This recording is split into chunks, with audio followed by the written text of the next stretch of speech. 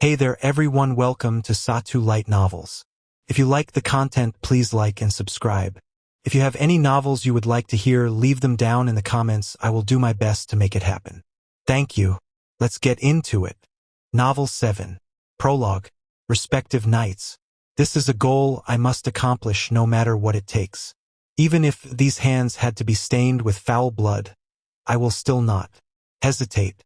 The most majestic castle in the demon realm, its name was Lundval. The current Demon Lord faction that the young Demon Lord Leohart led used it as its base. Not only was this castle a primary military powerhouse, it also became the political center after the new Demon Lord had ascended onto the throne. But however, the current Demon Lord faction's decision-making power does not consist of just Leohart himself. That is because of the council, the existence of the group of living history, of high-class demons. In this night where the moon shone light this late into the night, alone, Leohart walked through one of Lundval City's silent corridors. With every step he made, chilly sounds echoed over and over again in that spacious area. His destination was West Tower.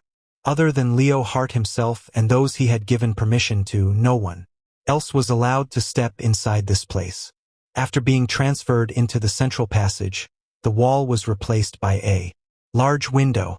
Under the pale moonlight shining through the window, Leohart continued, walking forward with a long shadow following him. Before the entrance to the West Tower, he stretched out his right hand and started the soul recognition, and after that he walked in after the heavy doors opened. After opening the double layer of protection which required the matching of soul and demonic power, the automatic elevating equipment began to start up, and a giant magic circle appeared on the ground.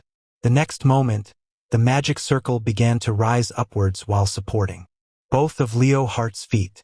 Although its speed was increasing, Leohart's long hair did not move even once due to the wind. The reason for that was that a field to prevent winds was set up when the elevating device started up. Thus, Leohart closed his eyes and began thinking deeply. Today Leohart had received orders from the council to utilize the recently excavated spirits and attack the Moderates faction's Wild Art City, which also happens to be the previous Demon Lord capital. Objective? To capture the sole daughter of the previous Demon Lord Wilbert, Naruzimio. The one who took command of the attack was Gardo, who was once closer to the throne of the Demon Lord than Leohart, and the high-class demon Nebula was sent by the council to supervise the attack. However, the attack had ended in failure in the end. As for how it had happened, Leohart had already received a full report on it. Just like who the Moderates faction had sent people to monitor the situation, Leohart too, just in case, had also placed a compatriot he trusted to take care of Lars to keep himself updated on the latest developments of the battlefield.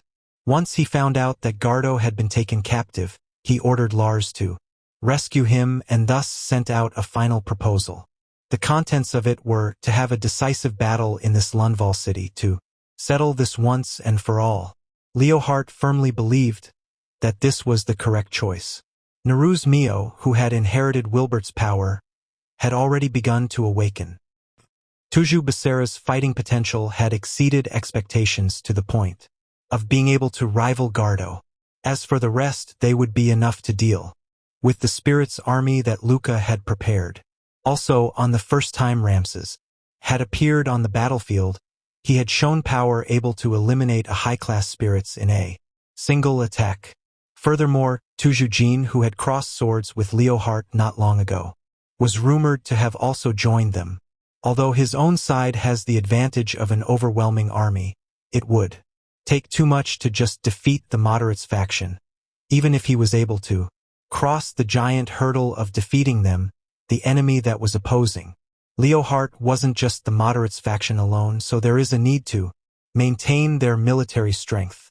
The current Demon Lord faction led by Leohart and the Moderates faction led by Ramses were simply just the Demon Realm's two largest forces, so obviously there would be countless other smaller forces in existence that cannot be crushed all at once.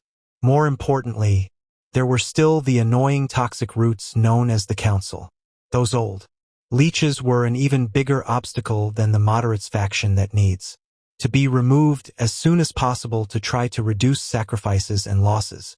From Leohardt's point of view, there were two important things in this decisive battle between the factions. Firstly, it was completely different from a large-scale fight where he could push the chances for the council's intervention or a spy mixed into them right to the minimum. Secondly, this method would be more advantageous towards the moderates faction.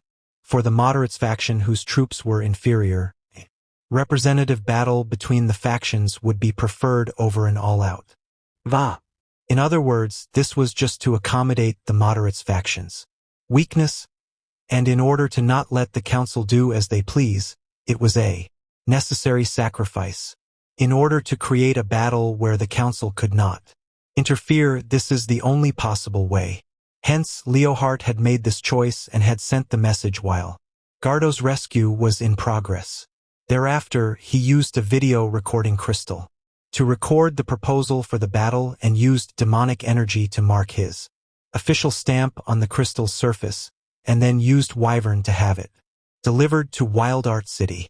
As of now, the crystal should already be in the moderates faction's hands, and having its contents being looked through, since his proposal would push the current war situation towards a better direction, they most probably would agree to it. With that, I would say we're now a step closer. Thinking about that, Leohardt then opened his eyes, and the elevating device also began to slow down. When it came to a complete stop, a heavy door was there before his eyes. At around eye level of this door, there was an ornament which seemed out of place with the door's solemn colors, a wooden board with a red-colored heart shape. On the wooden board, there was something written in chubby handwriting. Be ready for a spanking if you forget to knock. Okay? Seeing the wooden board, Leohardt smiled slightly and knocked on the door, as the sign told him to. However, there was no reaction from behind the door. It's already this late, so maybe she's asleep? Thus, Leohardt tapped on the door a few more times, and after making sure that there was no response, he opened the door slightly and silently, and entered the room. Wilbert was hailed as the strongest demon lord in history. Ramses, who had continued after his great brother's work, was currently in his office watching the contents of the recording crystal Leohardt had sent over. The recording ended here, with the display of the recording on the wall getting smaller and smaller. Lucia reported and then began to think silently. After receiving the attacks from those giant spirits, the situation between the current Demon Lord faction and the Moderates faction had changed rapidly. Leohardt's proposal need only few representatives from each faction, and the one-on-one battles will become the decisive battles. It isn't actually all that bad.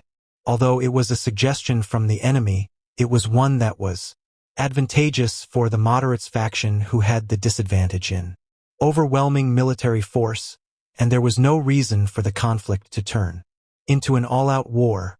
Moreover, although they had the assistance of Becerra and the others and had successfully withstood the sudden attack with the giant spirits from the enemy, the number of their troops who had died or sustained injuries aren't small.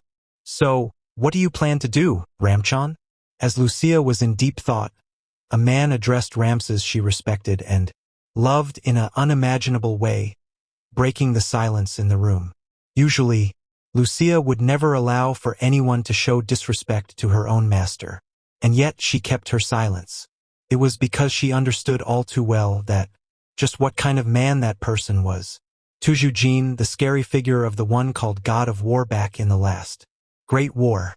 He had once fought with Wilbert, who was also similarly known as the strongest demon lord, and they had fought neck and neck with each other. As that battle had happened secretly, no records of it were left at all.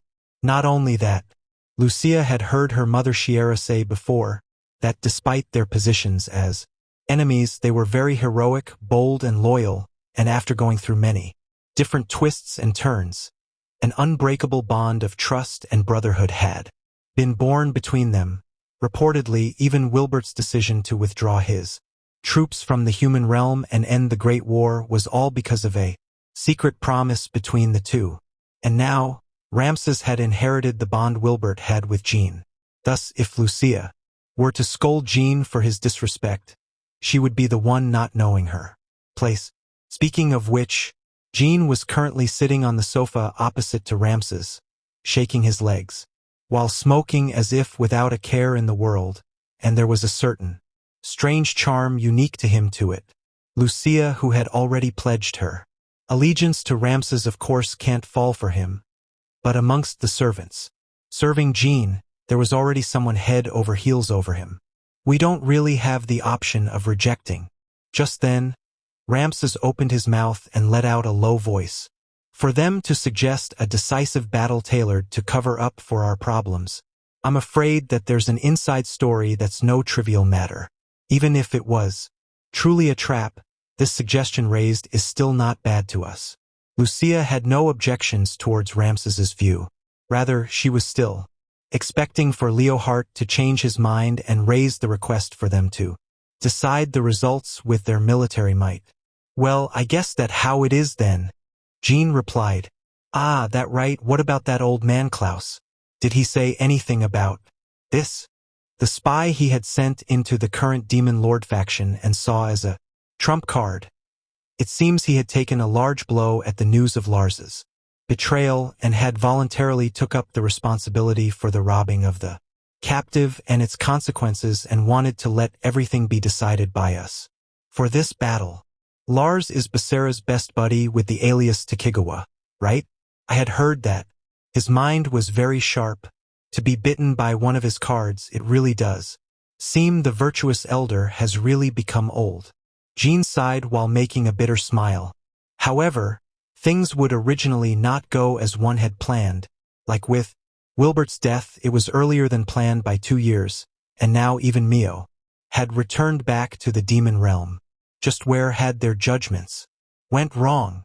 The reason for bringing forward Wilbert's death was that the number of people in the moderates faction who had had stupid dreams exceeded expectations.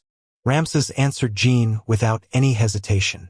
As for calling Mio back to the demon realm, it was because the youth the council had brought out as the new demon lord had gained much more influence than we had expected.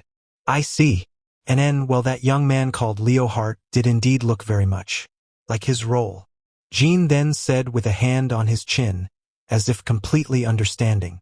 Before coming here, I had first dropped by over at their capital to see how he looked like, and while we had fought for a while, judging from his looks, he is definitely qualified enough to get the title of the Demon Lord. In any case, he is indeed the one chosen by the council to succeed the throne of the Demon Lord. TCH, I was expecting for them to choose someone who would listen to them obediently while towing the line, someone easily manipulated. Those guys in the council probably saw that the influence of Wilbert hadn't died down and had done something like this out of fear. If they didn't have the power to counterbalance it, the whole chain of power would collapse. Really, how ironic. Hearing Jean say that, Ramses remained quiet. However, since things are going to be settled like that now, it just shows that no matter how much their plans are going to change now, it still wouldn't have much impact on the whole script at all. Jean then continued, let's change the topic. Speaking of which, I had went to the meeting spot. We had agreed on if something happened, but there was not even her shadow there. Is there anything on your side? None. I don't even know of her whereabouts. Towards Jean, whose tone became slightly serious, Ramses shook his head and said, if she really wanted to hide, not even the council will be able to find her. But as the situation already turned like this, I don't understand just why. Won't she come and look for us? Just then. Actually, I feel that Safia-chan isn't even in the demon realm at all. An innocent, immature voice cut into Jean and Ramses's conversation. Turning to look, sitting beside Jean on the sofa, was a very small succubus who had appeared since some time ago, Shiera. Oka-asama, haven't I advised you multiple times to go through the door properly when entering Ramses-sama's room? Although Shiera was like Jean, having a close relationship with Ramses, Lucia was unable to be accommodating to that extent to her own family. Stop being so strict. Shiera shook her hand while trying to appease her, while Lucia sent an accusing glare at her. She thought, speaking of which, why are they bringing up Safia-sama's name now? Lucia knew clearly who that person Shiera had mentioned was. Other than her, it seems practically no one else in the moderates faction knows about her existence. However, she was unable to comprehend why Jean and Ramses's conversation had brought up Safia. Most probably, it had contained something that couldn't be leaked to Lucia. What are your thoughts, Shiera? I can't make any guarantees. I can only say that it's a woman's intuition. Your intuition has always been accurate, Jean said while casually scratching his head. Shucks. Nothing over here too. Never mind, in any case we have to deal with the problem before us first or things will turn bad. So regarding the battle, what are your plans for that? At the very least, it mustn't be completely left to those kids. Seeing Ramses say so with a heavy expression, Jean sighed. Oi, Ramtan. I held myself back despite wanting to make a move badly and came to look for you, you know? At least try to help me in that department. Okay? Well, it is correct that Leohart was much stronger than expected. The situation now has to be left to those runts. If we were to stupidly run out into the open, the situation might turn into one much worse than we expected, making it impossible for us to advance to our goal. Besides, you right now can't really fight, right? I'm fine either way. If those kids were to lose, all of our efforts made in the past would just go to waste. I too know that. Going by the current situation, they will indeed have much difficulty in defeating Leohart and his subordinates, but isn't there still a few days before the decided battle? Though short before they go over to their territory, we can use our way to teach them a little on a way for them to achieve one that they can possibly do. Still wouldn't be too late if we were to defer making our conclusions to until then, right? Jean gave a crooked smile to Ramses, and then sighed a few times going, Wah. All right, that's all for today, I guess. I want to go and take a rest now. After doing such a long trek, I am slightly tired now. How's Fio doing? The boy Jean-Dano brought along? He's probably resting in one of the guest rooms. Hearing Lucia say that, Jean stood up from the sofa. While we do have an empty bed, however, wouldn't it be better to use the same room as Baseradano? I've heard that you two haven't seen each other in a long time. Don't you two have a lot you want to say to each other? The god of war of the heroes, Tuju Jean, smiled at Lucia's caring vision and said, Forget it. For today, it'll be better for me to sleep in a different from. The situation is as Jean had predicted.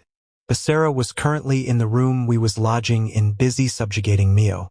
Mio is currently facing Basara, straddling his thighs in only her panties. Ya, AAA, Oniai-chan, Onaikan, Haya. She had her hands wrapped around Basara's head like a spoiled baby while he was kneading her breasts, which had become extremely sensitive, and sucking on those tips. Every movement caused her cute face to be intoxicated with confusion, while sweetly calling out Oniai-chan. Oniai-chan. This reaction would earn affection from people, with countless climaxes. From Basara's hands, Mio's uninterrupted feminine reaction from Basara's relentless attacks at her breasts caused her to subconsciously begin twisting her hips and push her panties stained with her lewd secretions, causing the only piece of clothing of his body, briefs, to gradually get wetter. At this moment, Basara suddenly opened his mouth and bit the hard tip on Mio's left breast. Mio immediately clamped her legs around Basara's waist and climaxed abruptly while her upper body reacted. And then, with the breast that was so hot to the point of almost melting, Basara once again sucked fiercely and caused the breast to stretch. Ah! Stimulating Mio to an even higher peak, her hips continued to shake uncontrollably on his thighs. The moment Basara released the breast with a chew sound, Mio collapsed backwards, exhausted, laying on the bed. Ha! Ha! With her eyes completely unfocused, Mio leaked sweetly hot pants. However, Basara-san, that's nowhere near enough. Despite Mio's current state, the small lowly succubus watching from the sides. So, the reason Maria is currently only wearing a pair of striped knee socks is to assist in helping Basara subjugating Mio even more. After all, this is currently happening because Maria had started it. During the day, in the battle along with the moderates faction over Mio, the Wilbert's power that she had released had crushed the high-class spirits, and the recoil from the powerful attack had caused her to lose consciousness on the spot. When Mio regained consciousness, the joy from finding out that Basara and the others were safe did not last long. The thought that entered her mind soon enough was that her own existence had brought about a lot of destruction to the moderates faction soldiers and the city, and had also caused Yuki and the others to receive injuries from the battle, causing her to blame herself. Zest, who had been fighting until the end of the battle, as well as the succubus. Maria, who had strong self-healing powers, had already recovered to the extent of being able to help out the current state of emergency. And as for the heroes who are affected by the demon realm's demonic power, Yuki and Kurumi, despite being treated with magic and various medicines, they are to be confined to bed to recuperate until tomorrow. As for Basara, while his injuries weren't as serious as theirs, fatigue is taking its toll on him. Despite everything, everyone managed to return back from the battlefield alive. That's the silver lining to this cloud. Of course, even before coming to the demon realm, she had understood that things such as this happening were very hard to prevent and thus had done some mental preparation for that. But actually seeing soldiers die left and right before her eyes still dealt a large blow to her. Thus, after asking Zest to look after Yuki and Kurumi, Maria had brought the depressed Mio to Basara's room, hoping that he would be able to comfort her pained heart. Basara had originally planned to just simply tell her some words, but it was common for depressed people to take things way too hard. Mio had seemed to think that him comforting her is just troubling Basara, which thus activated the curse of the master-servant contract even before she had walked past the door to Basara's room.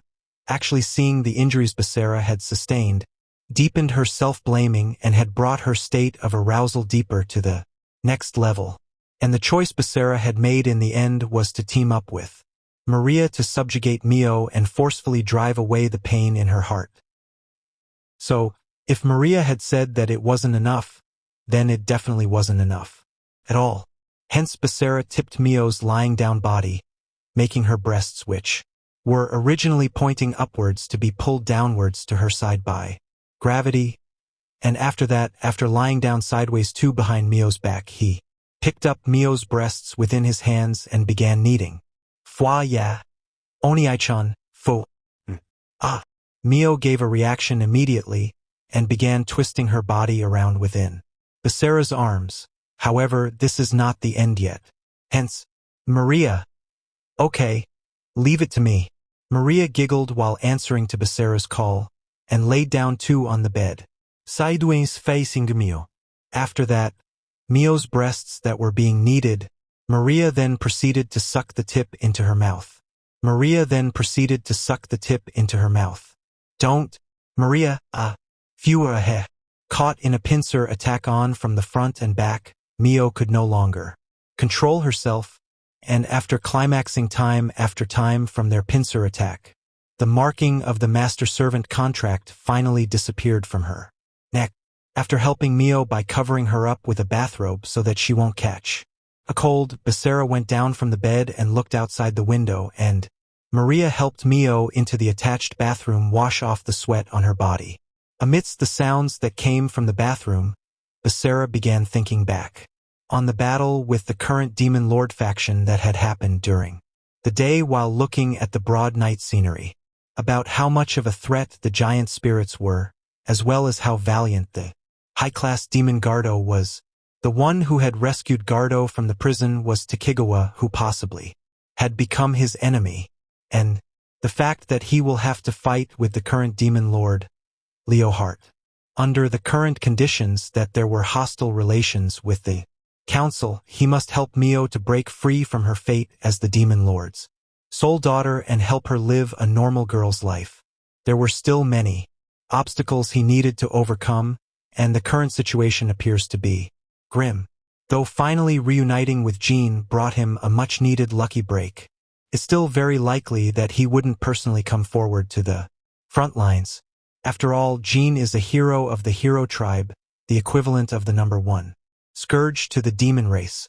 If he were to openly attack both the radical faction and the conservative faction that had merged to become the current Demon Lord faction, just a single mistake would very much anger the masses of the current Demon Lord faction and thus bring the situation to a large-scale war. I'm probably thinking too much into it.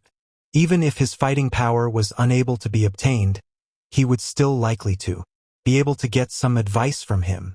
Historically called the God of War in the previous Great War, he most probably should be able to give him some suggestions to help him in breaking through the current situation. Basara-san, would you like to join us here in the bathroom?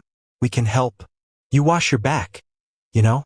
Just as Basara was thinking that, a naked Maria opened the door and invited Mio, who was wrapped with the bathrobe, her face reddened, and pleaded him with misty eyes. Please, Basara, come. All right, I understand. Basara agreed while nodding and walked towards them slowly. While calm as usually, he also pondered over what he should do tomorrow. Leohart stepped into the room that was the closest to the sky in Lundvall. In the wide room, in the shape of a semicircle, high-class furnishings and decorations made by experienced craftsmen were everywhere. Other than the canopy bed and a luxurious dresser and other furniture that would usually attract one's sights, there were also many houseplants that relieved the mind that would also usually attract one's sights too. In this multipurpose room that functioned as the living room, dining room, and bedroom at the same time, there wasn't an element at all which would cause trouble to anyone living in this room for a long time, as the room's position is in a tower much higher than a watchtower. Looking out at the city's wall for enemies, one can see the horizon and see the setting sun from this room, but under the hidden cover of the barrier here, the view isn't visible from inside the room. Leohart, who had just entered this room, headed straight towards the large bed, located right in the center of the room. Upon not seeing a certain someone who should be there on the bed, not on the bed, he frowned and began looking around. But just then, with the sound of something dropping, the door on the opposite side of the room from the door Leohart entered from suddenly slammed open, and a black shadow jumped out from within, running towards Leohart, a hellhound.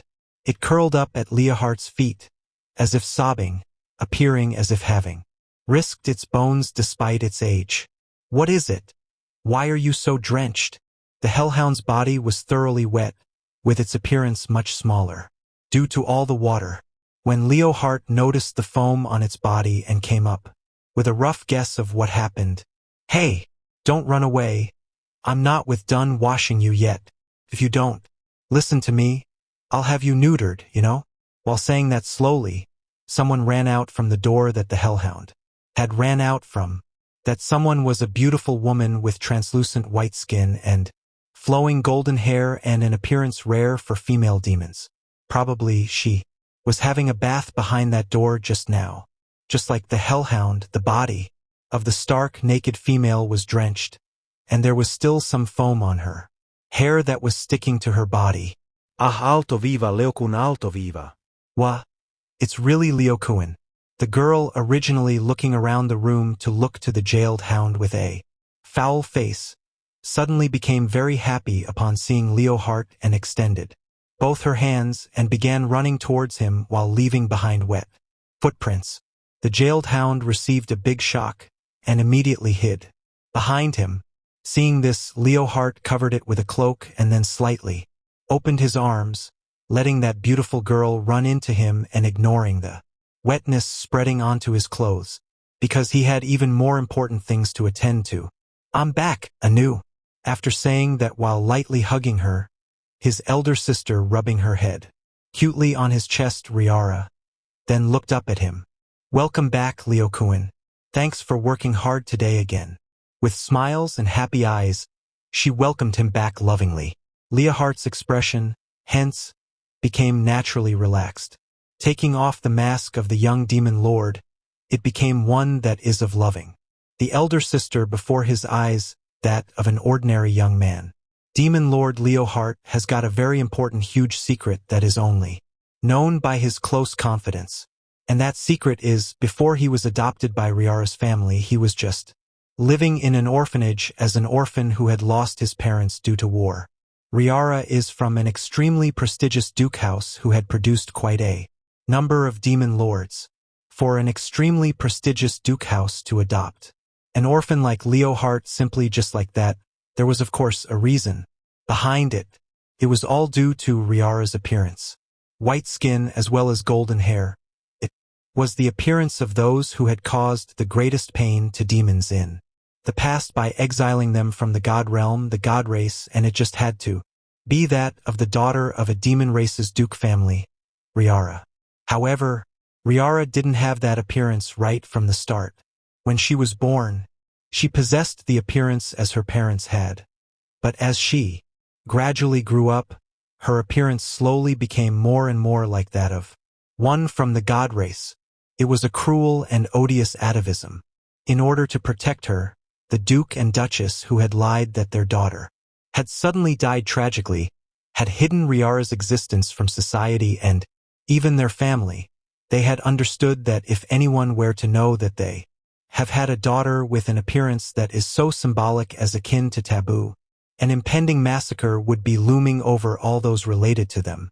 After that, the family then requested them to give birth to a new heir, but for some unknown reason, the Duchess was unable to become pregnant again, and so they adopted an orphaned male in secret and with deceit, while announcing publicly that he had born a little later, brought up to be the eldest male in the family, and that male orphan boy was Leohart.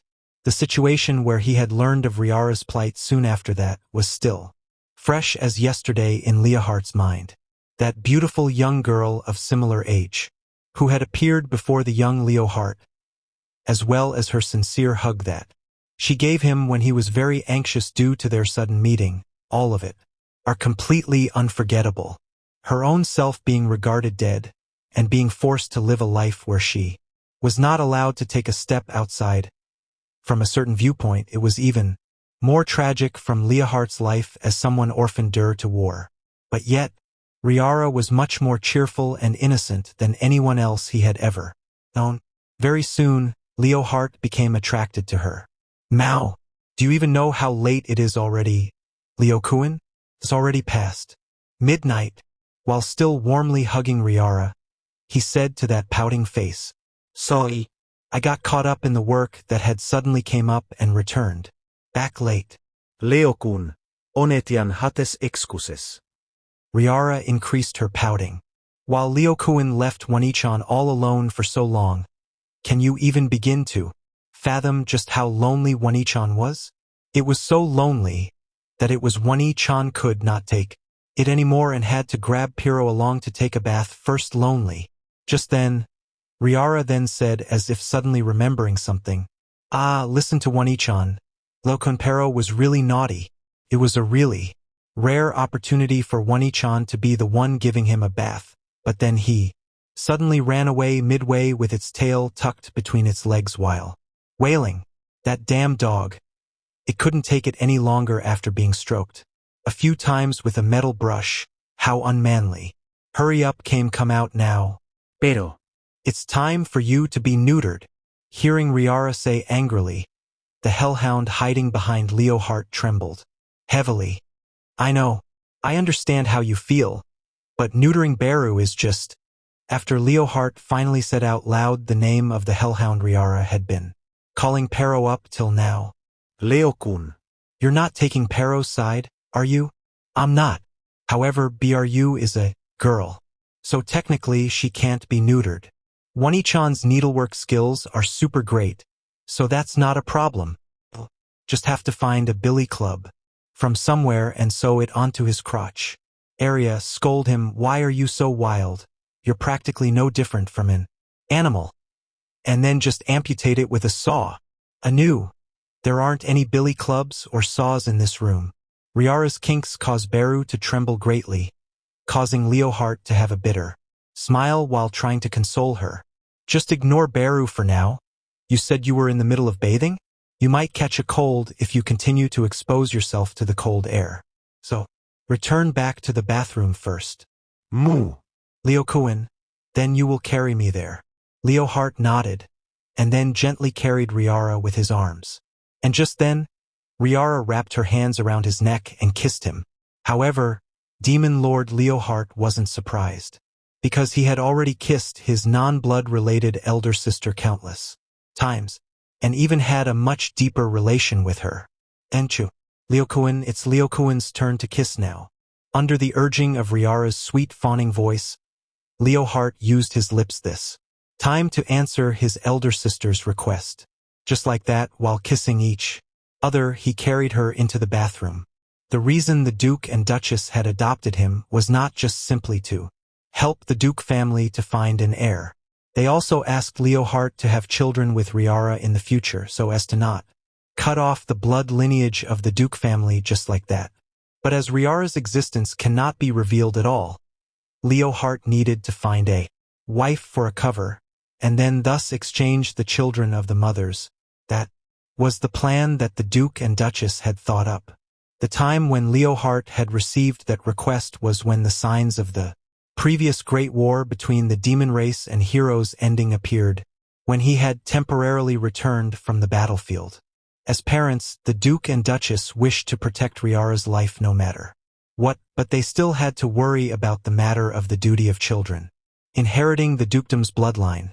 Hence on day, they told Leohart the reason of why they had truly adopted him, as if confessing, as well as telling him at the moment they adopted him as Riara's parents they had already planned out what they would do. The truth was just this cruel. But Leohart harbored no resentment towards them at all, because they had given the unrelated by blood him the love a blood-related child would receive, and he knew that they also loved Riara just as deeply, or perhaps much, much more. Not only did Leohart wish to fulfill his adoptive parents' wish, he himself actually harbored a secret crush for her from when he was little. When he found out that Riara was willing to accept all that, when he asked her whether she would accept this younger brother whom she grew up with, and she nodded as if it was natural, Leohart's will to repay his adoptive parents multiplied. The Demon Lord Wilbert back then, despite the opposition and resistance from within the moderates faction and around him, his example of successfully bringing his daughter, who has strong human blood within her to the back seat, brought him much confidence. Times have already begun to change. Who knows, society might very soon accept Riara's existence, and he might not need to find a wife just for show. Thus, he told Riara's existence to Balthier and Lars, who were his closest comrades, and let them meet, and requested for them to fight alongside him for Riara's freedom when the Great War ends. Finally, Leohart had promised with Riara and his adoptive parents that when he returned from the war, they will discuss and come up with the method with the best possible endings for everyone before going back to the battlefield. Carrying solid hopes for the future, he returned to the front lines of the war. However, those hopes were shattered by the extremely bad circumstances. What awaited Leohart's return from the war was the notice of his adoptive parents' deaths. It said that they had died from illnesses. From then onwards, staying true to the saying that it never rains but it pours, another piece of bad news came to him. Wilbert's wife Ash had passed on. With that, it would seem that Riara will never be able to receive society's recognition and approval as his relative. But Leohart didn't give up.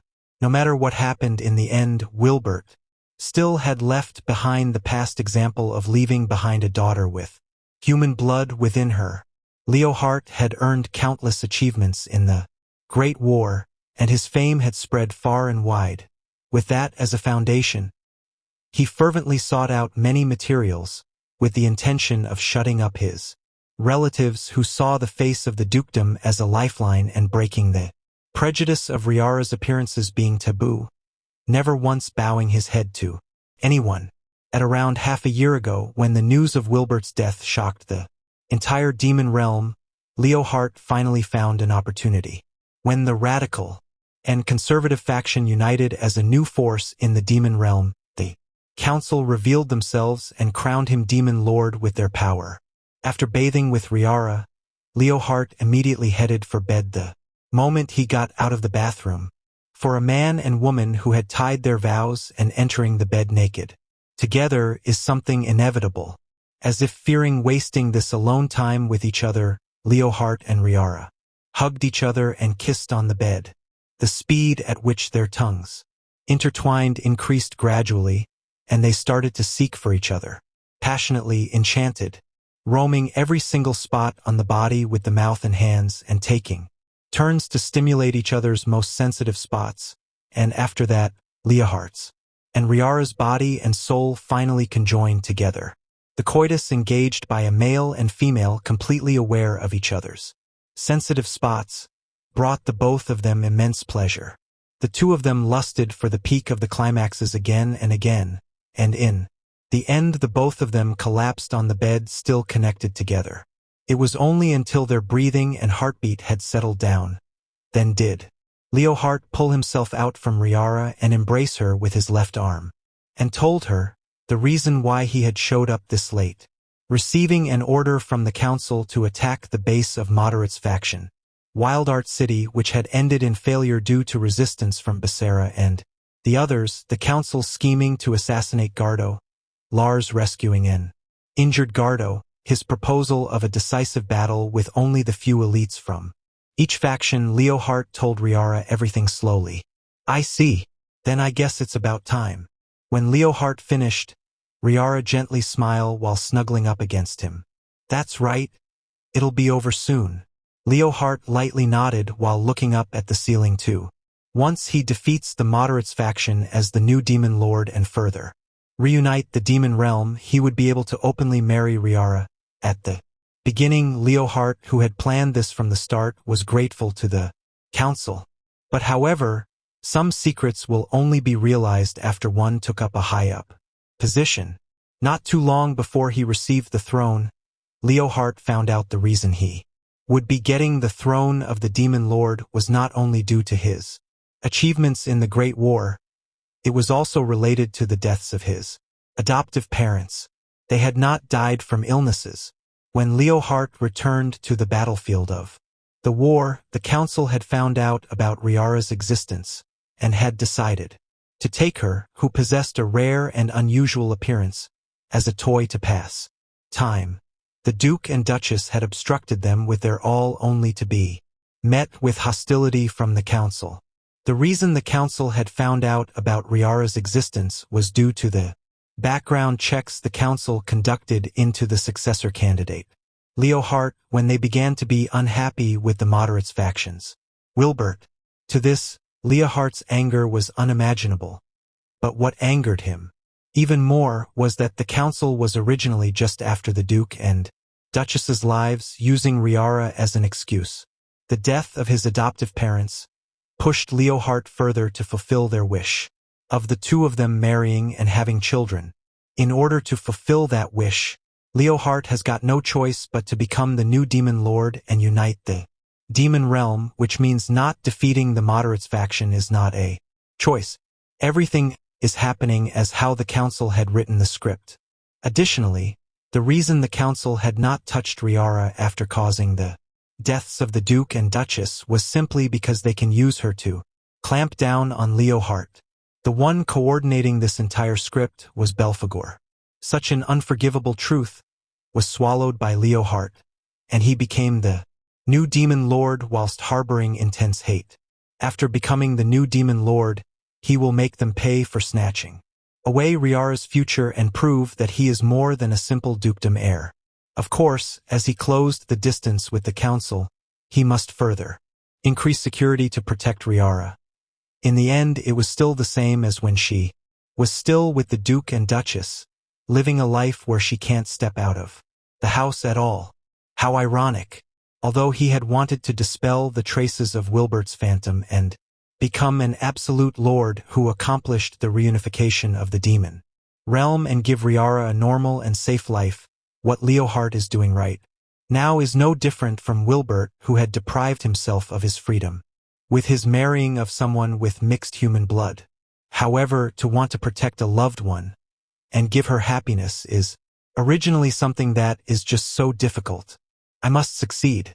No matter what, I must surpass Wilbert and accomplish what he was not able to, and change the demon Reem to such that Riara will be able to naturally enjoy happiness, a world which is tolerant and forgivable. With that, the bullying because of things like weakness, birth, origins, blood, or appearances will be reduced. To this day, the first step to fulfilling this dream is about to be completed. Finish the decisive match with the moderates faction. Demon Lord Leohart has got something he wished to attain no matter what. It was not something rare, but something everyone, no matter how big or small, will possess. Even Wilbert's daughter and Jean Tuju's son. Despite how common it is, Leohart will not make any concessions for it. As long as anyone obstructs him in eradicating his sworn enemy, the council, and truly granting freedom. For Riara, no matter if it's Nuruz Mio or Tuju Becerra, or even Jean Tuju, all of them will be my enemies. Just like the council, who are known as the living histories of the demon realm. That's right. Leohart put even more strength into his hands, holding Riara's shoulder. Anyone who dares to get in my way, even if it's a god, I will kill them, without mercy. All for the dream he had envisioned when he first met Riara, the future with the two of them together. Chapter 1. Facing one's reality and true feelings. In the home of the moderates faction is the former royal capital Wildart. From within the old forest that was near it, a place where the sounds of swords clashing rang out continuously. Those sounds were created by the reunited father and son's live battle training. Amidst the sounds of swords clashing, there were also the sounds of foliage being destroyed as they moved through the trees. However, Becerra and Jean were not on the forest floor.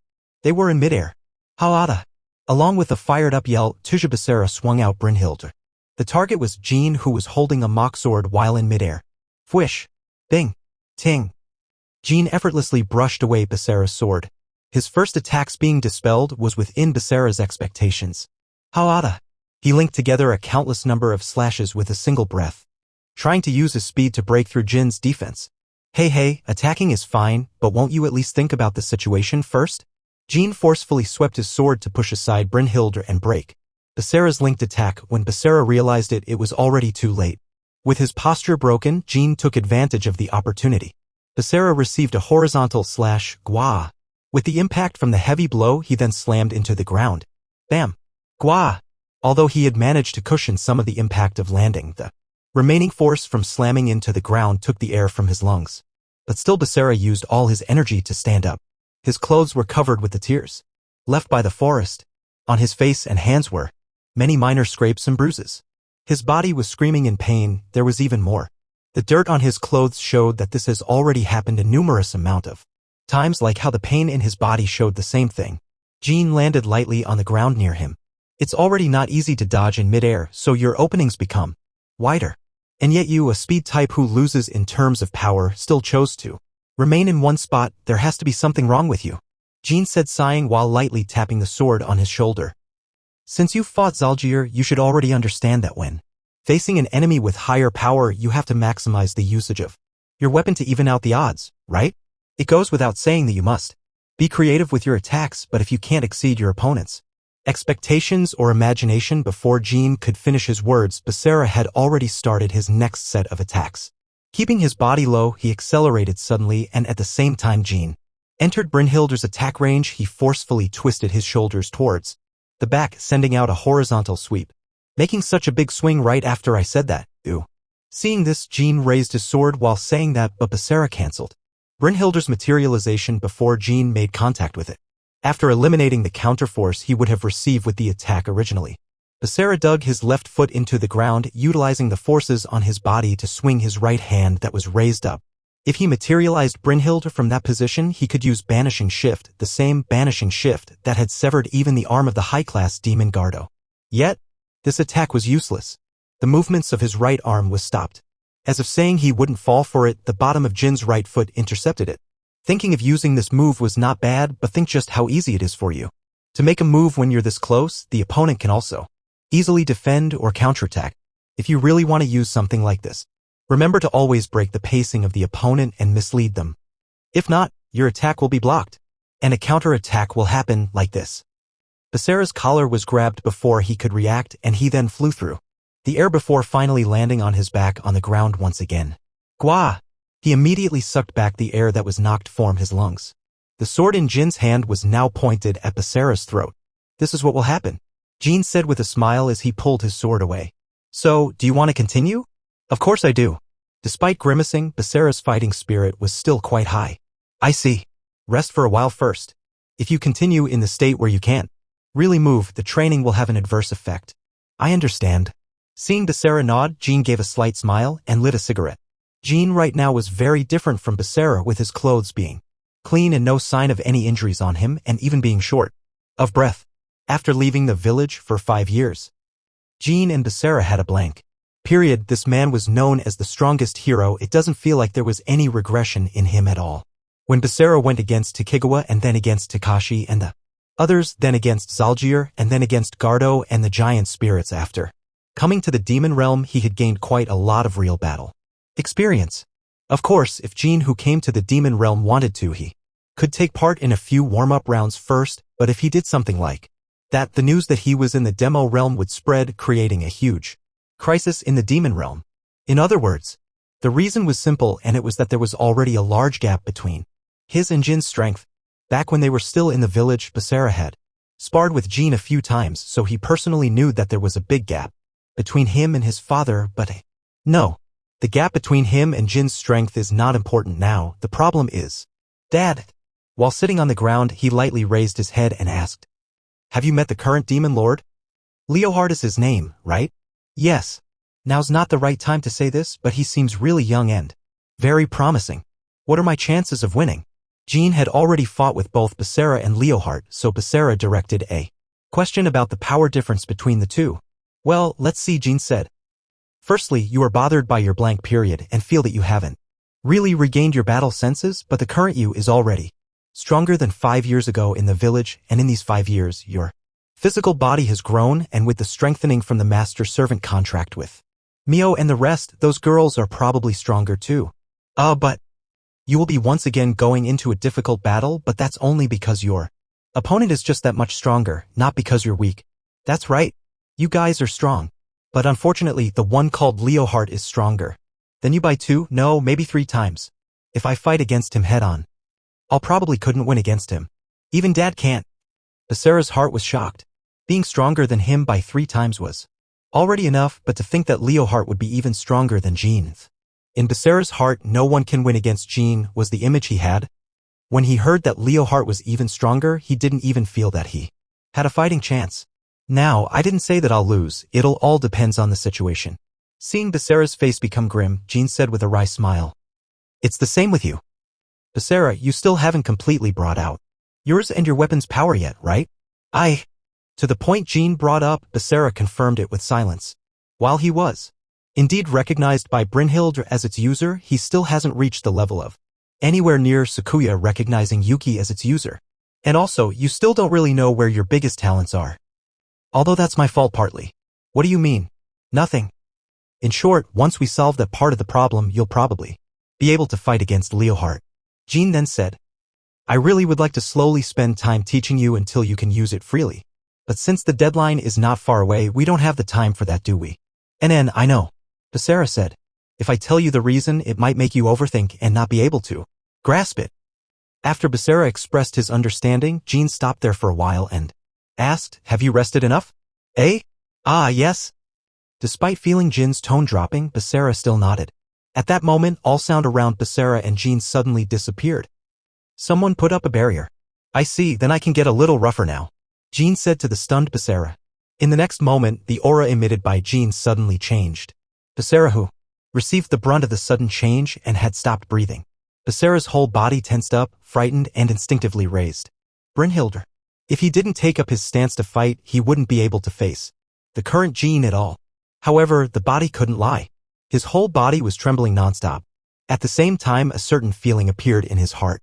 It was something he had not felt when facing Zalgier or Gardo. Fear. Previously, I said that I'll clean up after you, remember? Jean slowly said in a heavy tone. I will not be holding back at all. If you really want to resolve this matter with your own hands, struggle through it as if your life depends on it. Do you get it, Basara? Jean said. Relax. If you really can't, when the time comes, I will do it for you. At that moment, Jin's sword released a dazzling green aura. If I make you only able to barely move, you'll continue relying on me and become a hindrance. So that's why I'll beat you until there's only a single breath left in you to make you throw that thinking away. If you feel that you can't handle it, then give up. You hear me? If you make any bad moves, making me clean up your corpse is not filial. Okay. In the moment he finished saying that, his sword was swung, the green aura instantly gathered to become a wave of attack towards Basara. The Basara right now was stunned by the oppressive feeling from Jean, so although his mind could keep up with the pace of the wave, his body couldn't react.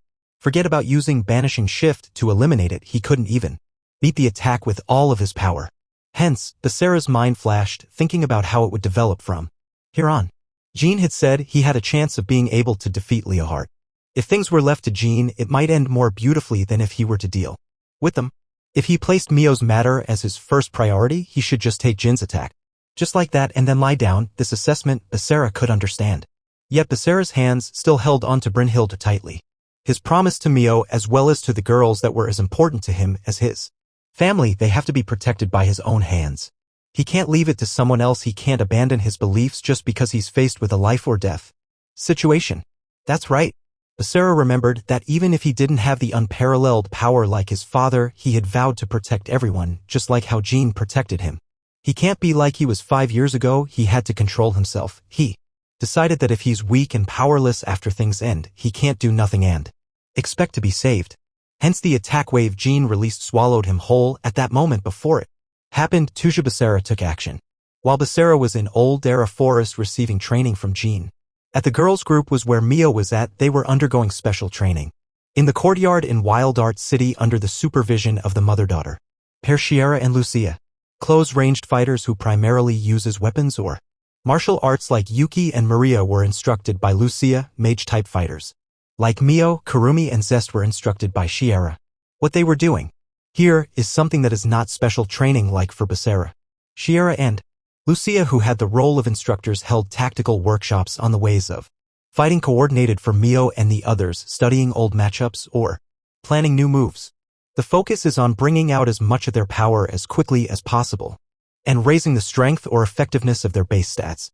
By strengthening their foundation, it brings about more possible moves to use, thus making their strengths more valuable and effective. However, exactly because of that, this kind of training is very draining. Thus, before they put in effort that surpasses their physical abilities, they have to continuously put in all their strength, and there was also no guarantee that they can break through their barriers holding them back. To grow beyond the limits requires a reforming of the consciousness on a completely different level. In other words, an awakening is needed. Something like that is not something that can be accomplished in a single night. Since they started around 2 hours ago, Mio and the others were already out of breath and were already staggering. Era, how surprisingly meaningless. No other choice. Let's all take a break first. Seeing their physical states, Shiera sighed while saying, everyone here, this is a magic water that can help in recovering from fatigue. The maid Noelle, who was waiting nearby, then came and handed long water bottles into the hands of Mio and the others one by one. After feeling the slightly sweet and sour water moistening their throats and the thirst leaving their bodies, only then did the girls seemingly come back to life. The training had not gone on for long, so naturally no one has gotten some new power yet, but everyone seemed to have gotten a vague feeling on what they should do. The reason was that they had already found the direction and path they should go towards to take their fighting strength to the next step. Kurumi's goal is be able to borrow more power through the dark elements received from Lucia. Yuki's is to be able to utilize Sakuya's power in the demon realm by establishing a connection to the human realm through the dimensional boundary. For cases of emergencies like in the battle against Zalgier, Maria could overload the central circuit of her spirit to turn into her adult form. In order to be able to use it in tight situations, Maria needed to enhance the condition of her body and mind for her spirit to remain in an activated state to make it easier to recover the energy required for refining the ki required. While Zest's originally high combat prowess was raised even more after being subjugated during the establishing of the master-servant contract with Basara, she was still a new comrade of theirs. Thus, to fill in for her weaker points, she quickly learnt about the fighting styles and abilities of Basara, Mio, Yuki, Kurumi, and Maria to build up more rapport and fighting combinations. Everyone who had set down their goals were still actively seeking advice or an exchange of opinions from either Lucia or Shiera even during the break. Except only Mio was sitting silently looking down at the ground with a glum look. The other four has already begun their own training methods to become stronger, and Mio was the only one who has yet to find a direction. Even if she had inherited her own father's power, Demon Lord Wilbert's power was really great, but the backlash from using it will cause her to lose consciousness, just like what had happened before in Wild Art City when the current Demon Lord faction sent out giant spirits and the high-class demon. While she could use that power, the price is the loss of consciousness, which could cause herself to become a burden in the decisive match with the current Demon Lord faction. Just what should I do? Unable to find a specific solution, Mio clenched her fist. During today's special training, she had also tried controlling Wilbert's power, but no matter how many times she tried, she would always lose consciousness just after activating it a little. The power that Wilbert could use effortlessly cannot do anything in Mio's hands. The base reason is that her power was too little, since even that person could use gravity magic very well. Mio had heard that after she had lost consciousness in the previous skirmish with the current Demon Lord faction, Ramses and Jean had resolved their crisis, and just like Mio, Ramses had used a gravity magic attack that eliminated a spirit by itself, and he could safely maintain his consciousness, showing that it was not a power that only Wilbert could use. As long as she could find a way, the more easily she could use it at will. Mio-chan, that power is not something that can be controlled just so quickly, you know. As Mio became frustrated over her own helplessness with it showing up on her face, someone suddenly said that as if seeing through her thoughts. When she looked up, she realized that Shiera was already standing beside her. That power was given to you unilaterally to protect you, his only daughter. From the beginning, he was not even considering that you would master using it. Well, Wilbert aside, it doesn't mean that Ramses has mastered it yet. But he. Mio couldn't help but ask. That is not a power that he has. He only knows about the theory to activate it and had forced himself force it out, so compared to you who would lose consciousness, his burden is a lot more. If he overuses it, he might just lose his life. Really? He might appear to be fine, but from my point of view, he is just not letting it show, Shiera said with a bitter smile. From the start, Wilbert did not want you to inherit the throne of the Demon Lord. That's why he asked his subordinates to bring you to the human realm. To raise you, him choosing to give you the power before dying is for you to protect yourself from danger after his death. Although it might seem contradictory to him, that was his duty as a father. As if recalling those times, Shiera looked at a faraway place. That power is like a defense mechanism activating when you are at your extreme limits, when in a life-threatening situation, or when your stress is too much. I can understand that since you have got such a powerful power, of course you would want to use it to help Basarakuin and everyone else, but you shouldn't focus on that too much for now and focus on raising your own power. While you may feel that this is simply just taking a detour, but if you really want to make use of Wilbert's power, I think that this is the shortest route. As Shiera's encouragement sunk Mio into silence. Fufu, that's right, Mio-sama. Yeah? Ma Maria. Someone suddenly hugged Mio from behind and started fondling her breasts. And Mio immediately turned around to deliver her scolding, but the culprit, Maria, ignored her and carried on with her actions. Forget about Wilbert-sama's power for now, think about how to stretch your own strengths first. Wouldn't that be fine? It's exactly because you often spend time on these worries, or you think that you can slack off and relax just because you are the first to do the master-servant contract with Basara, that allowed Kurumi and Zest to catch up. Maria suddenly dropped a bomb. What are you talking about? Kurumi dropped her bottle to the ground from the shock, and her face grew red. Why does Maria? Originally, Kurumi did not approve of the master-servant contract between Zest and Maria, but after some unspeakable intimate interactions, a profound feeling was developed deep within her. That event was also known to Mio, Maria, and Yuki, who had rushed to that room the next morning, but since Basara nor Zest revealed the slightest detail about it, Kurumi naturally chose not to reveal any of it too. Catch up? What do you mean? Kurumi, I won't get angry, so tell me all about it. Putting aside Mio, who asked Maria in confusion, Yuki pressed for an explanation with an expressionless expression that carried great pressure and scary eyes staring at her target. You're just too obtuse. While Mio-sama and Yuki-san had to be subjugated by Basara-san for their bond to deepen, Zest has already done many Things the moment she did her master-servant contract, things like using her breasts and mouth to service Basara-san's male organ. Hearing what Maria said, Mio and Yuki turned to look at Zest, dumbfounded. My deepest apologies. Even though I knew that it would be shameless of me, I was unable to suppress my desire to serve Basara-sama. Zest apologized frankly, confirming that what Maria just said was the truth at the same time. The Zest-chan back then really is a feast for the eyes. Shiera, who pushed forward the master-servant contract between Basara and Zest, joined in with the comments after everyone found out about it. When Basara-dano and her helped straighten out Kurumi-dano's feelings. Not long ago, her actions were even more aggressive, right? Even Lucia joined in saying things as if like she knew what Kurumi and the others had done. Why? The cause of that incident was that baby doll negligee with the charm effect that Shiera had put on her, and though it was merely just speculation, Maria and Lucia probably didn't know about it. Just then Zest seemed to recall the scene back then and said with her face red, I brought shame to you. I'm very sorry for my silly clumsy service to Basara-sama. Lucia, who had brought this up, shook her head lightly. Please don't say that. From the recording Mother had showed me, I could see that you were leading the still stubborn Kurumi-dano while making Basara-dano very happy, which is already excellent. Not only that, Lucia Wani-sama, Kurumi-san also did well. Putting her mouth and hands aside, as her breasts are not that impressive, she sandwiched Basara-san in her most sensitive place, armpit, while saying hurry up and move. Basara-niken, it really just scored a succubus's super ultramo point, right? Why are you saying that, you damned idiot? No, why did you even show them that? Shiera-san, finding out that her own shameful acts had been shown, caused Kurumi to push away Yuki, who had pushed herself up against her, and ask her that, forgetting about the issue of secretly recording her. I'm sorry, it's because Lucia-chan had not forgiven me for sneaking into her room, and Maria was angry at me for throwing her at Lucia while I ran away. Other than showing them your recording, I could not think of any other way for the three of us to make up.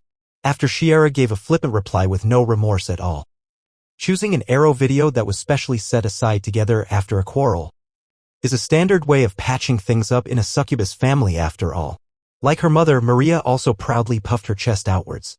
That's why, Kurumi, in order for us daughters and mother to make up quickly after a quarrel, please continue to provide such interesting videos. That's really stimulating. Are you crazy? Of course not. Oh yeah? Are you saying that you will no longer do any itchy stuff with Basara-san anymore? About that. It's because Kurumi glanced at Lucia. After spending a lascivious night with Zest and Basara and awakening the dark elements, Lucia had done some supplementary to the elements.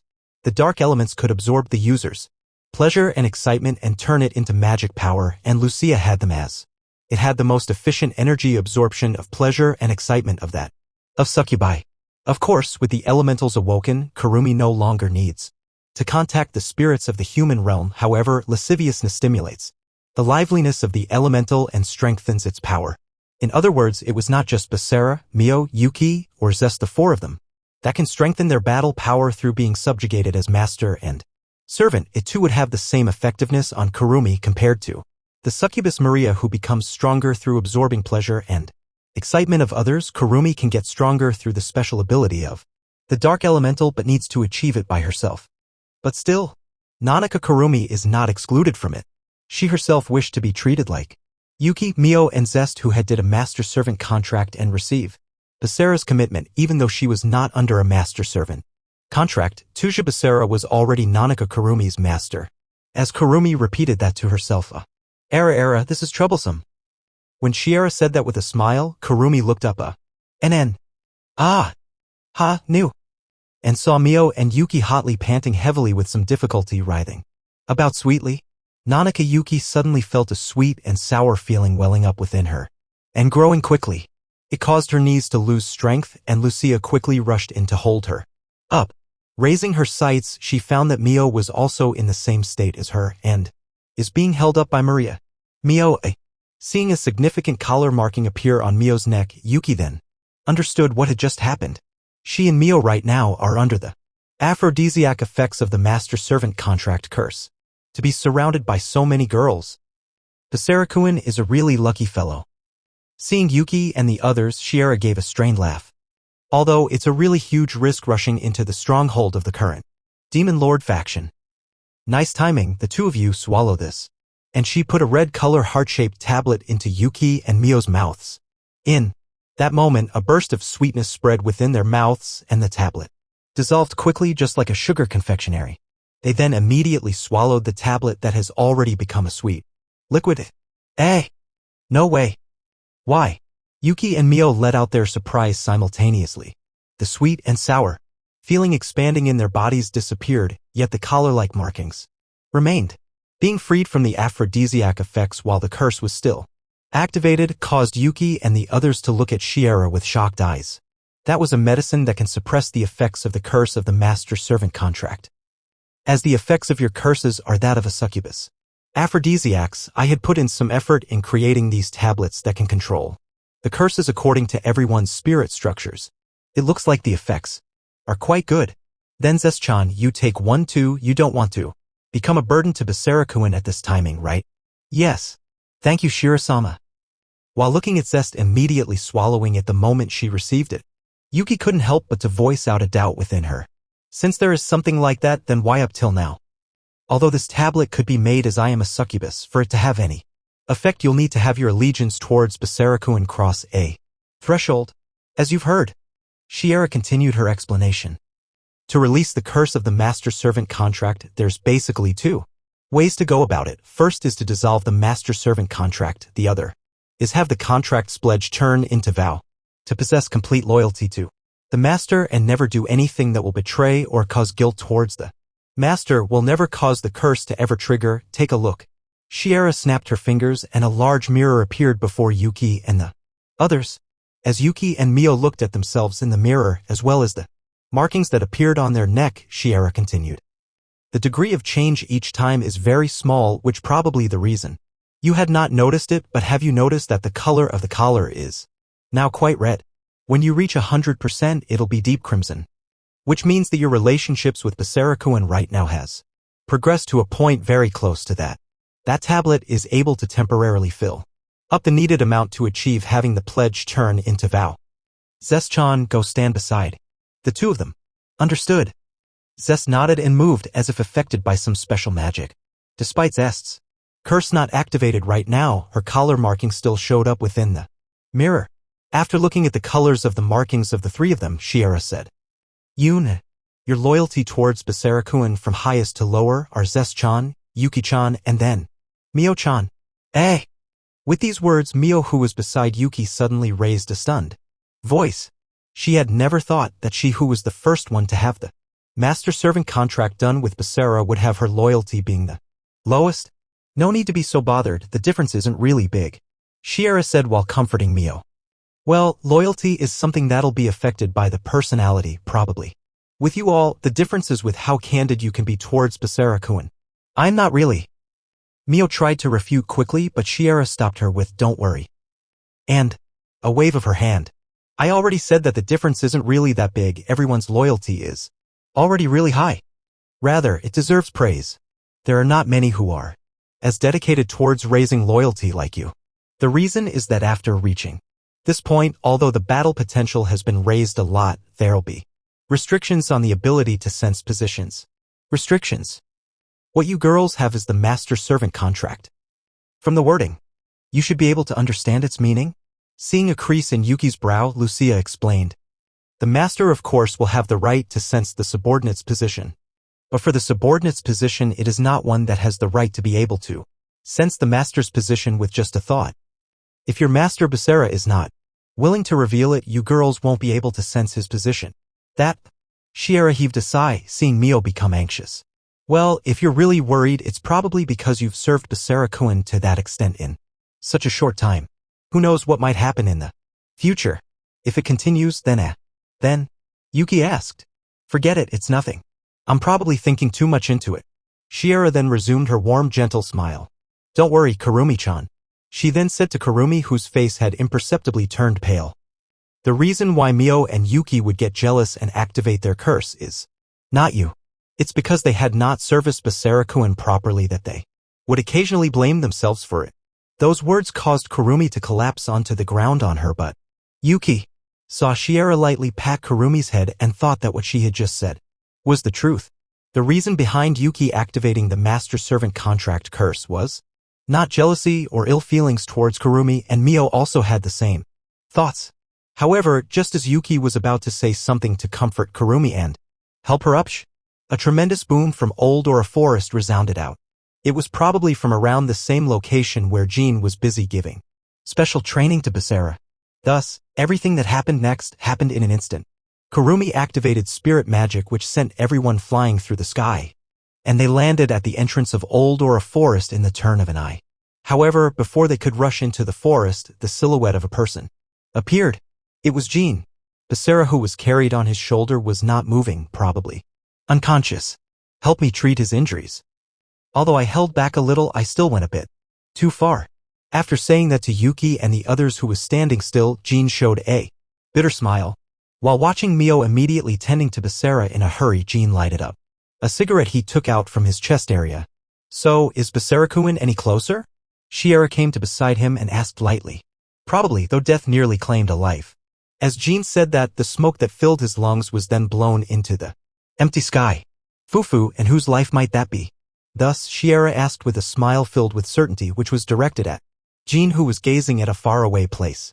At Basara and Jin's special training location where the scar was carved, a part of Old Ora Forest's trees and earth was wiped out in a fan shape. The dust in the sky has still not settled down, a testament to how severe the impact of that attack was.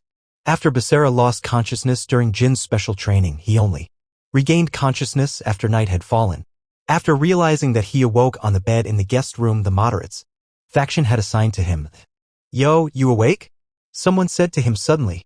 Turning around to look, he saw Jean smoking a cigarette by the window, calmly gazing at him. Dad!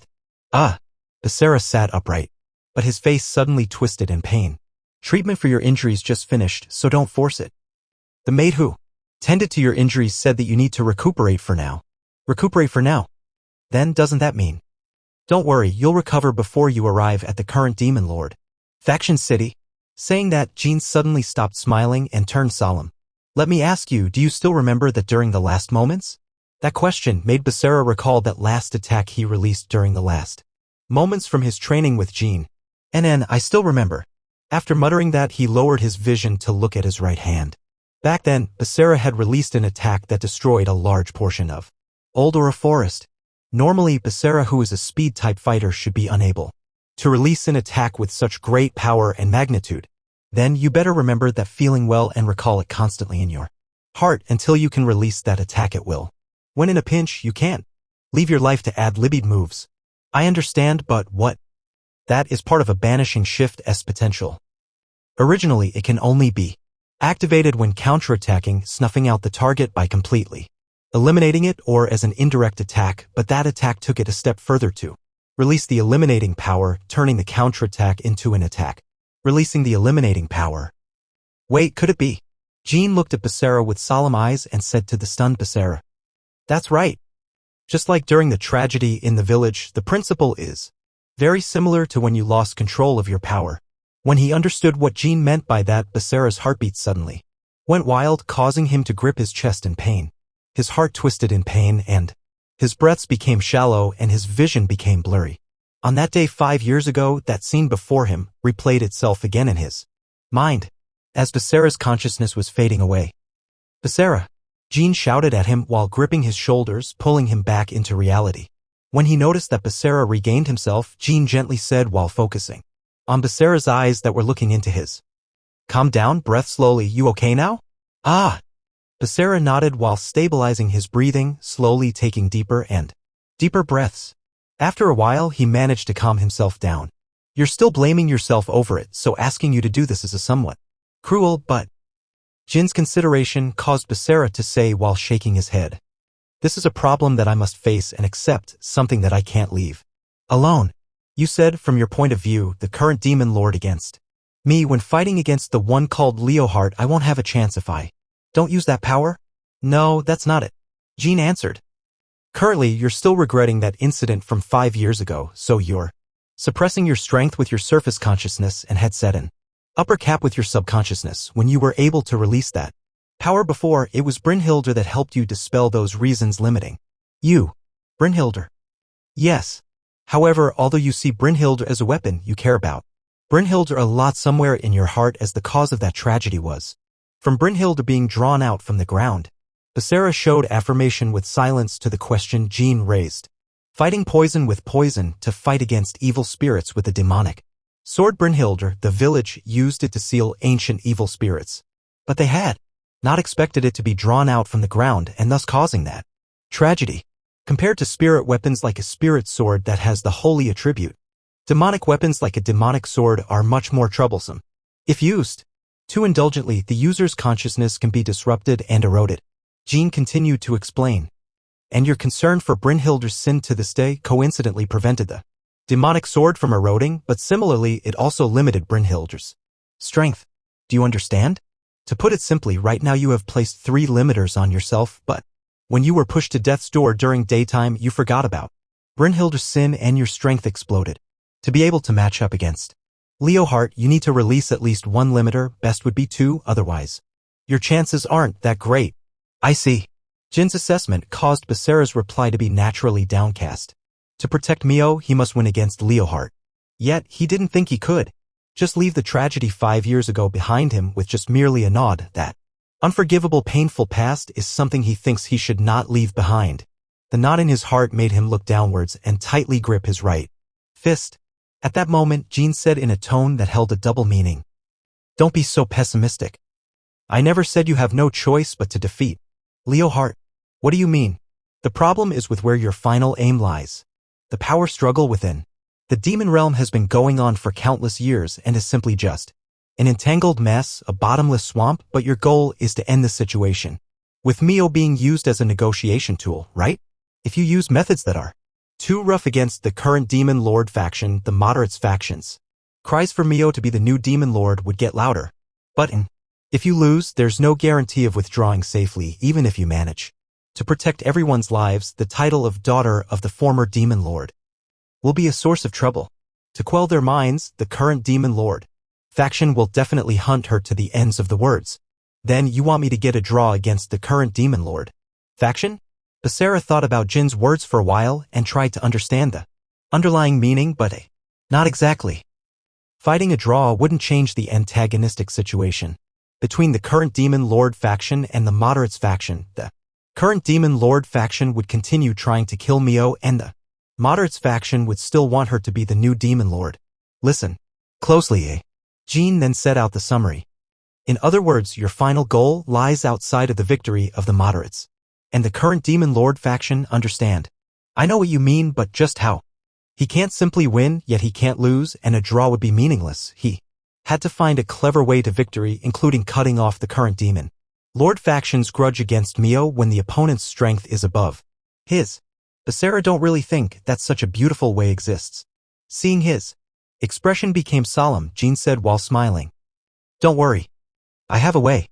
At least, I thought of a few ways already. Really? Basara couldn't hold back his surprise and shouted. Really?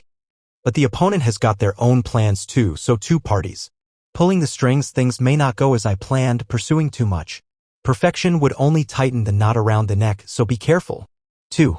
Raise the chances of success. The minimum is a draw against Leohart, and I hope that you can push him into a corner. To push Leohart, Jean already said that unless he can release 1 or 2 of his self-imposed limiters, his chances are slim. Could he really do it? Just then. Actually, you still have an insurance that can be used in an emergency. Insurance? What insurance do I have? Jin's puzzling sentence confused Basara again. As it would only just shift the focus of the problem away, I would try to not use it, but to let you out into battle without a trump card, you'll easily lose your life if you're too nervous. Never mind, looks like I have no other choice. What is it? You seem to like speaking to yourself a lot today, Dad. Forget about that trump card. I still can't make sense of what you said just now. Indeed, but before I tell you what the insurance is and how to win, there is something that I must tell you first. To tell the truth, I would really like to tell you at a later date. After all, it involves too many complications, but since things have come to this, there are things that I must make clear to you right now. Just what would that be? Jean gave a bitter smile and said something to the doubtful Basara, as if he was revealing a hidden secret. Actually, it has to do with your mother's. Chapter 2. Tangled Up Thoughts and Desires. A few days later, Basara and the main representatives of the moderates faction departed first, and they headed towards the location of the decisive Battle designated by the current Demon Lord faction. The 6 representatives, comprised of Basara, Mio, Yuki, Maria, Kurumi, and Zest, as they were unable to determine where the endpoint for teleportation magic would appear. The risk was too high, so Basara and the others chose to travel over land by a horse-drawn carriage. However, under the current state of war, the roads to access enemy territory were dangerous and unpredictable. But the person who solved this problem was the Spirit Master Kurumi, the black elemental that Lucia gave Kurumi so that she could interact with the spirits in the demon realm. The elemental contained part of a high-class spirit in it, so there was a powerful blessing from it. After forging a solid bond of trust with Zest a few days ago, and after she became honest with her own feelings and troubles, she became able to use it. Leave it to me. I'll try asking the spirits to help us look for a safe route. After Kurumi communicated with the spirits through the black elemental, they immediately answered Kurumi's request and prepared a route that was less susceptible to an enemy ambush. In the dimensional gap that they resided in, they built a route that could not be interfered with from the outside, directly towards the border of the Lundval territory where current Demon Lord faction was. Thanks to this route made by the spirits, they were able to safely arrive at their destination 2 days prior to the day of the battle. There are a lot of soldiers. Yeah. As they looked out of the carriage window while it continued to advance, they could see the area surrounding Lundval Castle, and Mio couldn't help speaking up nervously, while Basara echoed his agreement while sitting next to her along the main road that the horse-drawn carriage carrying Basara and the others went through. A countless number of the current Demon Lord faction's soldiers lined up magnificently. Aside from the soldiers, another large group was composed of onlookers, and perhaps because the current Demon Lord faction had a greater proportion of those with different genetics, there were more beast races and irregular-looking demons.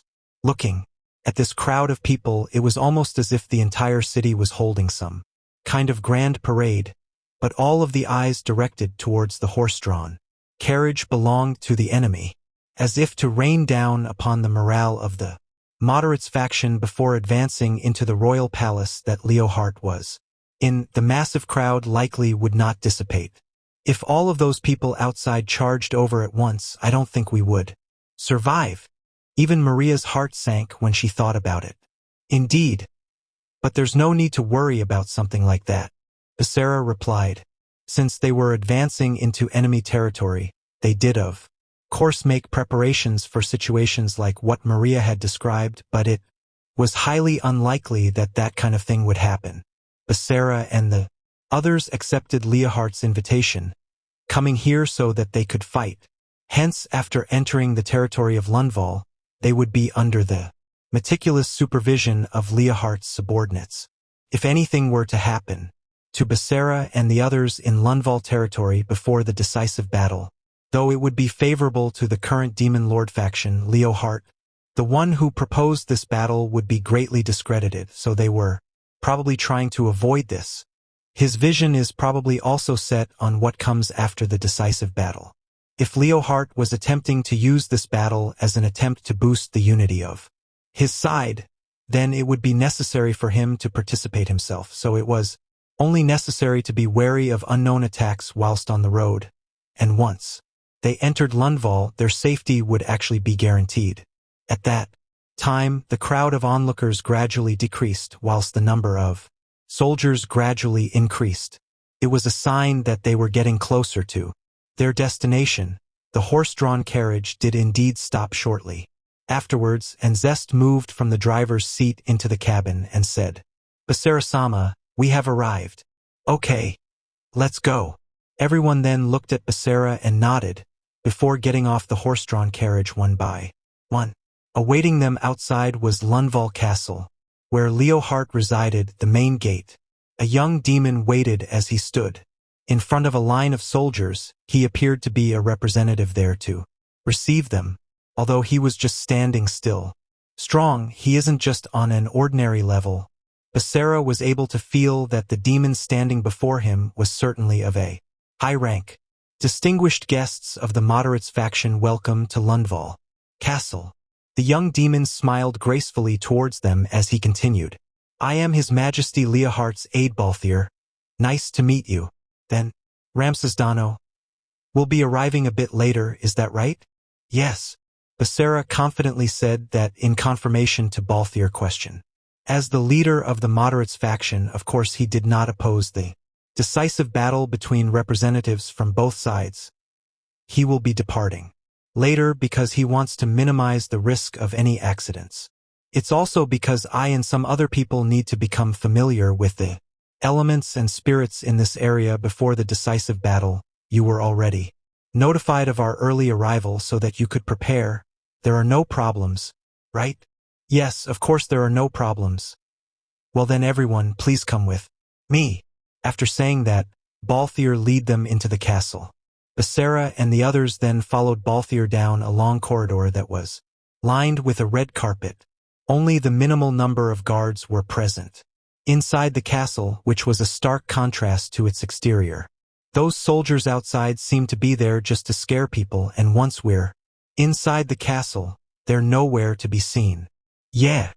After Yuki softly agreed with Kurumi's thoughts, Balthier smiled as he walked ahead of them and said, I'm very sorry to allow you to see us in such a laughable state. Those soldiers are not there to intimidate you guys. Please understand.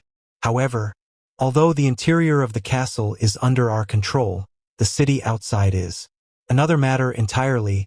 There is no guarantee that some enemies will mix into the crowd and act adversely against you.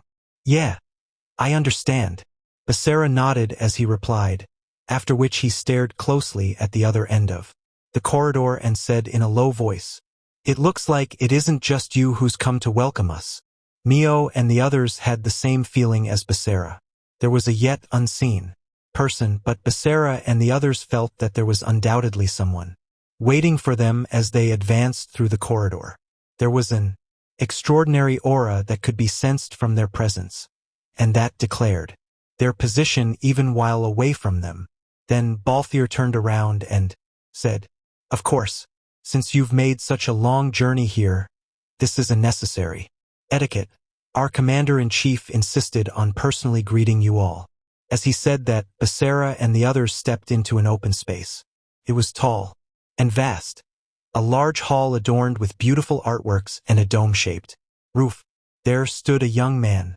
Despite being young, his entire body emitted an overwhelming aura that didn't match his dignified clothing, and he also exuded a deeply calm and confident demeanor. There was no need for any introduction to see that the man standing before them was the young demon lord, Leohart. You've come, Wilbert's daughter, Neruz Mio. His clear eyes glazed over, and the voice that came out of his mouth was deep and powerful. Standing beside Basara, Mio answered, Yes, I've come. So you're the current demon lord Leohart. Mio didn't seem to be overwhelmed by his presence, and she stared sharply back at Leohart. We finally meet. Underneath their voices filled with emotion, a shade of anger was present. Thank you for taking care of things all the way up until now. I came to return the debt to you. While she said that, a swaying red aura slowly drifted out of Mio's body as she pressured Leohart. I'm happy that you have such eager fighting spirit. Leohart accepted Mio's hostility unwaveringly and then moved his sights towards Basara. You're Jean Tuju's son. Yeah. After Basara said so quietly, Leohart frowned slightly as he said, He didn't travel together with you? Did he want to come later with Ramses? I don't know. He simply said that he didn't plan on participating in this battle. Basara continued. In fact, I don't know what my dad is thinking. I see. And I thought that we would be able to continue our interrupted duel. Are we not enough?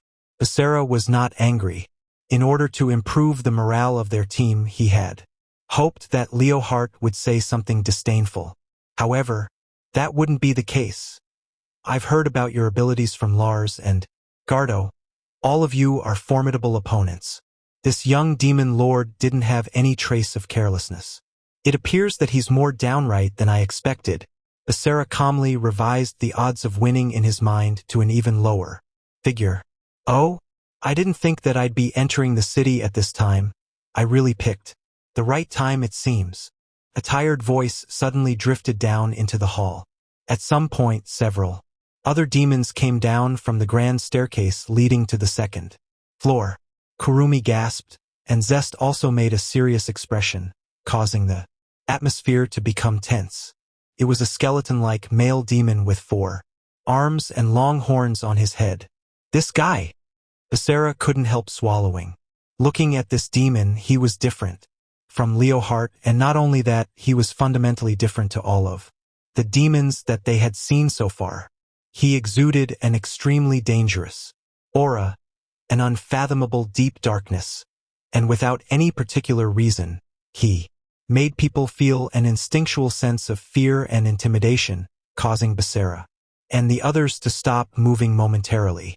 Belphegor, Leohart addressed that demon with a stiff expression which allowed Basara and the others to understand that the high-class demon standing there was equivalent to the underground king of the demon realm. Then, I really am. How could I speak so condescendingly to His Majesty? I'm sorry. After Belphegor said that without any sense of remorse, he slowly walked down the stairs, and the scent of his strong perfume wafted into the room. I've recently offended His Majesty again when summoned, but I simply cannot help it. I'm very sorry. I was disciplining those women in Zalgir's playground, so I got a little too carried away.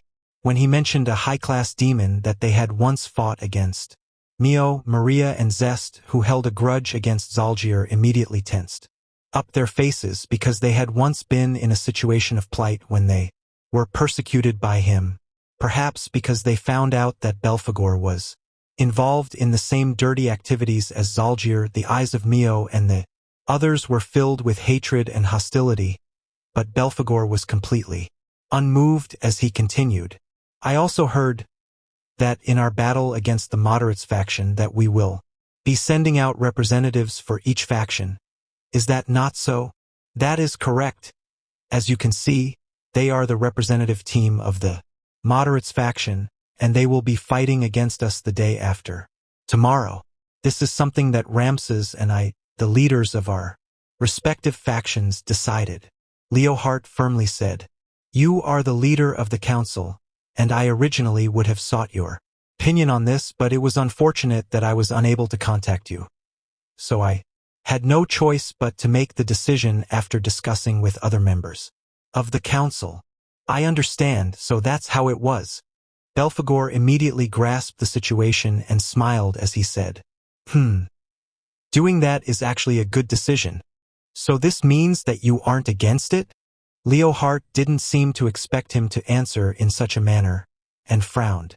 Yes, since the moderates faction wants to hold onto the former glory of Wilbert until the end, we can allow the entire demon realm to recognize Your Majesty as the new demon lord of this world, so fighting against them is most effective. Belphegor's words rendered Leohart speechless.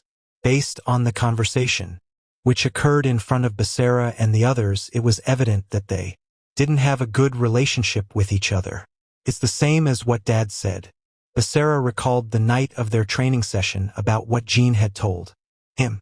The current Demon Lord faction was not currently unified. One part of them were the younger generation who supported Leohart, while the other part were the old generation of the council who supported Belphegor. They were able to confirm now that even if they were able to defeat Leohart in this battle, it would not solve any of their problems. In order to stop the demons from continuing to use Mio against her will, in order to destroy their selfish plots and desires, there was no other way but to exterminate the mastermind where the root of the problem was. Just when Basara became even more determined, Belphegor's gaze shifted towards Basara and the others, causing them to suddenly become more wary and ready to respond at any time. It is nice to meet you all. I am the leader of the council that assists His Majesty Leohart with politics, Belphegor. After saying that, Belphegor's smile suddenly became more sinister. I heard that our adversaries in this showdown would include the great legends Wilbert's and Tujujin's children, and when you actually called each other brother and sister, I was rather shocked. But I then understood. The boy is indeed handsome, and the girl is pretty. As if his gaze was considering something, his eyes crawled up and down, their bodies causing Basara's and the others' hairs stand on end. Your Majesty, regarding the battle, I understand it. But would your Majesty be able to elaborate some more on the details? For example, how the battles will be conducted, how the arena will be set up, and so on. Let us find a place to talk about it slowly. Of course.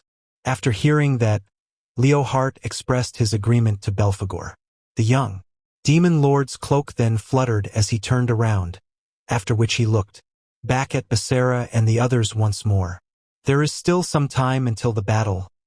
All of you have come here through a safe route, and it is inevitable that you will have some fatigue from riding in a carriage for so long. So please take the time to rest first. And he then left behind one final sentence. The next time we meet, it will be in the arena of the decisive battle. After Leohart and Belphegor left, while Basara and the others followed the lead of Balthier, they continued to advance through the corridor that seemed much longer than it looked. Path to the side opened up, and it led outside to a large courtyard with a fountain and fruit trees. This way, please. Balthier then exited the corridor and stepped into the courtyard. It seemed to be a patio. Everyone marveled at the size of Lundval Castle, which was next to the courtyard, as they followed Balthier ahead. After a short while they stopped at a building that appeared to be built of stone. There was someone leaning against a stone pillar, quietly waiting for them. It was the youth who had appeared in Wildart City a few days ago to notify them that Leohart had an invitation for them to Kigawa Yahiro. A smile was painted on his face as he lightly waved his hand and said, "Hey Basachi, you came rather early. Don't you feel like it's a bit too hasty?" Tokigawa. Basara's face tensed up upon seeing him. Basara and Tokigawa had forged a secret cooperative relationship, and that had even killed someone together in the past. But now, Basara wasn't sure if that was still in effect. Before, Tokigawa had invaded Wildart City, gotten past the prison guards, and rescued the high-class demon Gardo that the Moderates faction had captured. Basara and the others were unable to fight back, and could only watch him succeed. Tokigawa was a spy who was sent into the current Demon Lord faction by the Moderates faction. Based on his position, it was possible to imagine that there were often times when he would have to obey the orders of both sides. At the time, Tokigawa was also playing the role of a messenger, and had told them about the battle format that would occur in this showdown. Against Leohart. Decisive battle, it meant that this could very well be the last battle between the Moderates faction and the current Demon Lord faction. If Tokigawa stood on the side of the Moderates faction, he wouldn't have brought Gardo back to the current Demon Lord faction since it caused so much trouble. It would have been better if he returned to the Moderates faction after he completed his undercover mission. However, Tokigawa did not do that. After rescuing Gardo, Ramses, and the other high-ranking members of the Moderates faction had not yet told Tokigawa to end his undercover mission, but he no longer sent them any periodic reports, and he was even uncontactable. Does he plan on being undercover on his own until the very end? So what was his intention right now by being in contact with Leohart's aide? Balthier? Unable to guess what Tokigawa's true intentions were, Basara remained silent for a moment, while he maintained an air of caution. Finally, it was Balthier who spoke for him, using an accusatory tone. "Lars, didn't I tell you not to be in contact with the guests from the Moderates faction as much as possible?" He then sighed. "Even if you are a comrade in the Great War, your position is still very delicate. If you continue to play this double spy game, it will make things very difficult." As soon as they heard Balthier say that, their expressions changed from being tense to serious.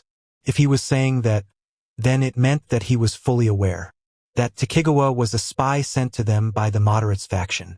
However, Balthier's words did not end there. Don't forget, you've been hiding it from us and the moderates faction, the person that you secretly teamed up with to finish off Zalgir. What he went on to say was what Basara and Takigawa had done, the greatest secret that they accomplished together. Moreover, didn't you let him see you take Zalgir's last breath? Upon finding out about the truth, Mio and the others stared in amazement, but Basara was currently unable to answer to them right now. Until now, Basara had not given them an explanation. But right now, Balthier knew about Basara and Takigawa's cooperation. That was the bigger problem. Since he knew, it probably meant that Leohart also knew. Even though they knew this, no, it may have been because of this that they truly accepted Takigawa and allowed him to stay in the stronghold of the current Demon Lord faction. In this battle, I will also need you to represent our side, so please recognize your own position as soon as possible. While Basara was considering such possibilities, Balthier finally said the words that determined the current situation. In response, Takigawa shrugged and reluctantly said, I know that, but I was originally staying here and it was you who brought them over. So how could you say that I contacted them? Didn't I tell you beforehand that their accommodation arrangements would be here? It's not that you didn't know, and coming around here makes it quite easy to arouse suspicion, you know? Balthier said, as if it were troublesome. Seeing the two of them speaking like old friends, the serious expressions of Mio and the others did not change. Only one person allowed their eyes to cool until their eyes became ice-cold, and that was Basara. Takigawa may not necessarily have joined the current Demon Lord faction. If that was the case, then there wasn't a need for him to meet Basara and the others like this. Moreover, doing such things in front of Balthier would only increase his risk of being suspected, so it didn't make sense. However, there was no way to guarantee whether or not he had betrayed them yet. The one who killed Zalgir for revenge was Takigawa Yahiro, the biggest goal for the one named Lars. The problem was that if Wilbert didn't send people whom Lars regarded as brothers and sisters to act as Mio's foster parents, he also wouldn't have had to seek such revenge. Could be interpreted that the moderates faction caused the people that were important to Takigawa to die. Noel asked me to take care of that guy, so what now? Noel and Takigawa had grown up in the same orphanage ever since they were young, and she still trusted Takigawa to this day. Lars definitely has his own reasons. So please, I beg you to bring him back alive, she had pleaded sorrowfully to Basara. Basara could understand her feelings, and he wanted to continue his cooperative relationship with Takigawa himself, regardless of whether it was an emotional or strategic consideration. However, unstable factors could not be used as an indicator. Otherwise one would end up in a dead end with regret, in an unavoidable situation. Perhaps, when Mio's parents were killed, Takigawa's loyalty and sense of belonging to the moderates faction also disappeared, until he completed his revenge. Against Zalgir, he saw hope in the future that his former comrade Leohart pursued, so he chose to leave the moderates faction that indirectly caused the people that he loved to be killed. While Basara was trying to imagine what Takigawa was thinking, I'm sorry, I knew the location was here, but the arrival time kept fluctuating, so considering security issues, the shorter these moderates faction people stay in this city, the better. Although they're already here, I thought that they would arrive tomorrow at the soonest, so I'm sorry. After Takigawa apologized to Balthier as if surrendering, he finally directed his eyes towards Basara and the others. So that's how it is. Please be lenient in the battle the day after tomorrow. Everyone. After saying that, Takigawa turned around to leave while Basara and the others could only silently watch him leave. Since Takigawa was on the enemy's side, it was going to become more difficult. If asked whether I could relax against such powerful enemies, then I'm afraid the answer would be a definite no. The final place that Basara and the others were brought to was a guest house. located within a large atrium. There was plenty of space within the house. It could be described as large even for 6 people. There was a single large living room, many bedrooms, and the kitchen was already filled with many lavish ingredients. The laundry room was set up with a large, magic-operated washing and drying machine, and there wasn't a shortage of daily necessities. In the bathroom either, all of the items that were necessary for a comfortable life were present. This is good, we should be fine. For the sake of safety, Kurumi used her spirits to check whether the house or any of the food ingredients were suspicious, but she luckily did not find any problems. The size of the current Demon Lord faction was much larger than the Moderates faction, and they were also the largest faction in the Demon realm at the moment.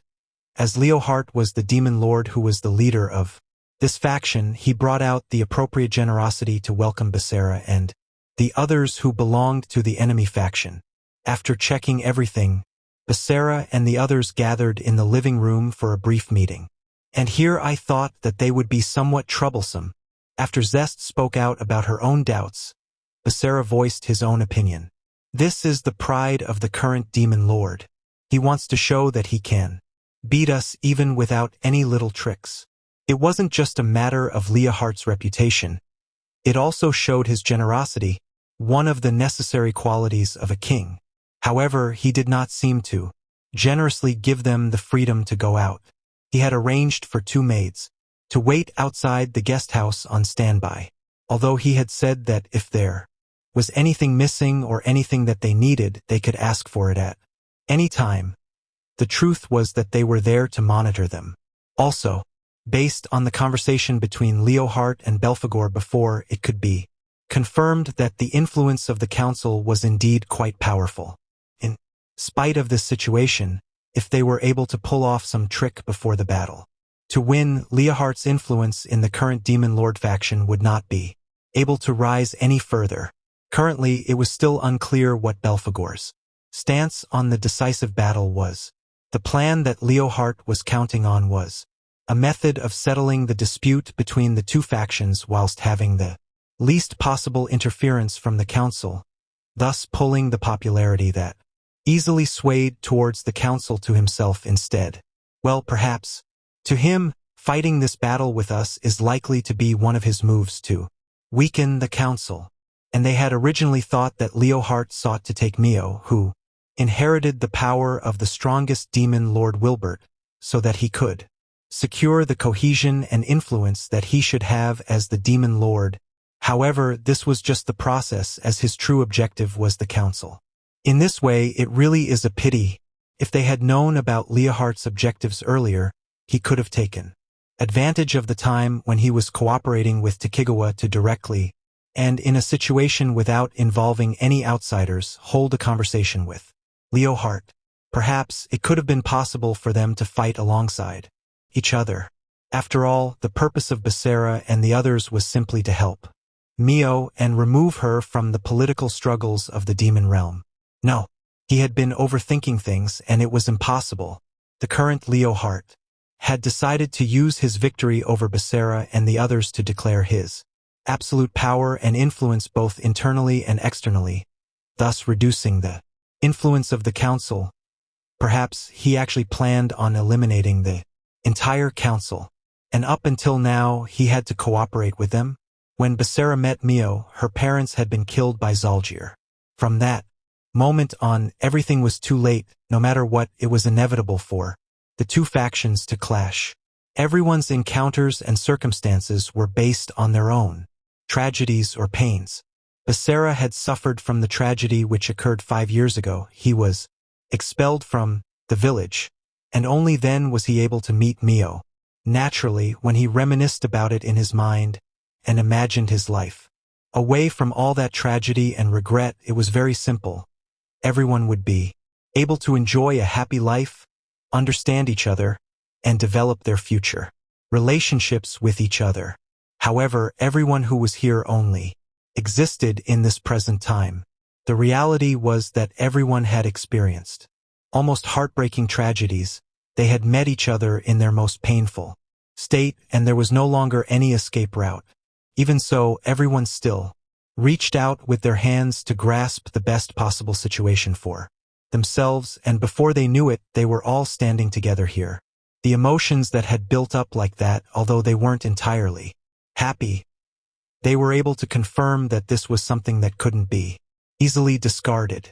So we must also combine everyone's efforts this time to overcome these difficulties. When Basara thought of this, he noticed that Mio was silently watching him, so he asked, "What's wrong? What that person said before, is it true?" Mio lifted her eyes, which were tainted with restlessness, and then asked her question. "When Takigawa killed Zalgir, were you also there?" The question that Naruse Mio asked brought silence to the room. Basara and Takigawa secretly teaming up, Mio and the others also knew about it. When he fought against Zalgir, Basara was able to infiltrate Zalgir's hideout and rescue Shiera thanks to Takigawa's help. Afterwards, both of them explained this. Moreover, when he explained it to them, Mio and the others simply understood that they would no longer be threatened by Zalgir. Basara and Shiera never mentioned the details of who killed Zalgir, but based on their explanation, it could be deduced that it was either Takigawa or someone who worked for the moderates faction. Hence, Mio and the others did not pursue the matter any further. That was because at the time when Mio's hatred towards Zalgir erupted, Basara said to her that he would not allow the actions of people like Zalgir to continue. That was also the same for Maria and Zest. So after Mio and the others found out that Zalgir had died, they just assumed that things had ended. But they had never imagined that Basara was present to witness Zalgir's death. The question that Mio asked in order to seek the truth was also a common question in the minds of the others. Under the solemn gazes of everyone present, Basara's lips formed a straight line. It was almost the same as taking the silence as an acknowledgement. Shortly afterwards, "Yes, that's true." Basara clearly admitted the truth that he had concealed from Mio and the others until now. The three people who had the deepest relationship with Zalgir, Mio, Maria, and Zest couldn't help gasping as their entire bodies trembled. "Basara, why did you do that?"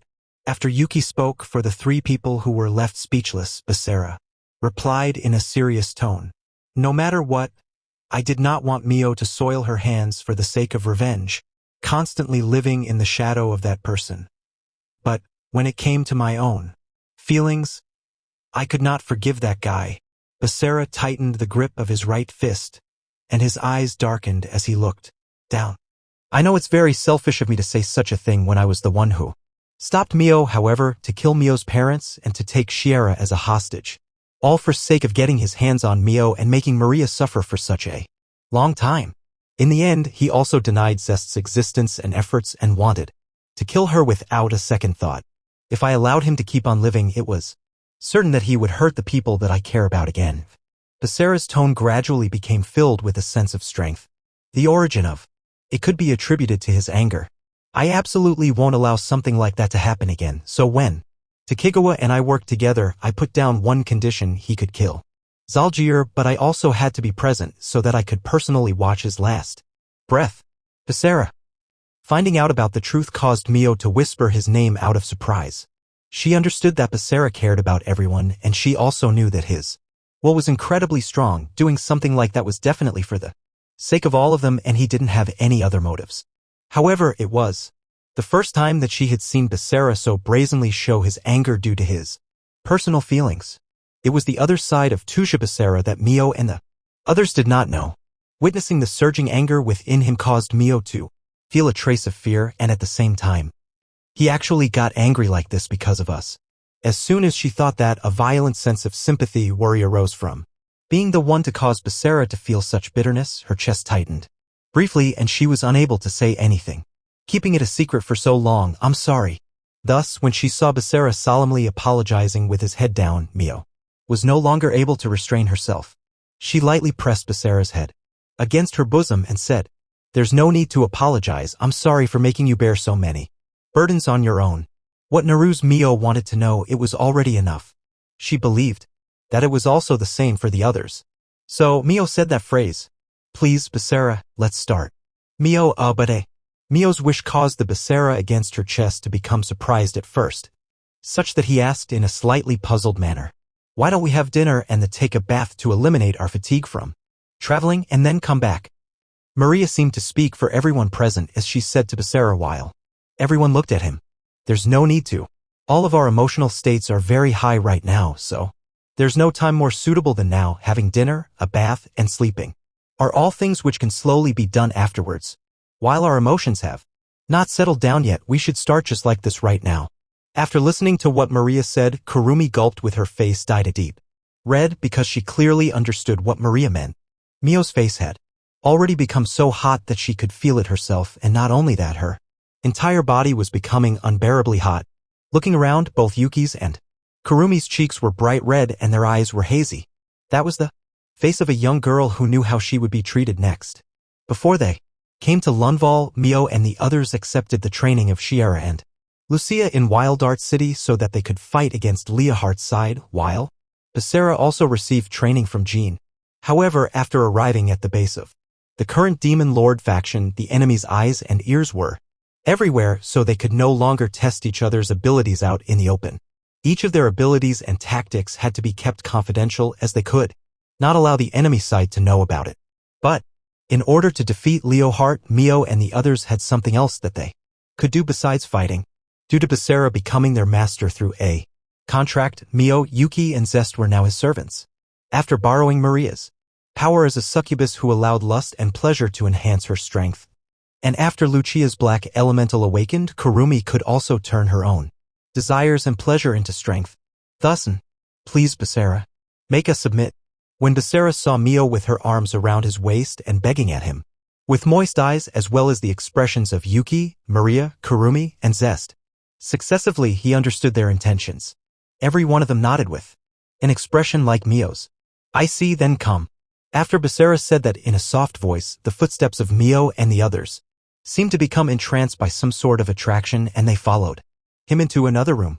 The place that Mio and the others were brought to was the largest bedroom in the center of the guest house. Within the room was a particularly spacious bed.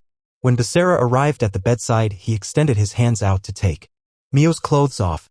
This uniform was going to be worn during the decisive battle, so it couldn't be crumpled or dirted. However, Basara-san, please wait. He was stopped by Maria. The goal this time is to have Mio and the others who have pledged a master-servant contract with you display their absolute obedience towards you even further. Basara-san should command them, and they must obey those orders so that they can demonstrate their submission to Basara-san. I understand. The young succubus proposal seemed to cause Basara to immediately decide what course of action would lead to the best results. After he replied like that, he allowed Mio and the others to remain standing while he himself sat on top of the bed. "Take it all off, no, take it off for me." As he blurted out that command, he amplified it with the cold expression in his eyes. "Yes." The blushing Mio nodded and then proceeded to slowly untie the ribbon in front of her chest and take off her uniform. Yuki, Maria, Kurumi, and Zest, each of them leisurely, eagerly, shyly, and naturally took off their clothes. After their movement stopped, all of them were wearing only their underwear. All of them were wearing seductive lingerie which had been carefully selected by Shiera. It was because Shiera wanted to allow them to begin their submissive behavior for the master-servant contract as soon as they entered the city, so she made them put it on beforehand. Basara gazed at the girls who stood there one by one. Upon becoming aware of Basara's gaze upon them, their bodies gradually became numb and feverish until their entire bodies experienced the so-called sensation of inextricably linked shame and submission. Basara still did not utter a single word and removed a red vial from the breast pocket of his uniform, unscrewed the cap, and gulped it down in a single motion. Mio knew what Basara drank and mirrored the motion of his throat as she also swallowed the sticky saliva that her mouth was filled with. What Basara drank was a strong succubus-made aphrodisiac that Shiera had made for Basara just for this moment. Not only was it effective on Basara when he drank it, it would also have a powerful effect on Mio and the others beside her. It was the same as the baby doll negligee that Kurumi previously wore, with aphrodisiac and charm. At the same time, it showed that he would spend a very long time in making Mio and the others thoroughly submit. In This way, a temporary effect of Shira's drug was that Mio, Yuki, and Zest would not have their curses activated, and as for Maria and Kurumi, who had not forged a master-servant contract with him, they would also be able to fulfill their desires and enhance their strength as much as possible. Get ready, I'm going to begin. After declaring that, Basara stood up. Mio and the others obediently nodded. As they gradually closed in and the five of them worked together to take off the clothing that he was wearing piece by piece. Ah! Yuki unfastened Basara's belt from behind, Mio undid the front zipper of his pants, and by that time the strong aphrodisiac seemed to have already taken effect, as Basara's zipper couldn't even be pulled down. Mio-sama, do you need help? After Zest took Basara's socks off and saw Mio struggling for a long time, she couldn't resist trying to help. No need, please let me do this myself. Mio refused to let go of the zipper, and after a bit of effort she was finally able to move it, and she slowly pulled it down. After removing his trousers, only a pair of trunks was left, making it even more obvious to see what kind of state that part of Basara was in. No way, compared to before. It's even fiercer.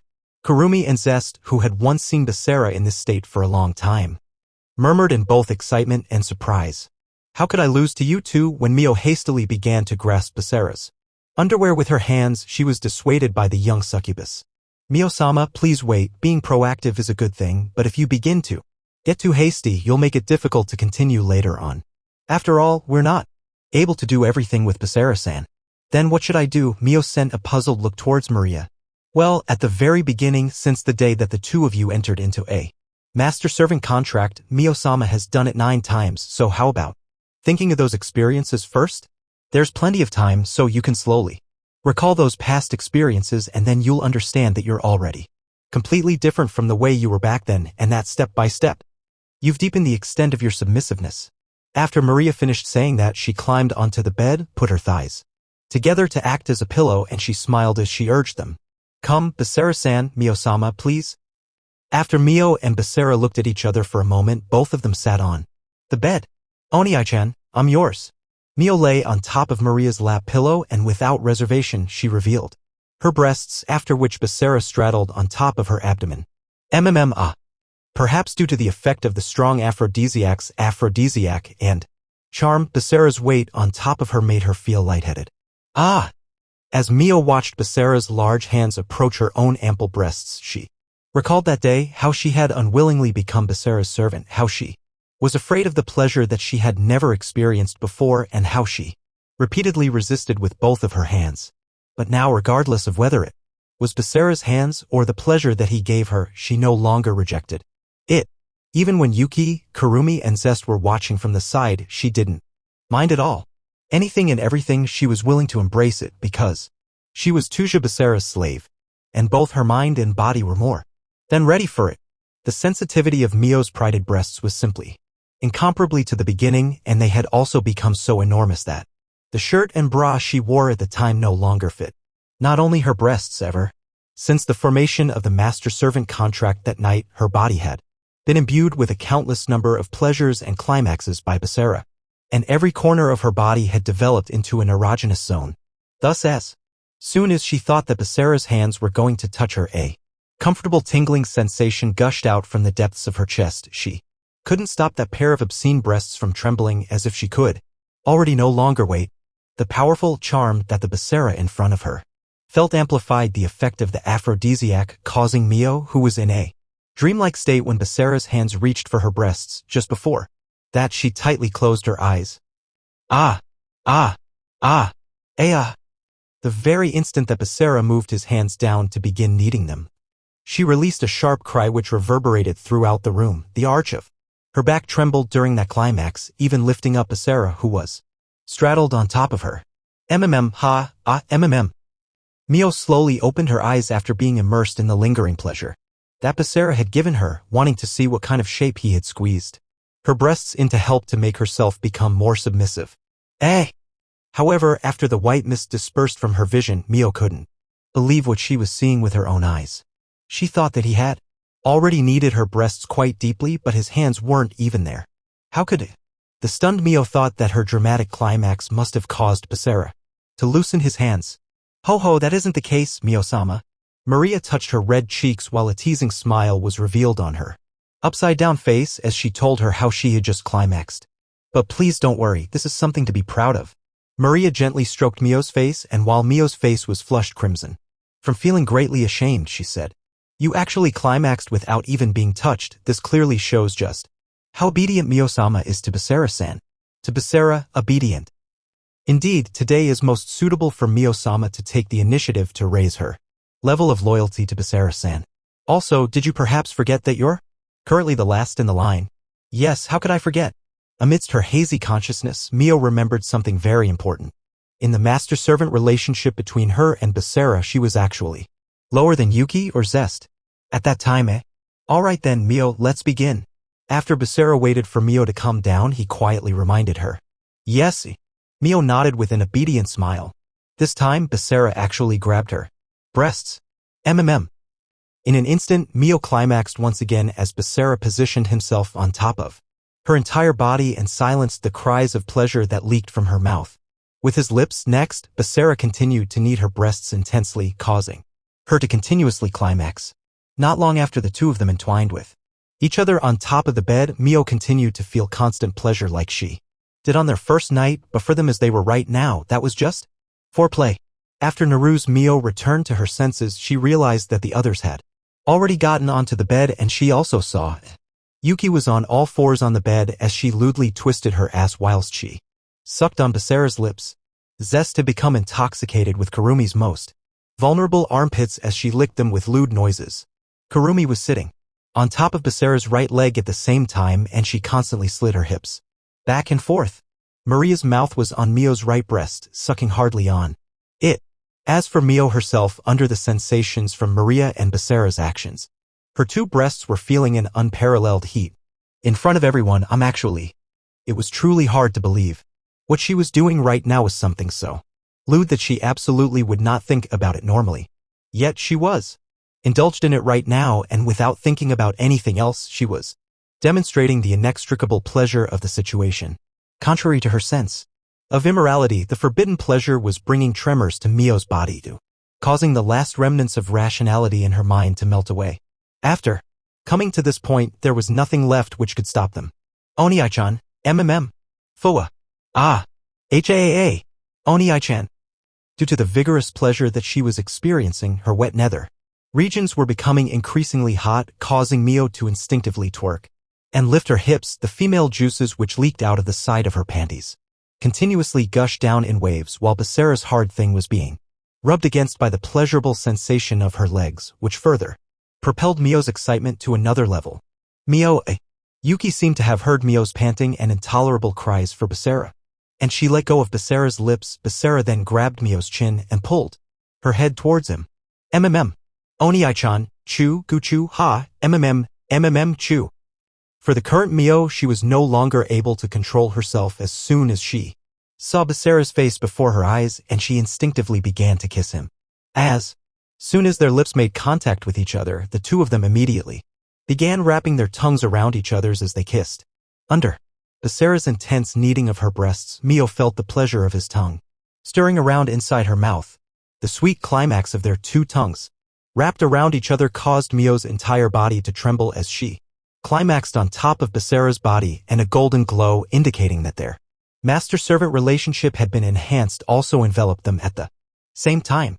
But Mio didn't stop yet. She turned around to face Basara while keeping their lips together and sat on his lap as they continued to kiss for a while before slowly separating. A string of sticky saliva lewdly stretched between the two of them and then disconnected and dropped down. As if in a trance, and at the same time that she felt their emotions deepen. Again, Mio locked eyes with Basara, who was in front of her, and Basara also returned a soft smile to her gaze. However, today would not be over after just enhancing Mio alone. Keep going. After Mio and the others naturally nodded at Basara, the true love session between those 6 people finally began.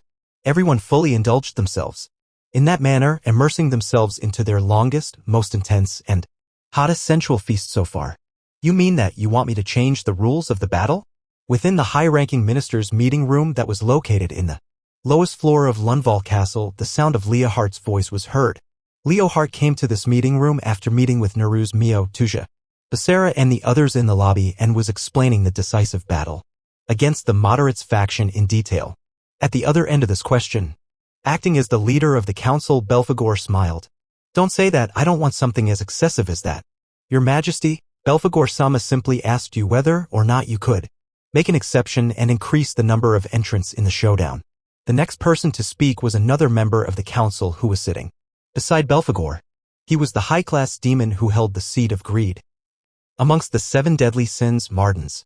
Among the council, Belphegor possessed absolute leadership, and like the seed of sloth that he represented, he was often missing at meetings. During those times, the one responsible for leading the council was Mardens.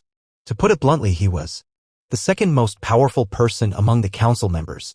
In the decisive battle that your Majesty has planned, both sides send out 5 representatives from their faction, but as of now, Gardo was injured recently during the attack on Wildart City, and of the people chosen from your Majesty's confidants, although their strength is sufficient to fight on behalf of us and your Majesty, the problem regarding the number of people is an indisputable fact. So we want to provide a few of our subordinates to help out. Please consider this, your Majesty. Martin said. Indeed, amongst the people that Leohart was able to trust, the only ones who were able to partake in the battle were Balthier, Luca, and Lars, a total of 3 people, because Luca was a scholar who didn't normally fight. The heroic spirits or demonic beasts that he was contracted with would take his place. Even so, there were only 4 people including Leohart, so they were still short 1 person. However, there's no need for you to go out of your way so far, Mardens. Luca will soon be able to arrange a high-class spirit no lesser than the one used in the previous attack, so it'll be fine as long as we use that spirit to take Gardo's place. So to say, 2 large spirits will be used in place of the boy called Luca and Gardodano. In the previous attack, the spirits were eventually defeated. Don't you think that the risk is too high if we rely on those things? The citizens are likely to voice their concerns, and it may cause a panic. After saying that, a thin smile was still painted on Belphegor's face. Belphegor, the risk that you speak of, wasn't it caused by your subordinate, who sneakily attacked Gardo during the attack on Wildart City? In return, Leohart resorted to using Nebula's betrayal as an accusation against Belphegor. I really am ashamed to say it, Nebula was indeed one of my subordinates. For something so regrettable to happen, it truly is due to my lack of discipline, although he has already paid for it with his life due to the curse of the master-servant contract. I am still partly to blame for the injury that was done to Gardodano. That's why I really hope that your Majesty will accept the assistance of the council to give us a chance to make up for this blunder. That cunning Belphegor had shifted his own responsibility into a weapon and was unwilling to budge. If you think that the spirits are unreliable, then we can call back the 8 demon generals. Leohart brought up the 8 demon generals. It was the name that belonged to the 8 military generals. They each led a large army, and each of them guarded the vast territory of the current malfactions: east, south, west, north, southeast, northeast, southwest, and northwest. Each of them were similar to Leohart and were mighty warriors who had made major accomplishments in the previous Great War. Hence, the council was afraid that leaving them in the capital would leave Leohart with too much power, so all of them were sent to the frontier, but the situation had now changed. This decisive battle is key to determining who will hold supremacy in the demon realm, so we should naturally summon our greatest combat force. You cannot, your Majesty. That will actually do more harm than good. A cheeky smile was revealed on Martin's face. The combat strength of the generals is indeed undoubtedly high, but precisely because they are at the borders containing the other factions at the moment in our capital, peace can be secured in Lundval. Even if we call for a single one of them to return, one region will be without its leader. If we weaken our military strength at one of the frontiers just for the showdown, it will give rise to an opportunity for another faction to swoop in, so wouldn't that be equivalent to putting the cart before the horse? Additionally, Martins continued, in a decisive battle for the sake of the future of the demon realm, 7 is more suitable than 5 as the number of representatives, right? Leohart was speechless. In the demon realm, the number 7 had a special significance. One of the best examples were the 7 deadly sins. Leohart had wanted the citizens to avoid thinking about the politics of the old demons and deliberately chose to have 5 representatives. Without including Gardo in the 4 members, or no longer including Luca, who had no combat ability on his own, there were still 3 members left, and taking into consideration the council and the other opposing factions, it was Possible that they would say Leohart is trying to pursue his own interests during such an important situation and is acting stubborn despite historical traditions for the sake of finding faults with him. That was why he reluctantly decided on 5 participants in light of Gardo's absence in order to avoid this kind of risk. But it is truly surprising that they could actually turn things around to take advantage of the problem of the absence that they created. Although they had lived longer and were more thick-skinned, they were able to justify their own selfish interests, pitch it well, and appear inspirational to other people. In order to defeat this sly council, it wouldn't be so simple. However, also because of this, he had to defeat this bunch of old bastards. No matter what, if I continue to insist, I'll probably lose. Based on the flow of the current situation, even Lucas' place would be lost as soon as he got careless. Thus, and very well, the number of representatives will be changed to 7.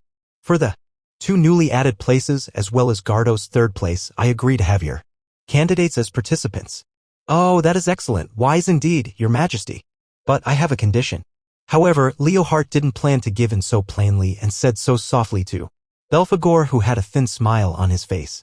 Even though the opponent was the council that secretly controlled the demon realm, even though he was the puppet demon lord that they had elected, he couldn't continue to allow the bunch of old bastards in front of him to play with the demon realm in the palms of their hands.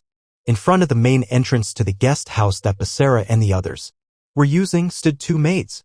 Officially, their job was to cater for any inadequacies that Basara and the others might have during their stay there. But they were in fact there to monitor them to see whether or not they had any suspicious activity. Even so, Leohart emphasized his honor in upholding his reputation, so he still ensured their privacy. Hence, the guest house was surrounded by noise-canceling barriers. Any sounds on the inside would not be transmitted to the outside of the barrier. The only limitation that Leohart said was no one is allowed to leave the guest house. They were free to do whatever they wished inside the guest house. In the few hours that Basara and the others had been inside the guest house, they had not left, nor had there been any signs of trouble. Anyhow, they had come to the enemy's stronghold. They were also staying within the royal palace, so one could only imagine what kind of fate would await them if they were to act rashly. So it was assumed that they were unlikely to act foolishly. Amongst the maids of Lunval City, these 2 belonged to the group that had exceptional combat abilities, which is why they were selected by Balthier to monitor the guest house. However, monitoring the battle representatives of the moderates faction did indeed give them a lot of stress. Fortunately for them, it would soon be time for dinner and they would be able to change over with the next group of supervisors. Because Leohart permitted Basara and the others to take care of all 3 of their own meals, the maids didn't need to cook anything for them nor send any meals inside. Perhaps the 2 maids were thinking of the exact same thing, and after silently staring for a while, they let out a sigh, slightly relaxing their edgy mood and the excessive tension in their bodies. It was just at that time that the door to the guest house was opened from the inside. They immediately tensed up again and turned around to look. Excuse me. The cute face of a young succubus stuck out from the gap of the door and said, "We have some things that you 2 could help us with. Would you be able to do that?" "Please, what orders do you have?" one of the maids warily asked. "I think it's almost time to prepare dinner, but aside from me, all of the others are too busy to help me, so could you 2 help me cook dinner?" After Maria said that with a smile, the 2 maids looked at each other. That important guy called Balthier told us that we could ask you 2 for help if we needed anything. Is that inconvenient for you?" "Of course it is not inconvenient." Balthier had instructed the maids that if Basara and the others had any inconveniences within the guest house, that they should do their best to accommodate them. Thus, despite the negative attitude of the maids, they expressed their agreement. "That's great, then, sorry for troubling you." And so, Maria opened the door fully. The next instant, the maids couldn't help standing frozen on the spot as they looked blankly ahead.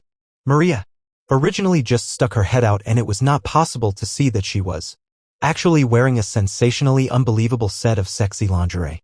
It shocked them to the point that they momentarily retreated. "Come, please enter, please enter."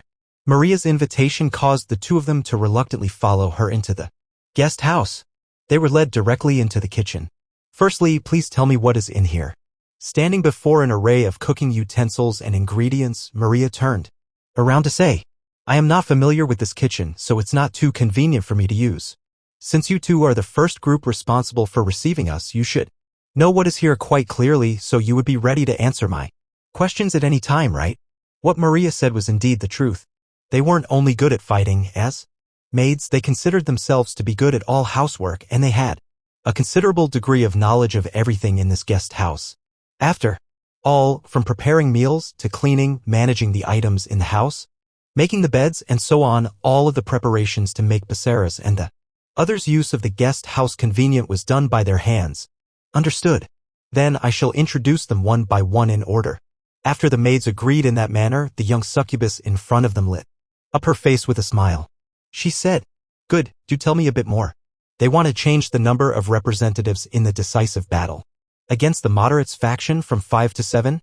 In Gardo's treatment room, Balthier repeated the news that Leohart had brought along. After Gardo was wounded in the operation to attack Wildart City a few days ago, he was hospitalized within this medical tower. Currently, the three-person group composed of Balthier, Luca, and Lars had come here to visit him, and after Leohart had finished talking about matters related to the battle with the two key members of the council, Belphegor and Martins, he arrived here not long ago. Then everyone heard about the newly changed rules from Leohart himself to take advantage of the betrayal during the attack on Wildart City by making such a request. They truly have no sense of shame. Moreover, they're going to use their own people to have the audacity to play such games in a situation like this. They really do live up to the reputation that they've built up over their long lives. Indeed. But on the contrary, it also means that they've been forced into this, and that they have no other choice. After Leohart calmly analyzed the situation after dealing with them himself, Luca also nodded beside him. That's right, it has already become a well-known fact that the members of the council attempted to assassinate Gardo amidst the attack operation that they themselves advocated.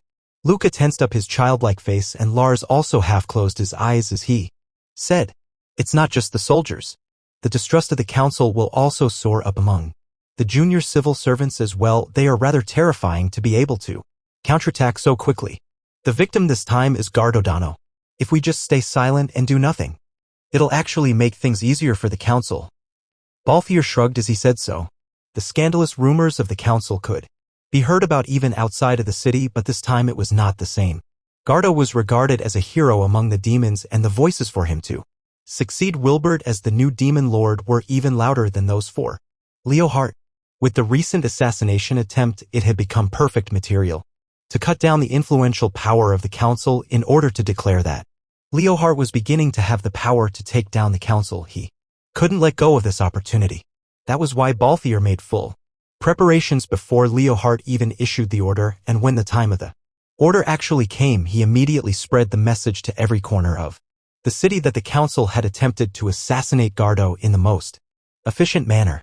Then, Leohart closed his eyes and looked down and said, "I'm sorry, Gardo. I know that for a veteran hero like you, being hurt like this is highly dishonorable, and now it's also being used as a weapon against them." Hearing that, the large man lying in bed laughed lightly as he replied, "I don't mind. I am your subordinate now, Leohart. As long as my strength and my body can help you defeat the enemy, then you can use it as you wish. Moreover, I'm very sorry that I will be of no use in this battle." Gardo, who was smiling bitterly, had lost his entire right arm below the shoulder. That happened when he attacked Wildart City, and it was cut off by his opponent. After recovering from other major injuries, generally speaking, severed limbs could be repaired with magic. But for some reason, the healers in the royal palace were unable to regenerate his right arm with magic, and even specially cultivated artificial arms were unusable. In theory, with such a clean cut, the connection should be particularly easy to combine, which indicated that the wound that Gardo sustained was extremely peculiar. Tuja Basara, the only son of Jean Tuja, who was known as a god of war, the report stated that he was capable of using a strange kind of elimination ability, but according to Gardo's own account, he was also capable of other things. However, since it was unable to regenerate or connect, it will have to be regarded as a side effect of that elimination ability. This incurable wound meant that it would be impossible for Gardo to return to the front lines, even if this injury could be attributed to Nebula, who was dispatched by the council to attack their unity and reputation. Losing the combat strength of Gardo was still a major loss. While Balthier was worrying over such things, yes, Leohart, you wouldn't have plainly agreed to the request to increase the number of representatives by the old demons on the council without setting any conditions, right? Lars turned towards Leohart to ascertain his response. Of course. The situation with the council is worse than it was before the attack on Wild Art City, and heading onto the same stage with them could likely bring us down as well. Almost expressionlessly, Leohart said. So not only did I allow the number of representatives to be increased from 5 to 7, I had them also agree to my terms that the 5 against 5 team battle would be changed into 7 1-on-1 battles. In this way, they could avoid the risk of the council's minions plotting against him amidst the disarray of the battle. That is quite a good approach, but how will we explain this to the moderates faction? We were the ones to propose a 5-on-5 team battle. So the representatives that they sent must be appropriate for that kind of strategy, which is why Ramses wasn't among them. Balthier continued his analysis. For our side, where we have much higher individual strength, a 1-on-1 battle is naturally more advantageous, so it is rather vulnerable to their refusal. Also, with a last-minute change of the rules to act in our favor, I'm afraid that it will rouse voices of criticism and discontent towards our side. Since it was not easy to finally reduce the cohesion of the council, they naturally had to do their best to avoid losing the advantage that they had. YGGY gained. After all, their own battle would only just begin after defeating the moderates faction. At that time, there's no need to worry about that, Leohart said. I will give them a relative handicap. As long as they can defeat me, it'll be the equivalent of winning 3 rounds. The showdown consisted of a total of 7 duels, which meant that the moderates faction originally would have had to win 4 duels, but defeating Leohart and 2 others would be equivalent to getting 5 victories, so even if the current Demon Lord faction won the other 4 matches, they would still be victorious. Even if they were only able to win 2 matches, as long as one of those was against Leohart, then they would obtain 4 victories. If there was a tie with 4 wins on each side, then each side would send another representative for a final face-off, and if there was a tie for more than 2 matches, then the moderates faction would also win that battle. The 6 of them that have already arrived in the city was a group elected for the original purpose of a team battle. After changing it into individual matches, the representatives are likely to change dramatically, right? Luca asked worriedly. No matter how much it changes, I don't think our adversary in the previous Great War, Jean Tuja, will participate. As for Ramses, who crushed the high-class spirit that traitor Nebula was manipulating, that is a vague possibility. It doesn't matter. In fact, that is more to my liking. Leohart didn't seem shaken at all by Luca's concerns. With a tone embodying his role as the Demon Lord, he said, This is our showdown with the moderates faction, and Ramses is the current leader of the moderates faction. If we don't defeat Ramses himself, all that we'll get is an incomplete victory. If we wish to truly unify this demon realm, then we must thoroughly defeat the moderates faction. Otherwise it will be meaningless. In order to achieve that objective, if Wilbert's brother Ramses is willing to set foot in arena, then that will be a good thing. I see, that makes sense. If they were to completely defeat the moderates faction, then the situation that Leohart desired was truly the best approach to victory. In addition, the council was afraid of their influence being transferred over to Leohart. In the situation that he could lure Ramses out and successfully win the decisive battle, Leohart's power would certainly exceed the council's, to the point that they would be left almost powerless. Even if they were willing to take tough measures. From the perspective of Gardo, whom they tried to eliminate due to his high influence, he believed that Leohart could break free of their control and fight back, inevitably using the arena of the decisive battle to push the blame onto the moderates faction. Was an unparalleled choice. Simply imagining the possible outcomes if the council made any dishonest actions, then it would be their turn to punish the council, and they would be able to eradicate those old bastards in one fell swoop. Being somewhat overbearing wasn't a problem. After destroying them, any of the reasons they could come up with wouldn't pose a problem. Moreover, arranging such a duel was good enough in itself as a form of insurance, since they would also be able to lure out those after Leohart's life who were working under the council. If they won the decisive battle, Leohart would become a target for the council's assassination. In the slight chance that they lost, the council would think that he had lost his value and would attempt to clean up the mess. Either way, it was a form of self-defense, right? Now, Leohart shouldn't be thinking about what would happen afterwards if they were to be defeated, but Your Majesty, you've foreseen all of the possibilities, so that's why you proposed the condition to the council for a change to the format of the battle, right? I'm not optimistic about the current situation to that much of an extent, and I'm neither optimistic nor pessimistic. In a low voice, Leohard answered Balthier. However, the opportunity to eliminate those old bastards in one fell swoop is only a fleeting one. Even if I'm able to seize this opportunity and even if I take a risk of this level, it comes at a cost. As your subordinates, we understand. A little later, I will personally explain the situation to the moderates faction. In regards to Wild Art City, I will send out a formal letter by magic in the same manner that we initially informed them of the format of the decisive battle. Such conditions are highly favorable for them, so they should agree to it. After Balthier saw the firm determination in the eyes of his superior, he nodded as he said, in fact, not long ago they hoped that we could a certain thing for them. Through the maids who were responsible for catering to them, I will notify them at the same time that I give it to them. Luca listened in a puzzled manner and then asked, prepare something, what is it? Wasn't that guest house prepared with adequate supplies for 10 days worth, so everything should be perfect, right? It's because what they want is something that has a rather peculiar purpose. Lars, I have something to ask you. Something to ask me? Being addressed to, Lars suddenly turned around and asked in surprise.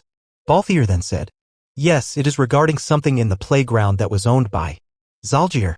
As soon as Lucia received a notice from the current Demon Lord faction about the change in the format of the decisive battle, she went to report it immediately to her master Ramses.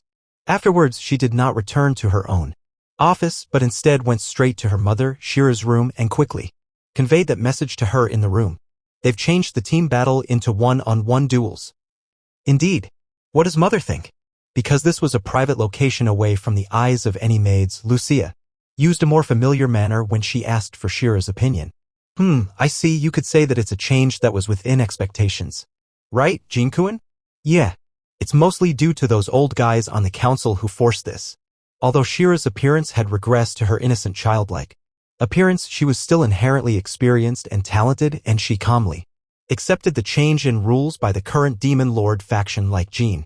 But Lucia was unable to lightly accept the truth like that, and she furrowed her brow.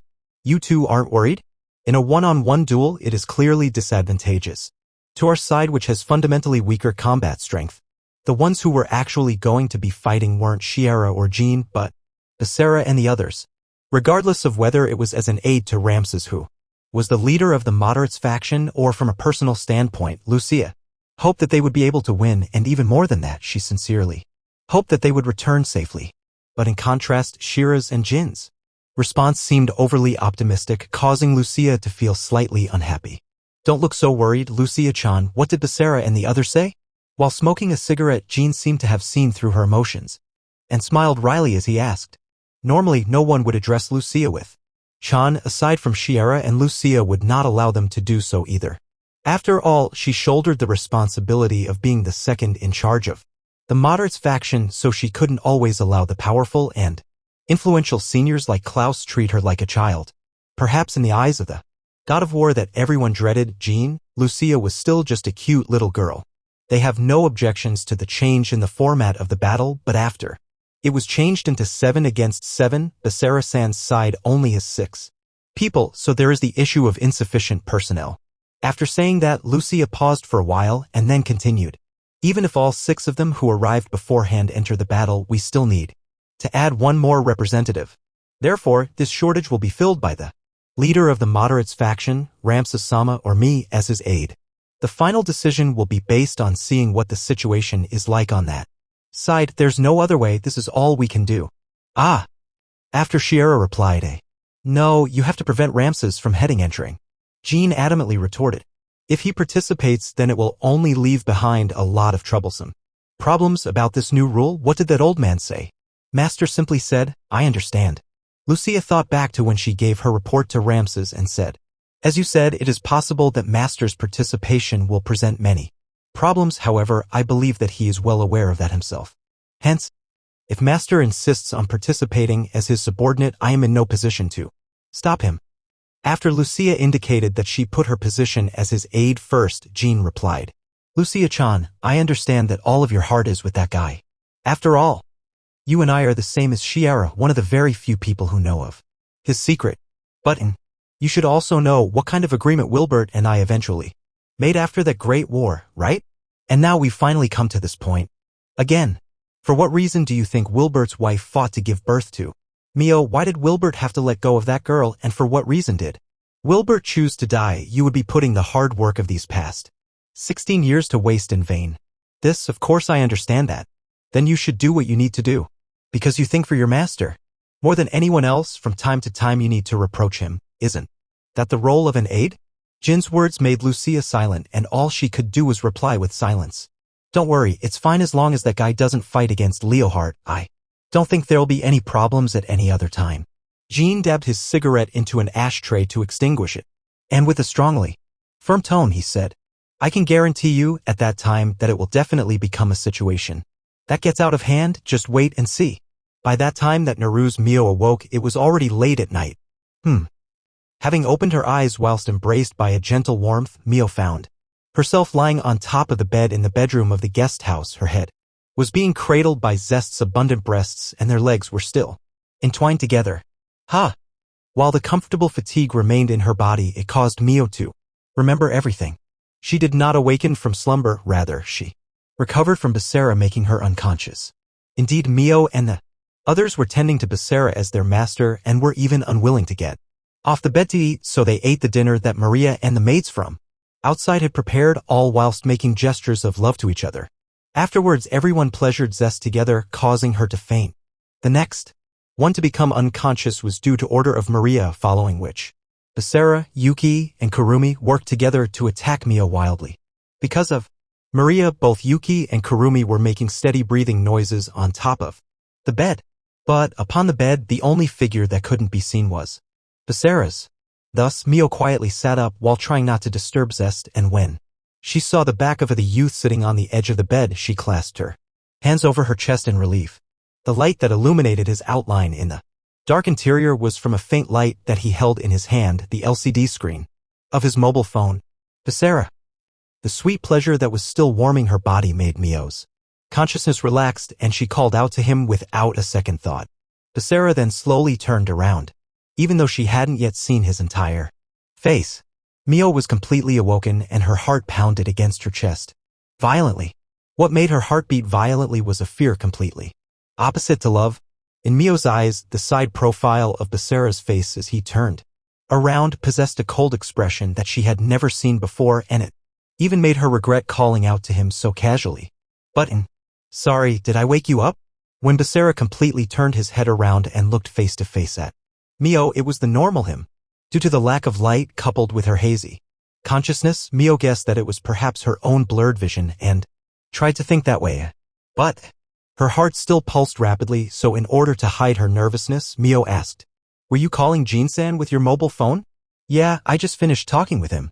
With a quick movement, Becerra finished an operation on the mobile phone and then placed it on top of the bedside nightstand before he could turn around again. Mio moved first. Mio hugged Becerra from behind gently, sticking onto his back. What's wrong? When Becerra turned his head to ask that, Mio quietly held onto him even tighter. It was a heartfelt plea she made in the hopes that he would be able to feel her intense heartbeat from his back and understand her emotions. Please, don't do everything recklessly on your own like you did with Zalgier. In every crisis that they had faced so far, Becerra had predicted the changes to protect Mio and the others and had been able to mark out a plan and implement it. Mio also clearly knew that no matter what she said here, as long as Becerra deemed it necessary, he would not hesitate to act. Even if that is the case, Nehru's Mio didn't want to see Becerra self-sacrifice anymore, bearing the risk of any danger on his own. After all, she was one of his family members, his Imudo, and even more so, the master that she had a master-servant contract with. While Mio had such thoughts, Becerra's position became more and more grand, and precisely because of this, she had to tell Becerra about her feelings once more clearly. I'm sorry, I've made you worry. After Becerra said that, he turned around and gently hugged Mio. Thus Mio also hugged Becerra back closely. Please don't forget, you have me and you also have us. Yeah, I won't forget. After Becerra answered with a firmly determined tone, the two of them embraced each other for a little longer, and then they naturally pulled away from each other slowly. All of a sudden, Becerra hastily looked away, and Mio also subsequently realized why he did so. The two of them were immersed in loving skin contact just earlier, and naturally, they were still dressed the same way as they were before. This made Mio shyly attempt to cover herself the instant that Becerra saw her caused a surge of embarrassment to come forth and her entire face became flushed, after which she said while staring, "Basara Eki, I'm sorry." Mio's protest caused Basara to suddenly feel guilty. Ho. He had clearly caused Mio to submit and pass out before, and he also did the same thing to the other girls. When Basara let his guard down like this, he would revert to his original contrasting attitude, and in Mio's eyes, he was simply so adorable that she couldn't resist. So Oni-chan, even though she knew that doing this while everyone was asleep was sneaking ahead. Can I be made to submit by Oni-chan even more? Mio still childishly clung onto Basara, moved her lips closer to his left shoulder, and kissed him. Under normal circumstances, it was completely unimaginable for Mio to say such bold words. But right now her master-servant relationship with him had fallen behind compared to both Yuki and Zest. In order to catch up to them, being proactive like this should be fine. Then, really? Basara softly asked back. After Mio firmly nodded, Basara didn't say anything further. He directly moved his hands down to her waist and pulled her towards him. Mio and Basara then quietly moved into the bathroom. Basara turned on the shower handle, turning the hot water up the maximum, and then suddenly attacked Mio's lips. Chu Oni-chan, ah. Mio's arms encircled around Basara's neck, and she accepted his passionate kisses.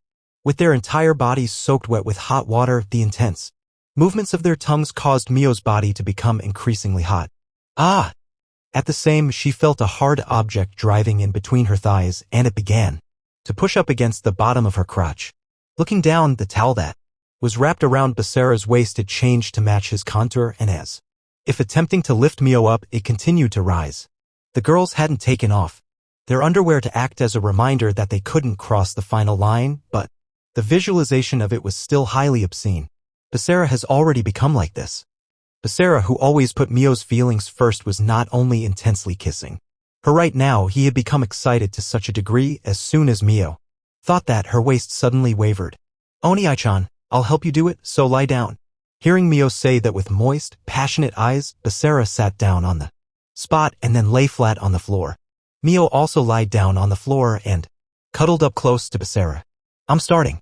Gently holding onto Basara's male part through the towel, she began to move. I'm actually doing something like this. Mio seemed to be fully aware that she was touching that hard and swelling object as she provocatively moved her hand up and down its shaft, as well as the behavior that she was doing by herself almost made her enter a state of delirium from pure embarrassment.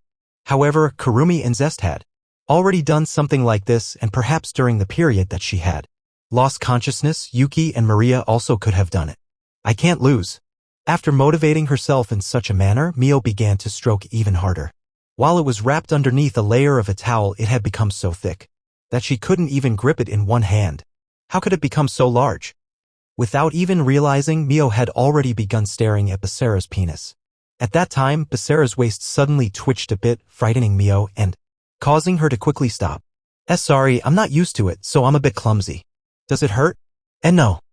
Basara replied somewhat awkwardly. That kind of reaction was not from pain. It should be quite comfortable, right? The instant that she realized this fact, a bittersweet sensation that she had never felt before arose within Mio's mind. It was a female pleasure that arose from knowing that she had successfully brought pleasure to Basara. Not only did this make Mio feel elated, but it also made her proud, allowing her to cast aside all fear. Thus, Mio began to wholeheartedly serve Basara, and she continued to stroke. Oni-chan,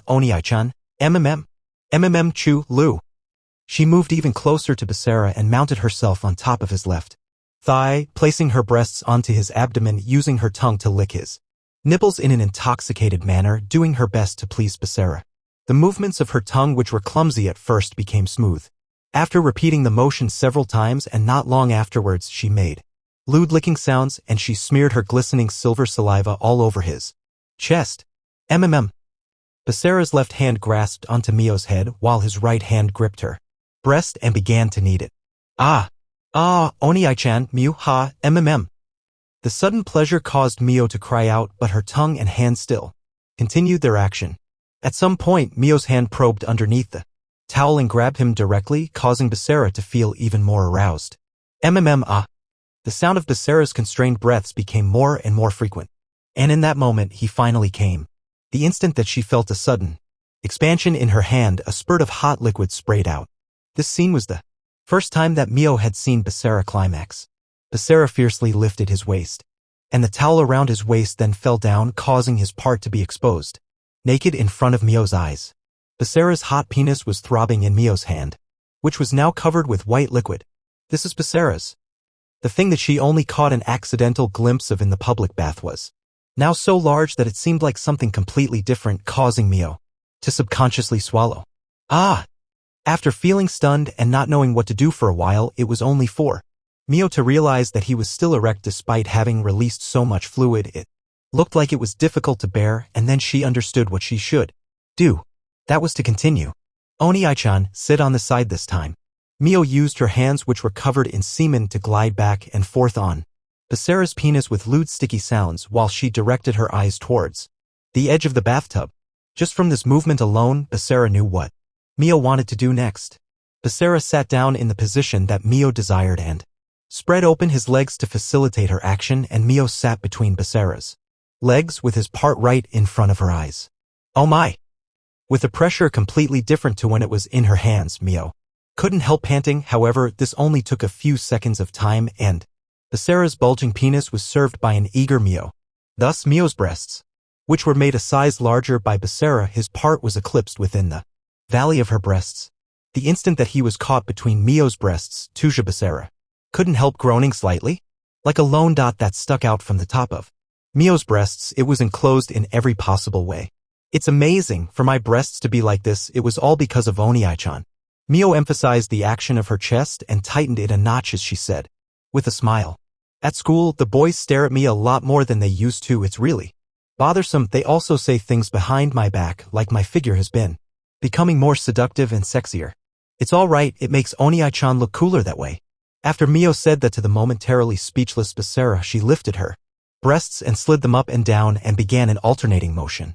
The semen that he had just released became a lubricant, causing sticky noises to be made every time Mio moved her chest, and this time Becerra's waist was subject to such pleasure that he was barely able to get up. As long as I want to, I can also do something like this. After Mio lifted her eyes to say that, she lowered her jaw and slowly moved her lips towards her cleavage. In there, a small tip would emerge every time Mio moved her chest down. Upon seeing that, Becerra quickly grabbed her chin and forcibly lifted her head up while he bent over and forcibly occupied her lips. Mew ha, chu mew, ah, gu, la. Although the position was a bit uncomfortable, Mio felt pleasure from her sticky tongue as she extended it into Becerra's mouth and prodded around with her tongue, all while she didn't stop the movement of her chest, and she continued to pleasure Becerra. Ah! Becerra couldn't resist a full-on attack like that at all as he kissed Mio while moving through her chest. This time, not to mention his waist, even the strength of his legs was drained away, but Becerra's excitement still had not diminished. It was clear that Mio was also under the influence of the charm and aphrodisiac that Becerra was releasing. Although Becerra didn't want to do anything excessive with her, but perhaps due to the effect of the drug, he was unable to inhibit the excitement in his body. When he finished ejaculating, Becerra separated his lips from her while a strand of saliva stretched out between the two people. Ah, ha fu. Mio reluctantly stuck half her tongue out. She constantly exhaled warm air. After calming down, her breasts were squeezed into lewdly shaped orbs, and Becerra's penis, which was still erect, remained in the crevice as she continued to move up and down. Like this, you can release a bit more, shoot until my breasts can't fit anymore. After Mio said that with a fawning tone, the movements of her chest became even more intense, causing the amount of pleasure to breach past the limits of Becerra's endurance in the blink of an eye. As Mio desired, his male juices squirted out all over her chest. That instant, Mio felt Becerra's penis twitch in between the valley of her breasts. Following that was the sensation of a hot flow spreading across her breasts. Oh my! It's incredible. She could clearly feel him convulsing while still immersed in Mio's deep cleavage. While she felt a sense of accomplishment at having been able to please Becerra, Mio saw that her own deep cleavage was close to being submerged in a bottomless pool of cloudy white liquid. She couldn't help shivering all over as that pool of viscous, thick liquid began to trickle out of her cleavage and fall to the ground with pitter-patter sound drops. At the same time, Basara's penis slowly began to slide out of her cleavage. Moreover, it was still bulging as much as it was before. Mio swallowed and then moved her mouth towards it. This time, Basara didn't stop Mio from doing it. Chew. Mio finally put Basara's penis into her mouth. The scent of Basara's semen instantly scattered in her mouth, fully taking away all of Mio's rationality. But that didn't matter, as her rationality would only serve to hinder her own obedience towards Basara, so when she began to carefully wrap around and cleanse Basara, when she swallowed the semen that filled her mouth, she cast aside the last strand of her rationality.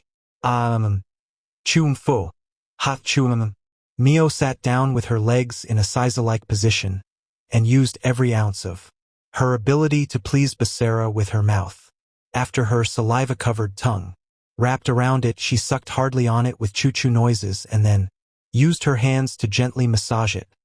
Soon after, Basara began to thrust his hips back and forth slowly, indicating that his pleasure was on the verge of a climax. This caused Mio's excitement to intensify further, and she began to match Basara's movements by moving her head back and forth. Chew, chew, woo, loo, fu, chew, chew, while she was obsessed with sucking Basara's penis with her mouth. In the instant that a vast amount of flowing hot semen burst out, a sweet climax also caused Mio's entire body to tense up. Turned out that when Basara ejaculated inside of her mouth, a lot also dripped down towards her breasts. The sudden pleasure was so strong that she could not resist. But she was absolutely obedient to Basara right now, so even though her buttocks trembled to the point that her feminine juices soaked through her panties, she did not bite Basara. She just desperately propelled her throat and swallowed everything that Basara gave her. However, Shira's drug caused Basara to produce a shocking amount, until Mio almost choked. Basara slowly withdrew from Mio's mouth while still enveloped by the edges of Mio's lips. Chew, At the same time that his tip came out, Basara's white liquid spayed onto Mio's face, frightening her such that she fell backwards. Basara then left the edge of the bathtub, but not to support her, but instead to move over and press down on her. Mio couldn't help but stare in awe at Basara's face in front of her, and she then became aware of what he wanted to do. Basara's eyes had been ignited with a burning fire of male desire as he stared down at her with passion. And, with a tone of voice which was hard to reject, he said, "Just underneath the underwear. Can I?" The moment that she understood the meaning of that sentence, Mio took a deep breath. What Basara meant was that he wanted to satisfy his lustful desire to insert it underneath her underwear to avoid crossing the final line. And no, if she did something like that right now, she didn't know what would happen. The final line that absolutely couldn't be crossed would become blurred. Even though Mio thought that when she thought about the fact that Basara had become so excited by her that he cast aside his reason and craved her even more, she felt so happy that she trembled, and so she swallowed. Even though she knew that it wasn't something she should do, she clutched the back of her knees with trembling hands to spread her legs apart, and exposed her private area in front of Basara. Her hot and wet feminine juices was soaked her underwear, but the contour underneath was also clearly visible, and it emitted bursts of obscene heat. "Okay, Oni-chan, come." Mio maintained that posture, and then coquettishly said that she was ready for Basara, after which Basara immediately inserted his penis little by little from the opening into her underwear, which was absolutely soaked all the way through. "I'm going in," Basara whispered, and then pushed into the deepest point in an instant. Fuwa ea. Naru's Mio fiercely climaxed just because of this thrust. This was caused by Basara brushing past her opening, while at the same time kneading her sensitive breasts roughly. Coming from the sensation of him being underneath her underwear was a climax on a completely different level from the past, causing her to even to forget how to breathe. It was a moment of anguish mixed with joy. While Becerra slowly moved his hips, he pushed his penis against her underwear, all the way until Mio's belly button before retracting, and then, wait, although Mio wanted to say that, she didn't make a sound. I'm going to move. The moment after Becerra announced that, he began to intensely massage her breasts and rub against her private area, engraving into her again and again a countless number times. No, she wanted to count them, but she was unable to count the number of her innumerable climaxes. In the dead of night, in the current Demon Lord faction's stronghold of Lundvall City, Lars came alone to a certain shop in the city below the castle. It was a boutique store exclusive to female members that specialized in selling women's clothing, underwear, shoes, socks, and even cosmetics products. Customer range was targeted towards noble high-class demons, but in fact, the majority of customers were actually ladies and maids who wanted to satisfy the requests of their masters. Because these nearly uncontrolled requests came at all times of the day, in order to meet these needs, this shop was almost open all year round. The interior decoration of the store was uniform and full of artistic style. Placed upon shelves were a selection of high-grade products. Sorry for making you wait. A male clerk took something from the back of the store and came up to the counter in front of Lars. It was a small wooden box. The store clerk placed it on top of the counter and opened the lid to show its contents. An eye-catching glass bottle with a carved golden lid and a transparent liquid within the bottle. Is this the one that you wanted? Yeah. Help me wrap it up. After Lars nodded, the store clerk placed the bottle back into the wooden box, began to pack it, and then said, "You know, I was really quite surprised. It was announced not long ago that this fragrance was going to stop production and would be recalled, so those who know that it is still in production are among the very few. I heard that there was a problem with the raw materials of the fragrance, so it was just a temporary stop in production." "Yes. I beg your pardon. Could you please tell me where you heard about this news regarding the perfume?" Towards the store clerk, who was looking at him side-on, Lars took something out of his pocket as a reply. It was a finely carved silver pocket watch. As soon as he saw the coat of arms engraved on the cover, the store clerk widened his eyes in shock. "Isn't that something only His Majesty Leo Hart? If you tell anyone that I bought this bottle of perfume, it would cause trouble. For His Majesty, it would probably cause the most trouble for this store as well as yourself. But as long as you remain tight-lipped and don't ask any questions, then nothing will happen and you won't have to worry about anyone getting angry. When you do the books, discreetly write the date that this bottle of perfume was bought before the recall date, and then forget about this. This is for the good of yourself and the store."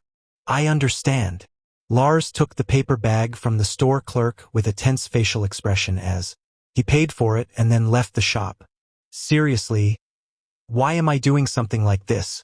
He then sighed in complaint as he stepped onto the road outside the shop. Towards the castle, Becerra had requested the maids supervising the guest house to obtain for him the bottle of peculiar perfume that was no longer available for circulation on the market that was now in Lars' hands.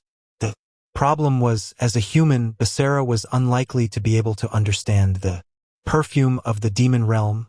Maria or Zest had a possibility of knowing, but if that was the case, they would have specified the correct item. Moreover, Becerra's request itself was very strange. As long as the shop previously sold the incense that was used in Zalgir's playground or the perfume that was used by the women inside, then he wanted to buy the perfume that suddenly halted production after Zalgir died from them. That was the request that he had mentioned.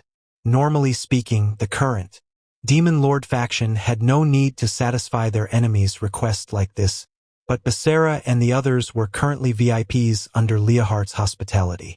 He had also said previously that they should freely mention if there were any inconveniences, such as preparing anything that they needed, so they feared disgracing themselves now. Balthier was correct. Lars, who had long been Seeking revenge against Zalgir naturally performed a detailed investigation of his playground. So he not only knew of the store that satisfied the requirement but also joined as a member during his investigation. Originally, Balthier was reluctant to let Lars fetch the item that Becerra wanted, worried about contact between them, but that was all he could do. Lars joined the membership in order to investigate Zalgir. Using his real name would allow him to be found easily, and falsely using the name of another noble could spark further investigations between them, so he registered with a pseudonym.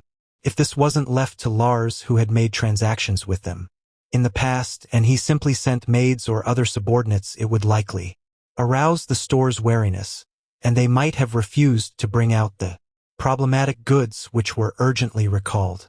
But what is that guy Basacci trying to do? Lars stepped onto the stone pavement as he thought about the true intentions of Becerra. Becerra had a master-servant contract with the others based on the succubus magic, and they could increase their combat strength by deepening the relationship between master and servant. Becerra should be busy with the final sprint right now, causing Mio and the others to be more submissive, so perhaps he wants to use the special items that were used by Zalgir as a symbol of lust to add to the fun. That was the speculation that Luca made. After hearing about the matter, the probability of that was indeed not zero. When Lars cooperated with Becerra to defeat Zalgir, he had seen him at the time with eyes as cold as absolute zero. He knew that once he was set on particular goal, he was someone who would do anything. But no matter how he thought about it, he didn't think things were so simple. Zalgir was the enemy that Mio hated, so using the same items that he used, let alone making Mio submit, he was afraid that it would actually have serious adverse effects, although he may have wanted it to provoke an even stronger curse effect, making her yield even more thoroughly. No, by using Zalgir's items, it was likely to even cast a shadow across Zest's mind whereby she would recall the past. She currently had a master-servant contract with Becerra, so she would definitely have wanted to forget everything about her past with Zalgir and would even want those memories to be erased, so Becerra probably wouldn't want her to remember those kinds of things.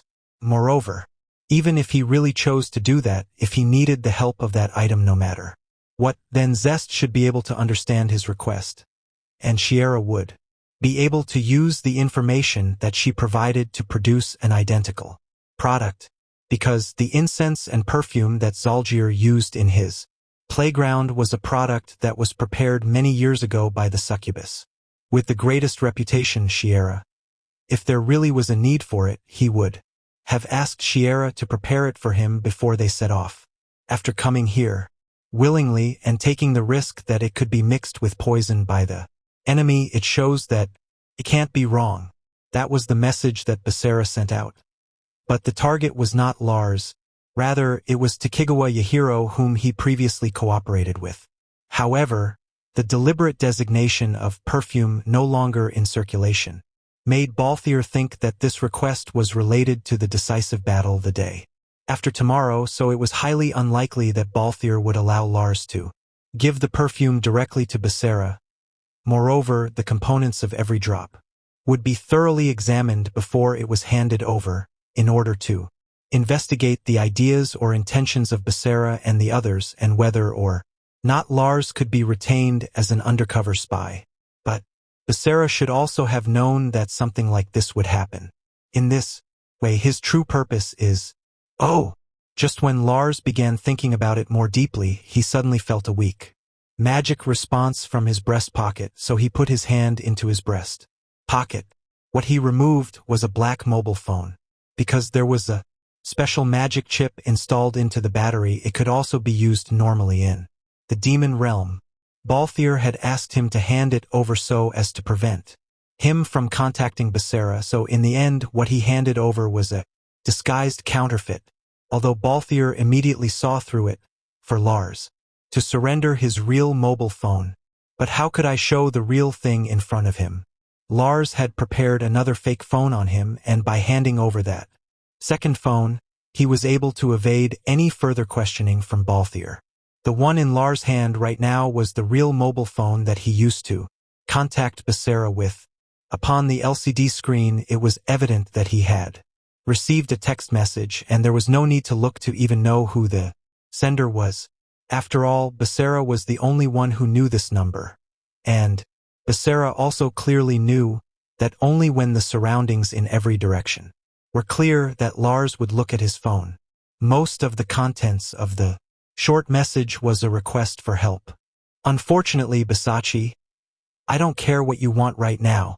Lars closed the mobile phone, and a bitter-sounding voice naturally flowed out of his mouth. His current self was not Takigawa Yahiro.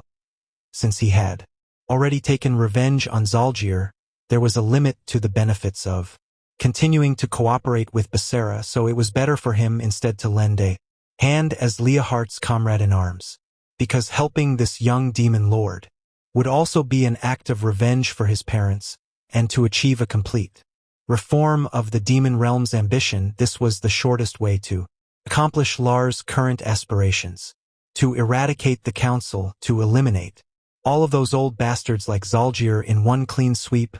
Leohardt wasn't the only one who desired this. The scum who was even far worse than Zalgir. Belphegor, it was not possible, no matter how brutal the method was. If he continued to stay with the moderates faction, he was afraid that it would be difficult to do so. So right now, that's why Lars was here.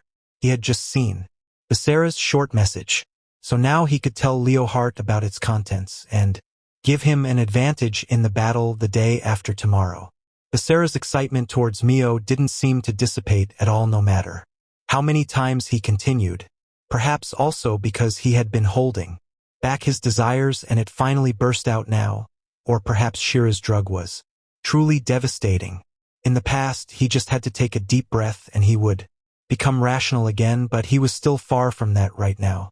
However, Mio seemed to be in a state of charm and aphrodisiac because of Becerra's influence, and no matter how intensely she climaxed, she didn't lose consciousness. While she continued to constantly experience a state of pleasurable climaxes, she felt unparalleled happiness from being able to submit to Becerra far more than anyone else, allowing him to do whatever he pleased. In such a situation where no one could stop them, Mio was able to feel as though she had been thoroughly trained by Becerra even more. Oniai-chan foi. Oniai-chan fuea. And currently, in the bathroom that had become more like a bedroom, Mio rode on top of Becerra's waist and began to promiscuously writhe her hips, with an expression as if she was in a trance. Becerra's hands instinctively grabbed her breasts, while his penis was naturally inserted into Mio's underwear. In the 2 hours that they had been inside the bathroom for, Becerra's wild desire for Mio never stopped for even a moment. During this period, a golden glow constantly veiled these two people. Their master-servant relationship and combat strength had evolved a countless number of times. Initially, it was Mio who was continuously and unilaterally stimulated by Becerra until she climaxed, but now the pleasure had melted her consciousness and she took the initiative to please Becerra. She slipped her hands into her underwear to wrap around Becerra's penis as if she were holding it, while she repeatedly moved her own hips along with Becerra's upward motion. They aggressively moved up and down against each other, with wet sounds. If there was even a slight mistake in the angle, it was a dangerous activity which would cause them to accidentally go over the final line if they weren't careful. But with Becerra's immense size, it wasn't so easy to enter the body of Mio, who was still a virgin. That's right. That's why Mio didn't worry, and continued to indulge in swinging up and down, and to maximize her ecstasy, she moved her hips with her opening, rubbing against her underwear with the best angle for friction. Whenever Becerra's thick rod brushed past the lips of Mio's pussy, the excitement and pleasure of the two people instantly soared. Fue area. At the same time that Becerra ejaculated, Mio also climaxed fiercely on top of his waist as she stiffened. The two of them filled her underwear with their secretions, and while she was naturally stimulated by the throbbing of Becerra's penis, she let out a wild moan. Ha. Fwa. Mio arched backwards as she fell, and Becerra immediately let go of her breasts, but moved to seize her buttocks, pulling her towards himself, whereby he took her left breast nipple towards his mouth. Ah! Fwaya! Becerra naturally put it into his mouth, causing Mio to moan out, forgetting that she was even sitting on top of him. Her hips involuntarily twitched, because Becerra had moved his hands around behind her, underneath her panties to grope her, and his fingers were deeply touching her buttocks. Every time her buttocks, which had been squeezed into a vulgar shape, moved, her underwear slipped down a bit, gradually increasing the exposure of her buttocks. It was just a matter of time before they came off entirely. If we keep going, we may really cross the final line that we shouldn't cross. While Mio was immersed in the pleasure of Becerra sucking on her nipple, she thought about what could happen next. Of course, Mio didn't wish to do that, because as soon as she gave her virginity to Becerra, it was possible that she would lose the power within her body. But if Becerra wanted it, she wouldn't deny it herself. In Mio's mind, she held such certainties. Naruse Mio would undoubtedly accept Tuju Becerra. Not long afterwards, the moment that her underwear slid down to her thighs, the elastic on the right side suddenly snapped. The instant that she realized this fact, Naruse Mio was invaded by a strong sleepiness. Strange, she wasn't wrong. The drug that Becerra took, which had the effect of an aphrodisiac and charm, also stopped. Mio's body and mind remembered all of the fatigue that she had accumulated up until now. The underwear of Naruse Mio and the others was prepared by Shiera. Perhaps she foresaw that they might cross the final line, and so she prepared some sort of insurance beforehand. Becerra! Even though her consciously quickly faded, Mio still called out the name of her master, whom she was so obedient to. It's okay. Becerra's mouth let go of Mio's breast and moved towards her ear.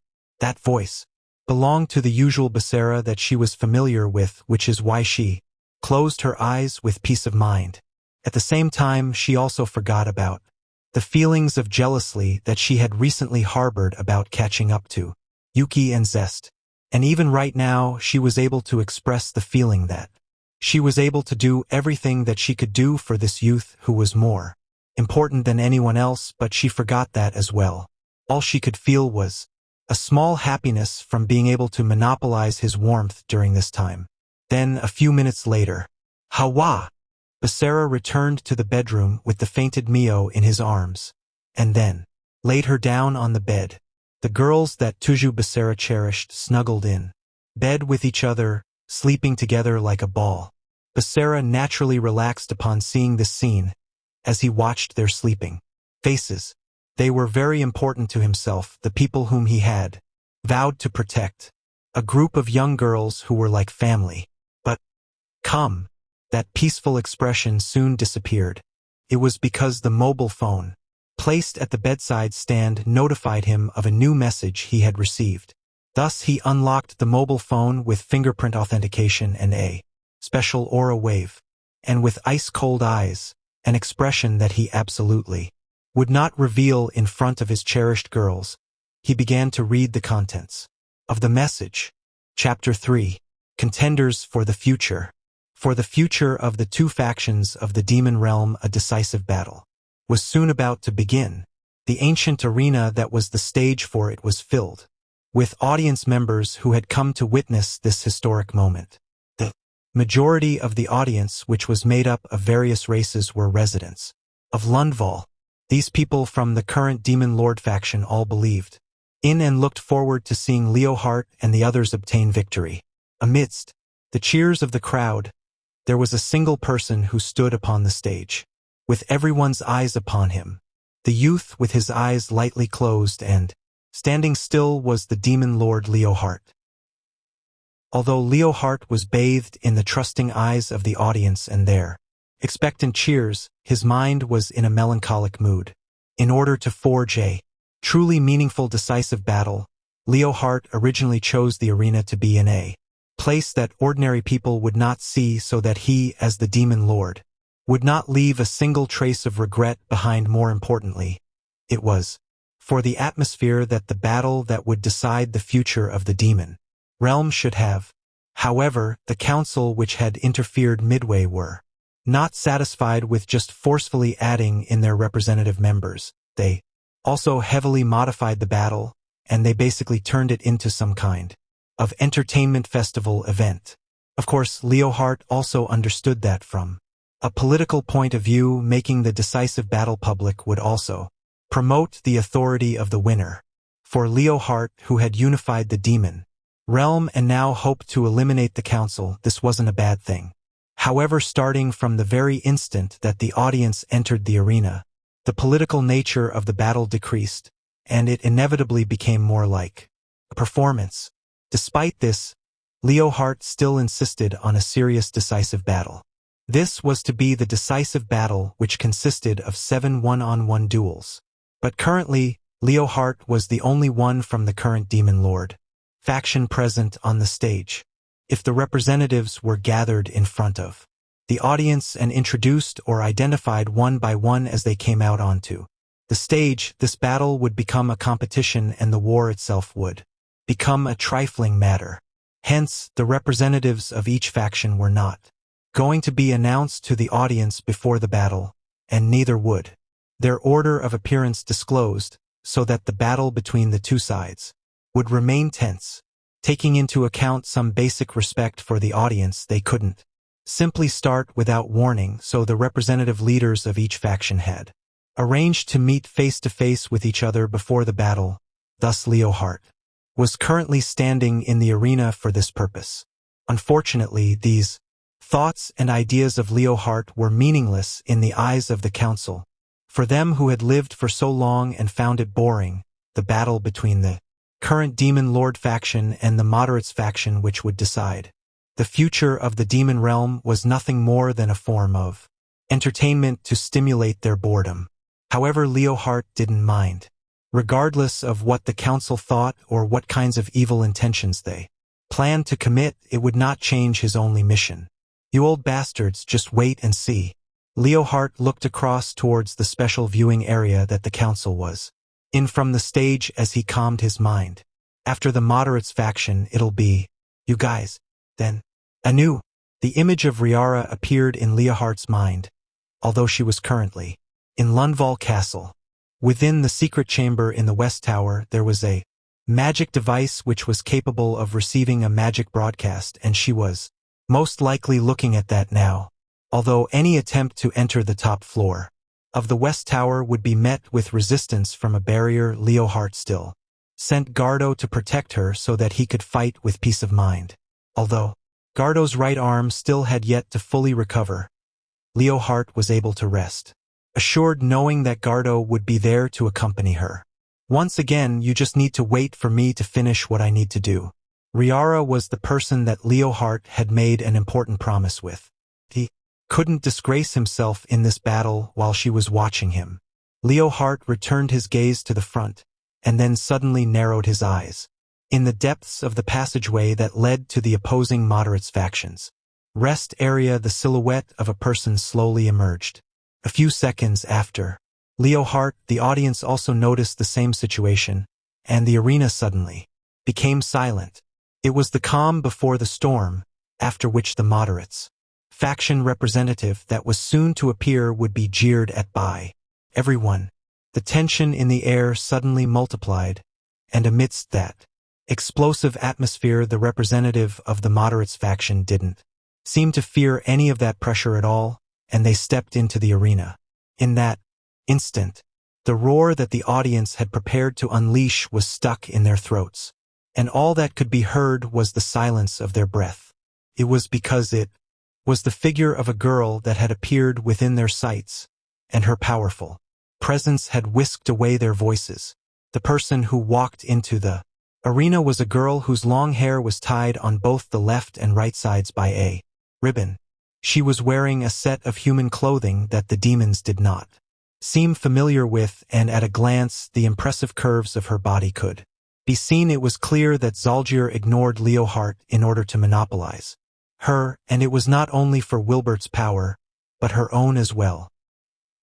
Her determined eyes met with Leohart's, and she watched him as he stepped forward. In the span of 2 days between their last meeting, what exactly had happened? The girl's cute atmosphere was still present, but she also exuded the stunning elegance of a completely different person. Upon seeing this, "So it's you." Leo Hart looked back into her eyes, as he said that with a low whisper-like voice as if somewhat surprised. This was the conversation between the representatives of both sides before the battle, so he had thought that it would be the leader of the moderates faction, Ramses or perhaps Tuju Becerra. "I didn't expect that you would take up the duty of representing them on this stage. So does this mean that the moderates faction has finally unified their opinion, and that they want you to become the next demon lord?" The girl stood before Leohart's eyes as soon as she walked up onto the stage, and replied, "No, I don't intend to reign over the moderates faction at all." The girl Nuruz Mio didn't look away or try to hide as she looked directly at Leo Hart as she said, "However, even if that is the case, this is my fight. Even if I haven't seen my father even once, the previous demon lord Wilbert, I don't want to inherit his power, but this is still my fight. Moreover, before we start, there is something that I have to tell you.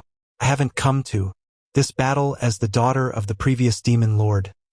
I have come here to fight as Nuruz Mio. Also, just wait and see. We will definitely defeat you guys. You can do whatever you want. Either way, the result has already been decided." In response to the firmness in Mio's eyes and declaration, Leo Hart also calmly stated that he would not give way. Just at that moment, "That's enough chatter between the representatives before the battle." Someone butted in to their conversation from the side, turning their heads to look. It was a member of the council who had stepped onto the same stage that Leo Hart and Mio were standing on. It was Martins. "Where is Belphegor?" Leo Hart didn't seem to have any complaint about the presence of the council here, because they had already agreed that the council would preside over the beginning and end of the entire showdown, and the one who was supposed to be in charge of this task was the leader of the council, Belphegor. In regards to Belphegordano, he is not here yet. After all that he thinks of nowadays is that playground. Perhaps to him, playing with women is more meaningful than your Majesty's battle, Martins said to the frowning Leo Hart. "However, your Majesty, please rest assured Martins here will take over the role of hosting this battle in place of Belphegordano, and I can guarantee you that there will not be any problems." "What's wrong, your Majesty? What worries you?" "Nothing. There's a slight problem in the plan," Leo Hart thought to himself, and he began to think of an alternative. "And I thought that the council would try to target me. The direct reason why the attack on Wildart City failed was because Belphegor's subordinate, Nebula, betrayed them halfway. The council covered this up as Nebula's individual betrayal and avoided responsibility for it with the single phrase of 'this has nothing to do with us.' But the council's attempted assassination of Gardo had a powerful response within the current Demon Lord faction, and this was beginning to seriously shake the support and authority of the council.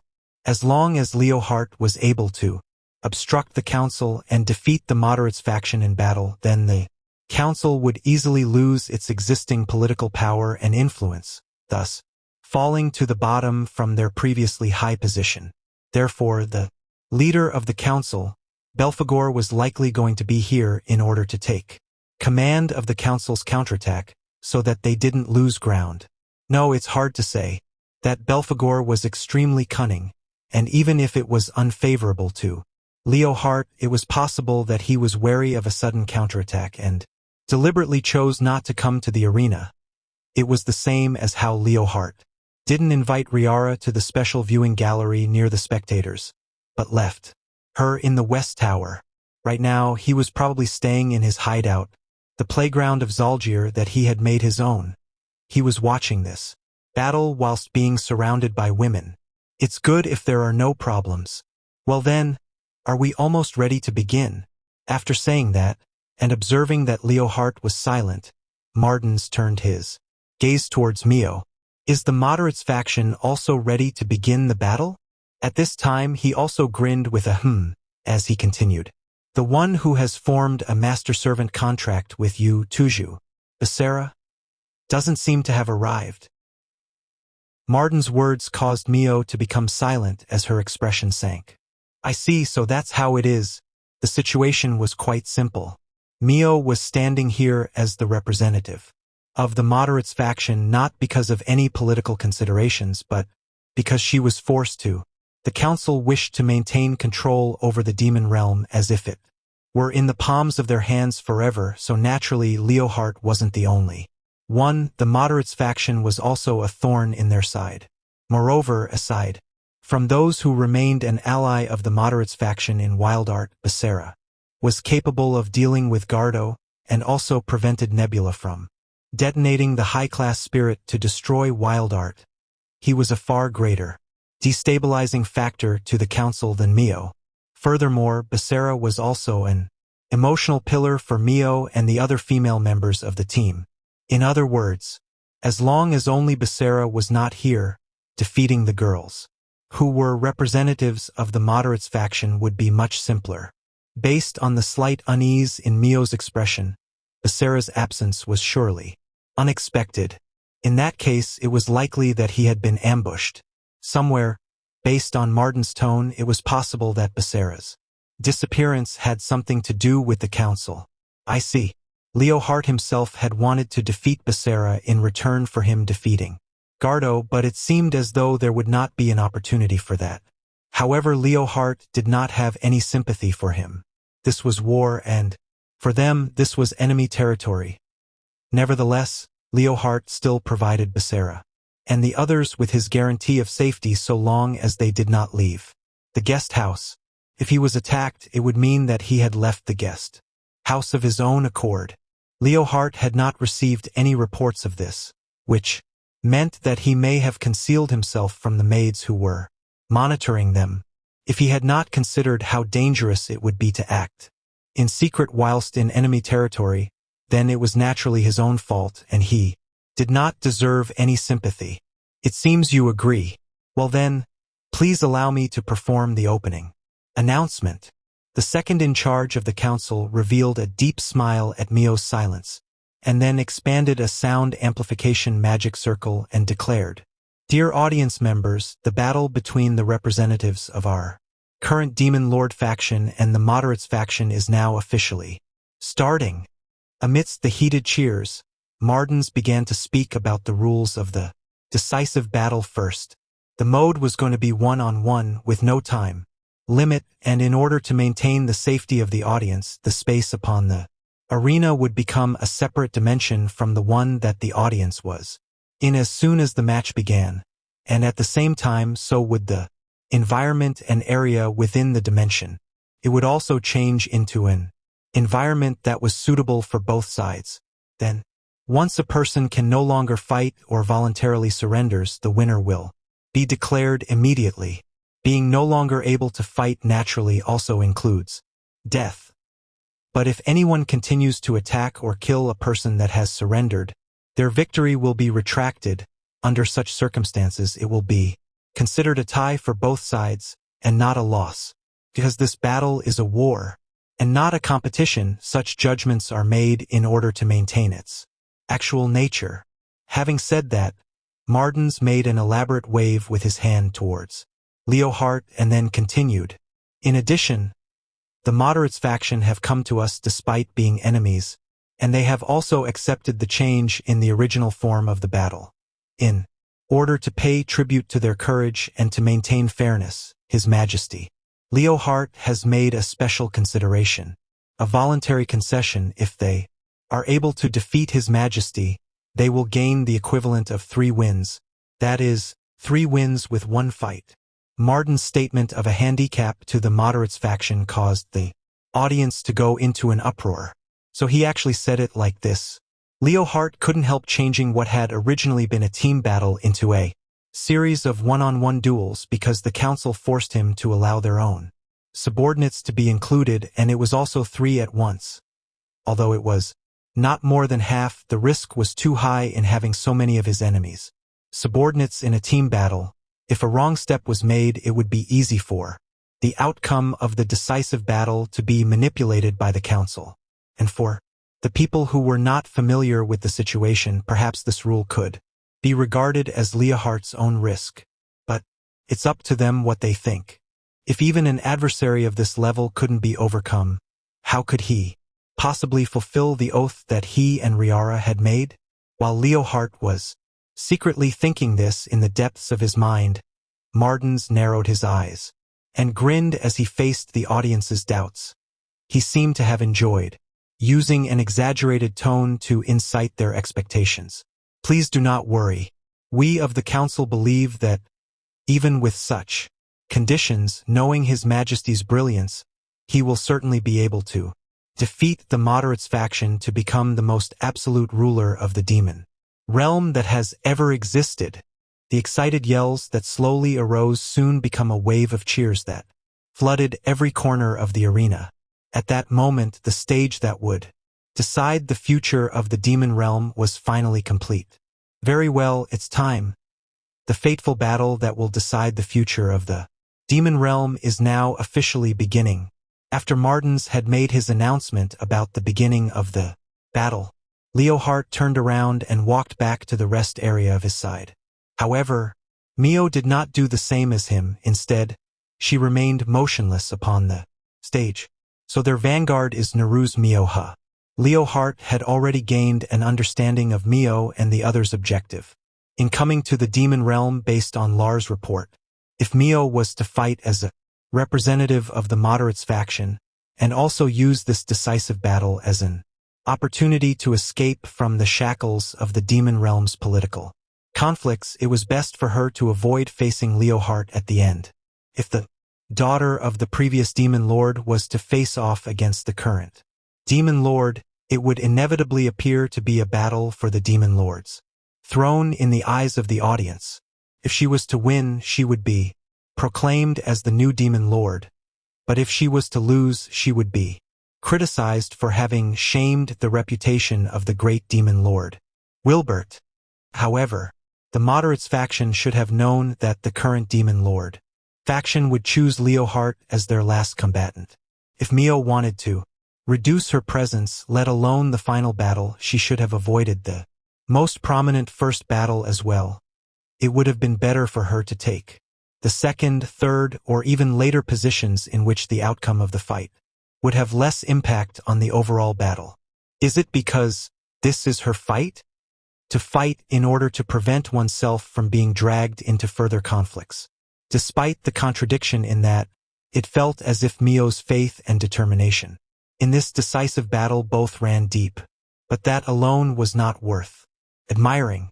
It was not the case that she had unshakable faith, which is why, when he stepped into the passageway towards his rest area, Leohardt said, "Are you shivering?" And no, I'm fine. The person who replied to Leohardt was tightly clenching his fist. This was the youth who was acting as the frontrunner for the current Demon Lord faction, Luca. However, his expression and his reply were at odds with each other, for upon his childlike face was a nervousness that could not be concealed. This was natural, and Luca clearly understood the importance of the frontrunner in this decisive battle. Tension and fear, these two emotions had definitely snowballed together within him. Thus Leohardt gently pressed his hand on top of his shoulder as he said, "Luca, although you may be young, your knowledge on magical research can already be said to be at an expert's level in the demon realm. Not only do I, but Balthier, Lars, and even Gardo all recognize your ability." After Leohardt stated the truth with a serious expression, Luca couldn't stop his entire body from trembling. This helped him to eliminate his unnecessary tension, but it didn't make him let go of the sense of responsibility that was generated in his mind for this battle. Then Leohardt once again enthused Luca as their eyes met with each other. "Do you think that the you that we trust in is worse than the girl who simply inherited the power of the previous demon lord. And no, I certainly don't. Leah Hart-sama, although the first affirmation was weak, the second one was loud and clear. As Luca raised his head and looked towards the stage, a new expression was present upon his face. I will definitely win. The Luca who said this as he walked towards the stage no longer appeared to be a mere boy. Rather, as he marched steadily onto the battlefield, he looked like a true warrior. Naru's Mio looked towards her opponent in this decisive battle while the current Demon Lord's vanguard set foot onto the stage. It was a boy whose appearance seemed as tender as Maria. Having said that, Mio wouldn't underestimate her opponent based on appearances alone. The appearance of a demon wasn't always aligned with their age, so youth and cute looks didn't necessarily mean that one was weak.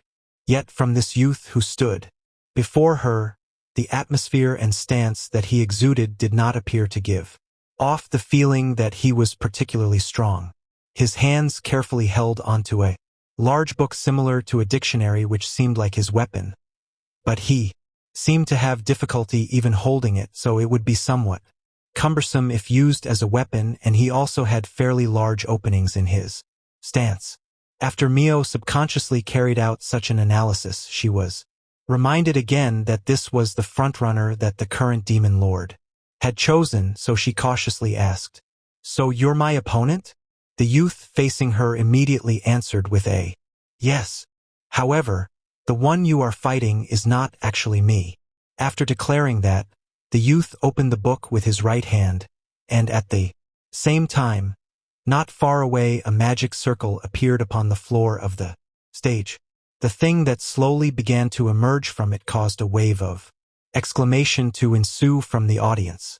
The first thing to appear was an enormous head, followed by thick, muscular shoulders, a torso, and finally, the even sturdier-looking lower body and feet.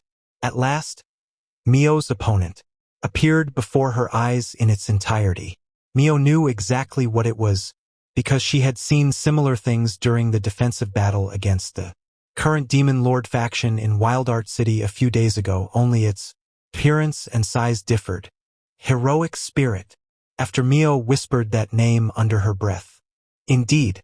However, this heroic spirit and the ones that were used to attack you the other day are different. Naturally, it is different from the high-level spirits that were used by those who were sent by the council. It will not passively follow plain commands. It is capable of thinking of tactics to suit the situation and implementing them autonomously as a high-level warrior. Spirit. In the records of the era of the Demon God War, there have only been a few of these. The youth who stood before the Great Spirit continued. I used all of my knowledge and experience to forge a contract with it, although you might think that it is cheap of me not to take you on personally. Upon hearing this, Mio said to the youth with slightly closed/narrowed eyes, I don't care. You are also fighting with your own strength. Just like how Becerra used his speed, Maria used her power, and Yuki used her various techniques, Mio also used her own magic to fight. And so this youth before her was simply using his knowledge as a weapon. If that was called cheap, then it denied all battles that involved abilities. So Mio did not mind. Then, after both sides had confirmed their opponents and were ready to begin the battle, the entire ring transformed into another dimension, just like Martins had described. The familiar scenery was part of their daily lives. It was also the starting point of where they had once fought against the Hero tribe in the past. It was the nearest station square from the Tuju household and Hijirigasaka Academy. It was evening. Aside from Luca, who was not actually fighting, Mio, and the enormous spirit that towered above her like a building, there was no one else in this dimension. All that existed were the shadows of false motorists as they drove along the road. Rather than a copy of the station itself, it seemed to be a copy of the entire situation. I see. Naru's Mio quietly expressed her understanding. The stable and peaceful daily life that she enjoyed was interrupted by the current Demon Lord faction, who were after the power that she had inherited from Wilbert because they thought of her as a threat that had to be ruled out. In some ways, fighting with a spirit here was more meaningful than anywhere else. After feeling satisfied by this stage for their battle, a sound echoed throughout the station's modern square. It was from the large gong at the side of the arena, a signal for the beginning of the battle. Then Mio and the enormous spirit began moving at almost the same time, in order to widen their distance and so that she could prepare more powerful offensive magic. The first thing that Mio did was use flight magic, whereas the first step that the spirit naturally took was an attack that utilized its enormous body to the limits. It thrusted its bulky fist out. However, the spirit did not go for a straight jab. Rather, it drew out a curved hook. Thus it sacrificed the shortest possible distance and took slightly longer but more than made up for that in its second attack. Upon seeing it, Mio gasped whilst flying in midair via magic. The spirit's hook punch had hit its target, not Mio, but the lofty building in front of her. Following the sound of the collapse of the building, a sea of shattered glass and debris was flung forwards toward Mio due to the impact, and everything around her was instantly consumed. Then, after that stunning wide area attack was a follow-up by the spirit's massive right fist. Isolated outside the dimension of the battle, Luca saw it in that very instant. A stream of the dimension that the battle was occurring in was projected onto the stage, showing the scene of the debris and dust that submerged Mio, as well as the fist of the spirit that chased after her, resulting in an explosive and earth-shattering noise which caused the city of the human realm, the entire area, to be razed to the ground. As the audience witnessed this scene, and also because of the impact that seemed akin to a meteor striking the earth, they became euphoric and shouted endlessly in excitement. Despite the cheers of the crowd from all directions, only Luca's expression remained serious.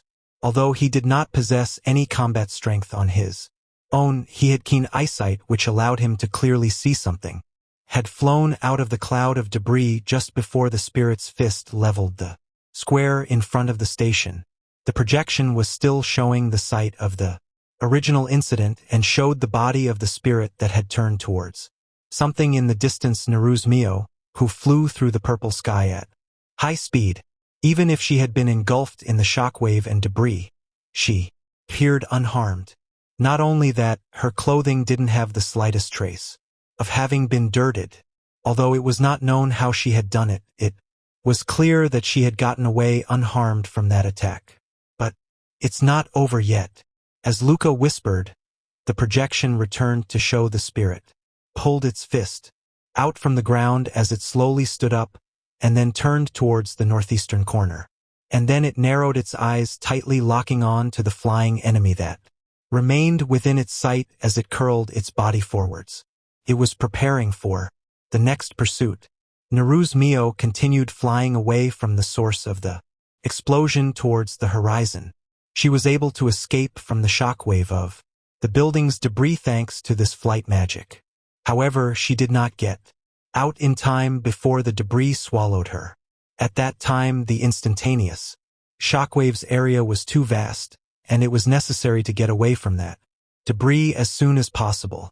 If she simply used flight magic to ascend, the debris and shards of glass would have certainly collided with her and she would be hurt all over. But she didn't temporarily suspend her flight magic to create a barrier either. If she did do something like that slowly, she would have been crushed by the spirit's fist so hard that not even any residue would remain. A shield made in that brief amount of time would not have been able to defend against that enormous spirit's attack. So she continued to chant flight magic and cast it not on herself, but on the surrounding atmosphere, which successfully transformed it into a powerful gust of wind, and by wrapping herself in this wind, she was able to borrow its momentum to safely escape from the site of the impact. "I've finally succeeded in finding cover." Mio let out a sigh of relief. She had chosen an area outside of the shockwave generated by the spirit's destruction of the station and descended into a station 3 stops away, chanting powerful offensive magic whilst also casting flight magic required more time. In a situation where she had lost her concentration, she was unable to draw out that power. By stopping in a moving train, she would be able to focus on chanting offensive magic whilst moving away from the spirit at the same time. Luckily, Mio had landed on an express train. This dimension had faithfully reproduced the situation of the real world. Thus, the next station that it would stop at would be 6 stations away. It was faster than an ordinary car and would be able to increase her distance away from the spirit. She could not let go of this opportunity. Thus, Naru's Mio immediately began chanting offensive magic. However, large figure was still in the far corner of her vision, now bent down up in a crouching position. What did it want to do? That question was answered as soon as it was asked. Like a beast, it unleashed the power that it had stored within its body in an instant and charged towards its prey with explosive energy.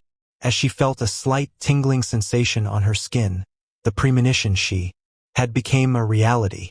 The spirit had leveled everything that stood before it to the ground with one punch. Yet its legs seemed far more powerful than its arms. So when those legs exerted their full power against the ground, that large mass instantly flew off with a frightening rocket-like speed. In the blink of an eye, that enormous body flew through the debris parallel to the tracks. Over the river on the southern side, it charged in a straight line towards the city, approaching the express train that Mio was on. Damn it! Mio hastily cast her explosion magic. The magic circle unleashed a torrent of flames that burned through the atmosphere and landed a direct hit on the spirit's head. Amidst the sound of the violent explosion, the rest of the spirit's body became engulfed in flames. However, Mio widened her eyes in amazement. Even though her magic had struck its head directly, its speed didn't decrease at all and it continued to charge towards the source of the inferno. Of course, that blow was only meant to delay it, but Mio hadn't reduced her firepower, and the spirit's head should have been damaged severely. She did not expect that. Not only did the spirit continue to move, but the parts of the spirit's head, which had been damaged, restored itself in an instant, almost as if time itself had been reversed. How could? It was truly an incredible recovery rate. The spirits that attacked Wild Art City could be temporarily immobilized with an attack to the head, which is why Mio aimed for its head directly.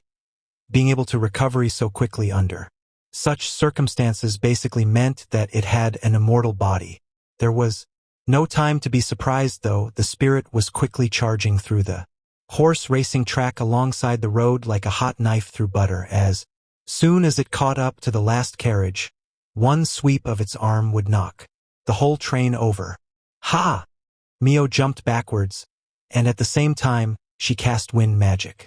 Following a sharp metallic sound, the gales of wind sheared the connection between the carriages apart. Soon after that, the carriages following the fifth one that she had originally gotten on at were detached and fell off to the side with a clang.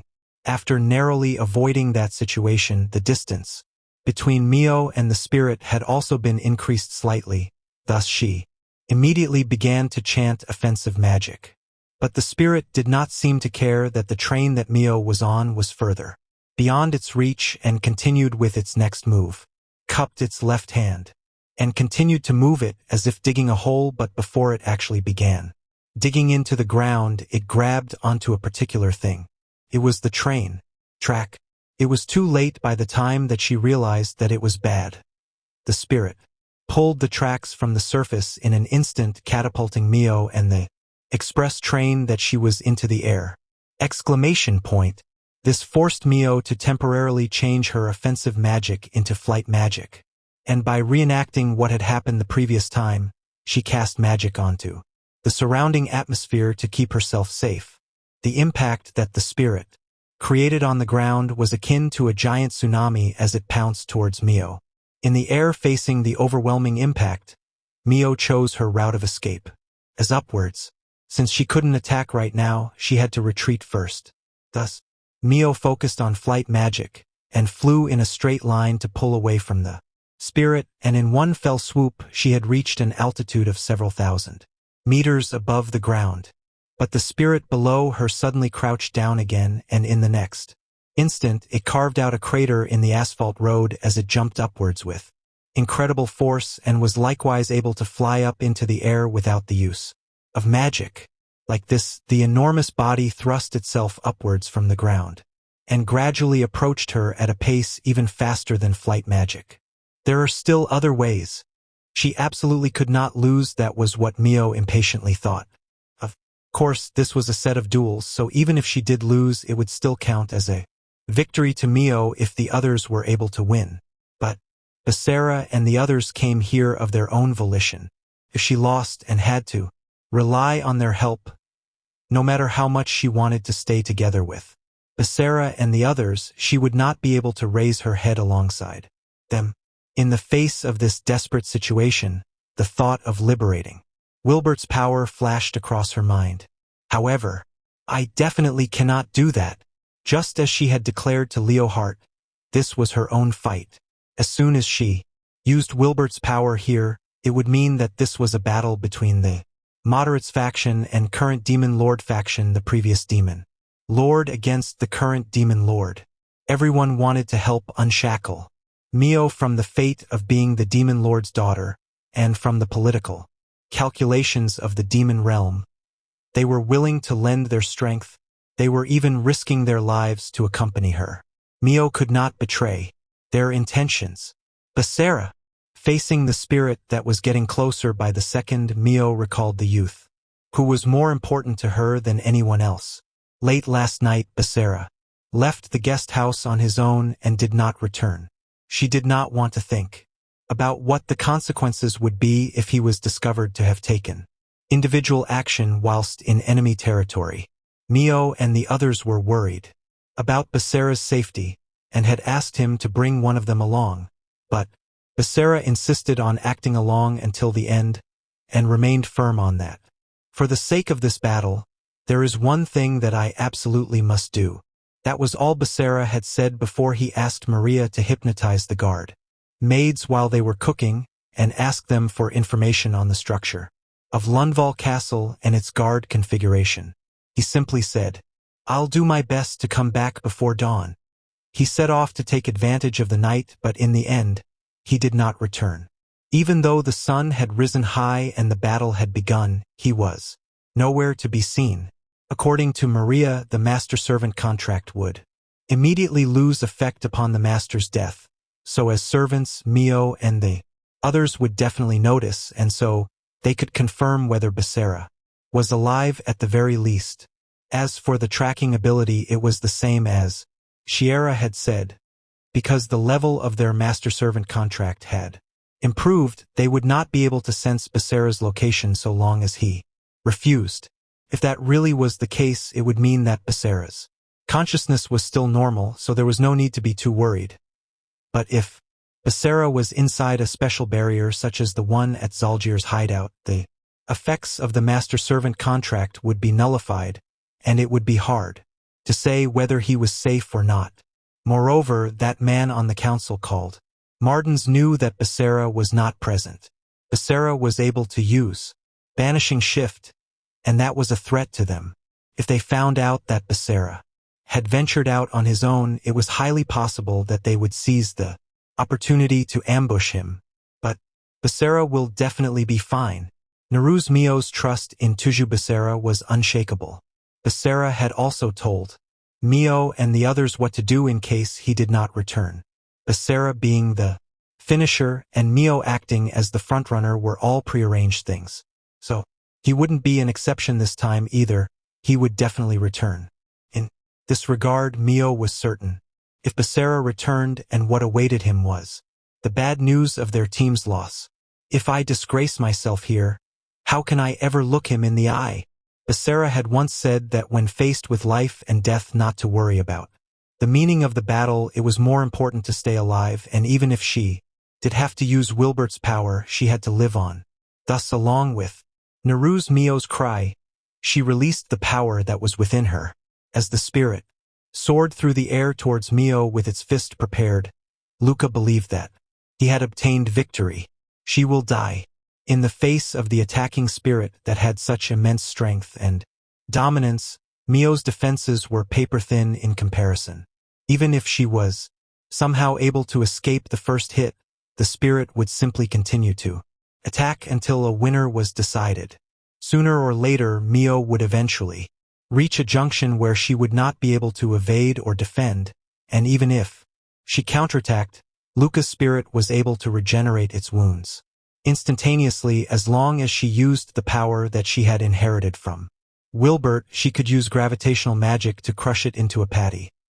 On the other hand, if Mio showed any openings during her attack, the spirit instead would completely crush her. If possible, Luke hoped that she would take the initiative to surrender before that.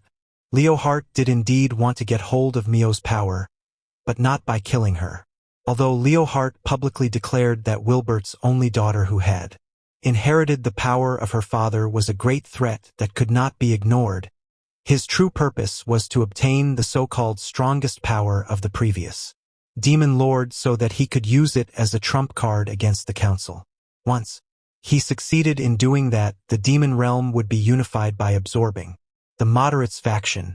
In order to achieve the latter, it was necessary for Mio to survive. Hence, Leohart immediately replaced Zalgier after he ignored his task when he tried to kill her and chose the spy Lars, whom the Moderates faction had sent as her new monitor and bodyguard to keep her safe. Even in doing so, it greatly increased the risk of the Moderates faction bringing Mio to the demon realm to endorse her as the new demon lord. When Leohart received the order from the council to attack Wildart City with the spirits, he still asked Gardo to protect Mio's life as much as possible. This was because Leohart himself also felt a pain in his heart towards Mio, who originally lived and grew up in the human realm, but lost both of her parents simply because she was the daughter of the former demon lord and was forced onto the path of revenge. Even so, Luca could not intentionally allow his opponent to win in front of the council. Having come so far already, he could not allow the council to use such faults as excuses. So Luca did not control the spirit, and in that moment the spirit threw out a right punch that was enough to turn Mio into dust. Eh? In that instant, Luca let out an exclamation of surprise.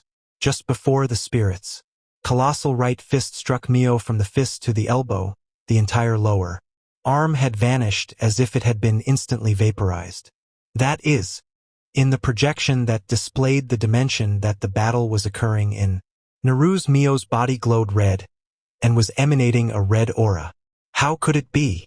Although the spirit began to regenerate immediately, its speed couldn't keep up at all. The spirit didn't even have a chance to repair its flesh, as it seemed to be eroded by the red aura that Mio was radiating, and its body continually evaporated and disappeared. The spirit then thrust out its other fist, but that wasn't able to touch Mio either, as it disappeared before her as if it had been vaporized. The kick from its right leg suffered a similar fate, causing the gigantic spirit to lose its balance, and it crashed down into the city with a loud sound like a clap of thunder. The spirit's body and self-healing ability have both been eliminated by her. While Luca stared at the projection and murmured in shock, Mio landed in front of the spirit. The choice that Mio made when put into that desperate situation was not to use Wilbert's gravitational magic, but the power that she possessed on her own. In the past, Mio had also used this power when she destroyed Zalgier's right arm. Now, her master-servant relationship with Becerra was far deeper than it previously was, so she was able to instantly unleash her own strength and power. And the result of that was the spirit that lay before her, unable to get up from the ground. The red aura encased around Mio also caused the very space around her to become unstable. I know that you also have certain goals for which you must win. Mio extended her right arm out towards the spirit before her, and said to Luca, who was presumably watching this scene unfold from the broadcast on the stage, "But it's very unfortunate because I need to return to see Becerra with my head held up high." At the same time, the red aura that she released swept from the feet to head of the spirit, destroying that gargantuan body without a single trace. In another lounge for the representatives of the moderates faction, separate from the one that Mio and the others were using, it seems like the outcome has been decided. After Lucia saw the change that had occurred in the battle dimension that Mio was in, she stated the results of the first duel. At that time, the projection device in the lounge showed Luca, who knelt down motionlessly on the floor of the arena, as well as Mio, who had safely exited the dimension of the battle. And Lucia's master, Ramses, simply watched the projection of Mio and didn't say a word. How wonderful! That makes it a win. It is important to defeat the vanguard. In a battle, there was someone who seemed relieved as they replied in the place of Ramses to Lucia, whose words had almost become a soliloquy. It was the girl who had voluntarily accompanied Ramses and Lucia to the territory of the current Demon Lord faction, the maid Noelle. Noelle was the childhood friend of Lars, with whom she had grown up in the same orphanage. She was still unable to believe that Lars had joined the current Demon Lord faction, and so she begged Lucia to bring her along. Noelle was the maid of another significant elder of the moderates faction, Klaus. Since Klaus was in opposition to Ramses in the way that they treated Mio, Lucia originally had no need to allow this from her. But the work that Noelle did under Klaus was not something that she had a say in. The feelings she had for Lars were genuine, and in addition to all that, Mio and the others had also asked Lucia to take care of her after Lucia obtained permission from Ramses and Klaus. She brought Noelle along as an assistant. Since they were both representatives of the moderates faction in this war, Noelle shared the workload for some of the tasks that were required for assisting Ramses. Presently, Lucia was watching the projection on the wall, while Noelle poured a new cup of tea for Ramses in the corner of her vision. The display switched to show Mio returning to the lounge through the passageway as she gradually moved further away. My lord, how about taking this opportunity to speak with her for a while? Despite being aware that she would most likely not receive an answer, Lucia still asked. There is no need for that. Although Ramses' reply was brief, the tone conveyed by it was serious. Indeed, perhaps from his point of view, he simply needed to continue staring at her performance. Even the tea that he liked the most was left untouched. It really is cruel. This was the path that he had chosen. While Lucia was not present, Ramses seemed to have spoken about a lot with Jean and Shiera. It was not known what kind of result this was in his eyes. Just as Lucia plunged herself into these deep thoughts, Ramses watched the projection on the wall as he asked, "Has that guy's son returned yet?" "Not yet. There has been no news so far, I'm afraid." Lucia had heard about Becerra's disappearance from Mio and the others rather early. When the format was changed to a 7-on-7 duel, Lucia was almost forced to compete on behalf of the moderates faction, and under the circumstances of Becerra's disappearance, it was very probable that Ramses himself would take to the stage. Is that so? Of all the nice things he's said, the result is that only his mouth is powerful. In response to Ramses' disdainful words, Lucia made a rare objection. Wouldn't it be all right to delay your judgment of Becerra-san until a bit later? Although Ramses did not have a good impression of Becerra, Lucia still said, "That for Becerra. At the very least, that boy has protected Mio-sama until now. Not only did he help her defeat Zalgir, he also repelled the spirits sent by the current Demon Lord faction several days ago. It should be harmless to agree with him on this part." The reply that she received was, "Is that also the case for Maria?" In response to Ramses' low murmur, Lucia said, "Yes, that child is also one of the people that Becerra-san has saved, and I believe it is also similar for Yuki-san, Kurumi-san, and Zest.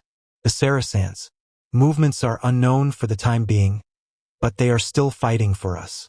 As representatives of the moderates faction without any complaints, Mio-sama has taken up the responsibility of being our frontrunner, and they have successfully secured our first victory.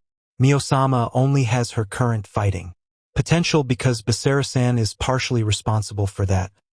I don't think it would be too late to make your judgment of him until the battle is over. This time, Ramses did not answer at all. He simply continued to watch the projected image on the wall in silence. After the defeated Luca and Mio both disappeared into the passageways of their respective rest areas, the Moderates faction's next representative appeared. A full crowd of boos were directed towards that young succubus, but Lucia stared at the projection and cheered for her in her heart. Make it a good fight, Maria. After Maria set foot onto the stage, her opponent appeared very soon. Afterwards, the next representative of the current Demon Lord faction was the youth who called himself Takigawa Yahiro in the human realm. Everyone present in the room knew who he was. Lars. For Noelle, who knew him the most, she sadly recited the name of her childhood friend as she watched the projection. Upon the stage, the next representatives of the Moderates faction and current Demon Lord faction faced each other. So my opponent is you, huh? That seems to be the case. Please go easy on me. Naru's Maria looked at the flippant youth with relaxed shoulders in front of her without hesitation. The Moderates faction could be further divided into two major factions. One of them was Ramses' faction, which hoped that Mio would relinquish Wilbert's power, whereas the other side was Klaus' faction, which hoped to use Mio to revive the Moderates faction as the new Demon Lord faction. Maria and her sister Lucia both belonged to Ramses' faction, and at first they did not know that Klaus was harboring Takigawa Lars. Of course, in terms of the nature of his secret task of infiltrating the current Demon Lord faction, although Maria was Mio's bodyguard, she was still only a frontline combatant and naturally didn't know about Lars' existence. As for those who knew the truth about the situation, such as the leader Ramses and other high-ranked members like Lucia, they did not communicate this information to Maria, a sign that they didn't think it was needed. Hence, Maria did not feel deceived, and because Lars had cooperated with Becerra during the incident with Zalgir to rescue the imprisoned Shiera, she actually felt grateful towards him. But since she was now facing him with the identity of an enemy, those things would have to be a separate matter. After Lars dealt with Zalgir's matter and returned to the demon realm, it seemed as if he had cut off his ties with the Moderates faction. The next time that he reappeared was after the spirits had attacked Wild Art City to rescue Gardo, who had been captured by the Moderates faction. Hence there was no room for any excuses. Yet, Maria still wanted to ask, did you betray our Moderates faction and turn over to the current Demon Lord faction because you have fulfilled your revenge against Zalgir?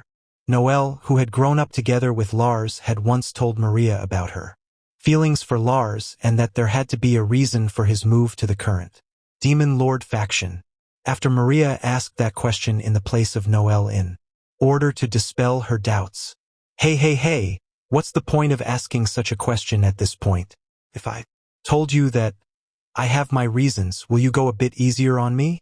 It'd be great if you could do that, as it'd help me save a lot of energy. Lars shrugged his shoulders as he said this, leaving Maria speechless. It was entirely within expectations, since the youth standing before her had elected to assist the current Demon Lord faction in this final showdown. It was clear that he was an enemy. Although Maria was able to understand Noelle's concerns for a friend, her support for Mio was more important than that. So, Maria clenched her right fist, and the stage began to change at the same time. The location chosen for Maria and Lars was a forest at nighttime.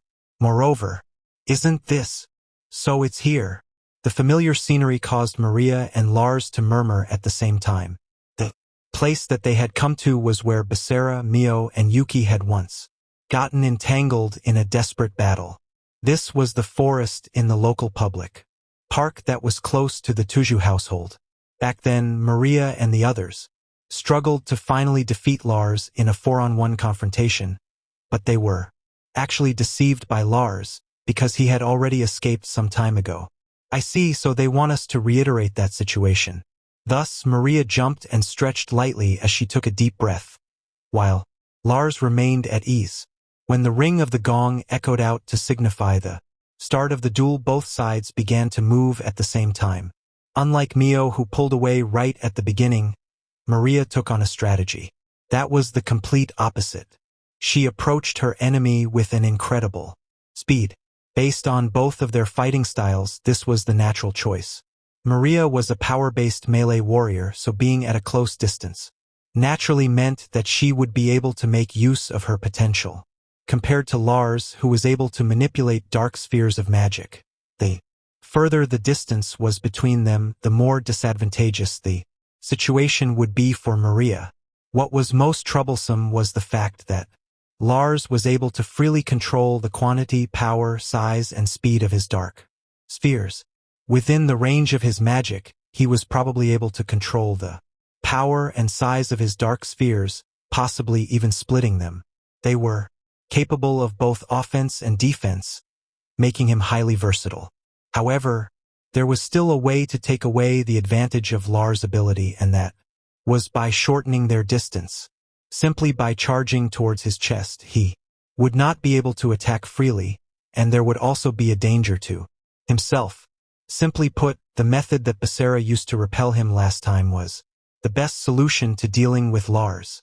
Get as close as possible to him and then hit him with surprise. After she became certain of that idea, Naru's Maria put it into practice. Upon seeing her low stance as she rushed towards him, I guess this isn't very surprising. Lars manifested a countless number of dark spheres and sent them flying towards Maria all at the same time. The barrage meant to delay Maria almost instantaneously moved closer. Maria constantly weaved through the forest in an irregular manner, using the branches as natural cover. She continued moving towards Lars without decreasing her speed, and in the moment that she came within 5 meters of attacking range, she pounced towards Lars.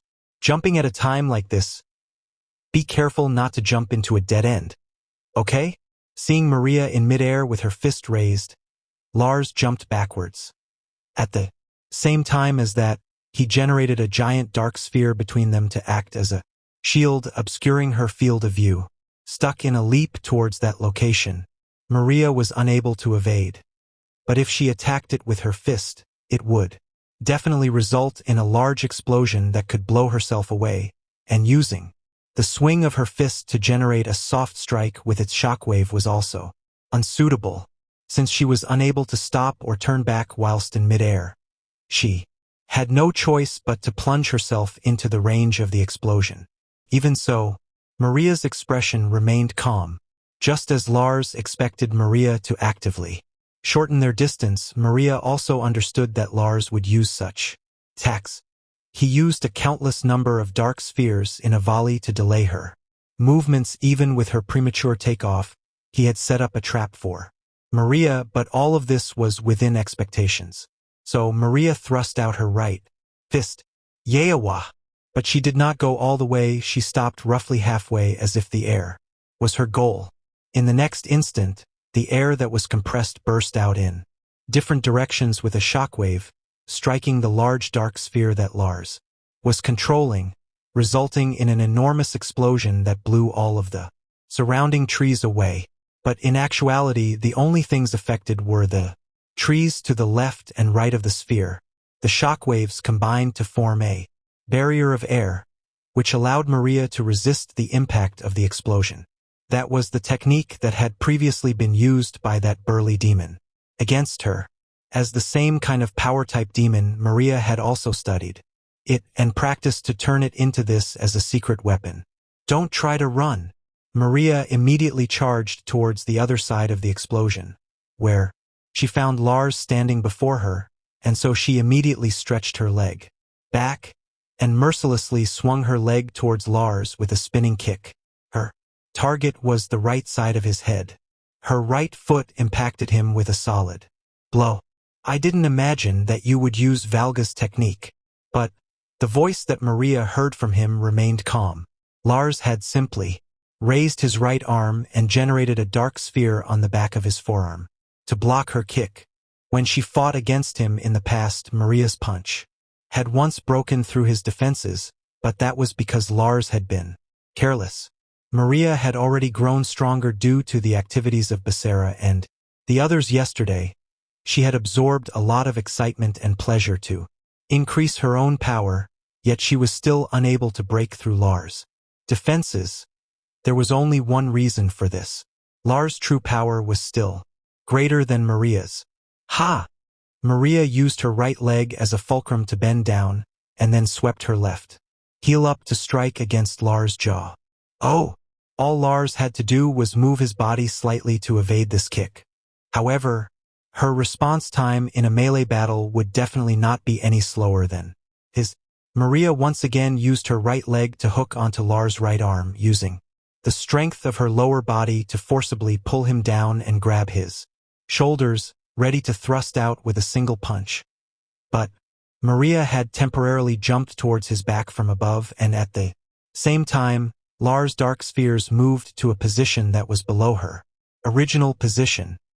He's actually attacking from this kind of a distance. Maria could not help but curse the oversight of her own thoughts. So long as there was a slight gap, Lars was able to put up a barrier, ensuring that he himself would not be affected by the explosion of the spheres. Maria's continuous assault of blows had to go on, otherwise it would give Lars the opportunity to defend or counterattack. The last time it was Maria's surprise attack which had given Becerra the chance to utilize his speed and a flurry of slashes to repel him. But Maria had no one to rely on right now, so such ideas would be difficult to accomplish. Is this okay? Why did you pull away from the shortened distance that you tried so hard to establish? Lars got up and dusted off his clothes as he said so, and at the same time, Maria paid the price for inadvertently letting the distance between them grow. Numerous dark spheres appeared in the air to surround Maria and soared towards her simultaneously. Originally, if they were approaching Maria or had already come close to Maria's back, she would be able to evade them, and Lars would be able to defend or evade if facing the correct direction. Maria was currently behind Lars, so such a problem did not exist.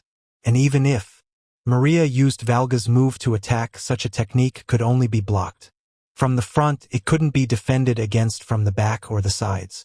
However, Maria punched with her right fist towards where her own feet were.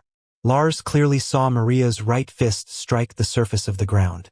At the same time, the area of the ground that she had struck offset large amounts of rocks and gravel. Put simply, debris alone was unable to defend against Lars' black spheres.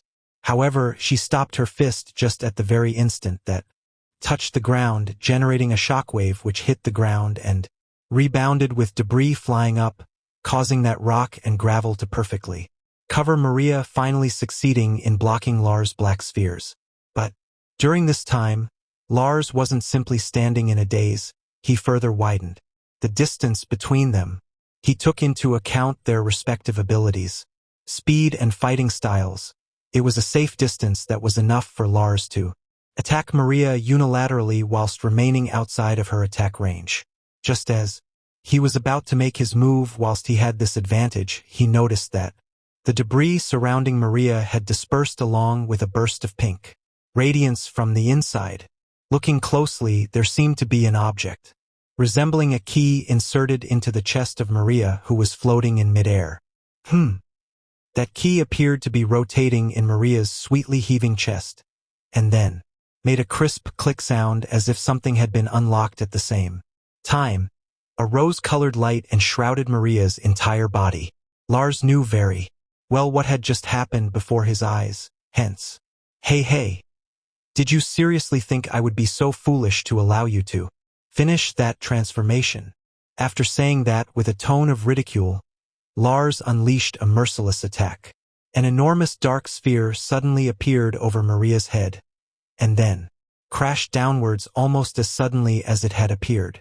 Facing Lars' full-powered attack, Maria simply replied with a leisurely tone. Of course, this is the perfect countermeasure for those with shallow thoughts.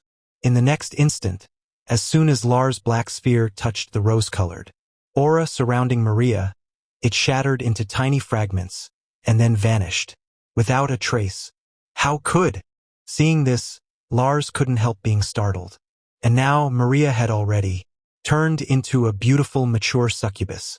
Ho ho! And right after revealing a soft smile, her figure suddenly vanished. Lars reflexively erected a barrier in front of himself. There was currently sufficient distance and time to defend. Gah! But in the next instant, Lars was struck with an intense impact and was immediately sent flying. It was Maria's fist that had relentlessly bored through Lars' barrier with no regard and landed directly onto his body. After Maria's punch landed a direct hit on Lars, she immediately started pursuing, since Lars was unable to react to such a speed and couldn't defend against that attack. This will be the final attack. Maria sped up and continued forth as she said this to herself. After being pushed away, Lars tumbled across the ground several times, and he only stopped when his back landed against the trunk of a large tree. Maria quickly closed in on him and leaned her body forward to prepare for a straight left punch at the closest possible distance. But Lars moved sideways and quickly avoided it. Maria's fist stabbed into the tree trunk behind Lars, causing the mass of wood to immediately crack. The impact from that strike sent shivers down Lars' spine whilst in midair. When he jumped to the side, Maria immediately pursued with both of her fists following prepared. Despite the rapid flurry of punches, each one of them carried remarkable power.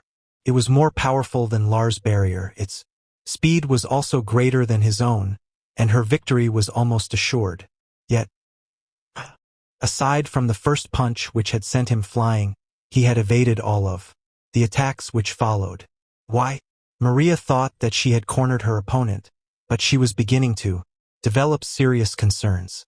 At that time, ever since you turned into an adult, your strength has certainly increased to an incredible degree. Lars had completely seen through the method to avoid Maria's punches, and calmly said, "But you currently have no way to control that enormous power. Based on my observations, you have only used this transformation twice.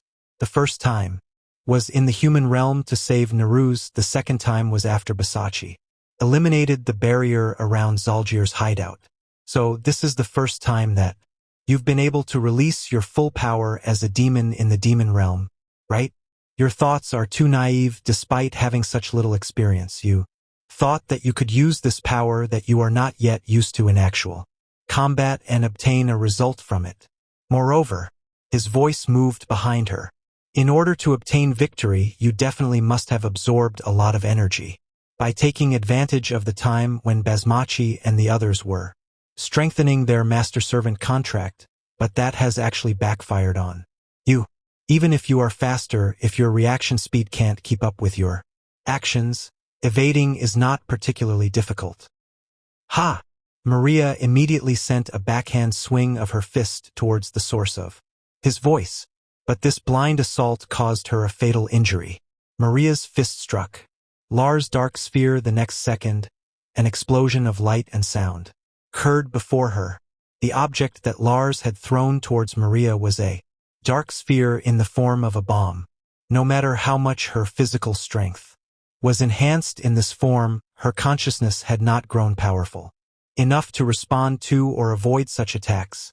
Coupled with vision and hearing that had become more sensitive than usual, the sudden shockwave blinded her field of vision and deafened her eardrums, overwhelming her.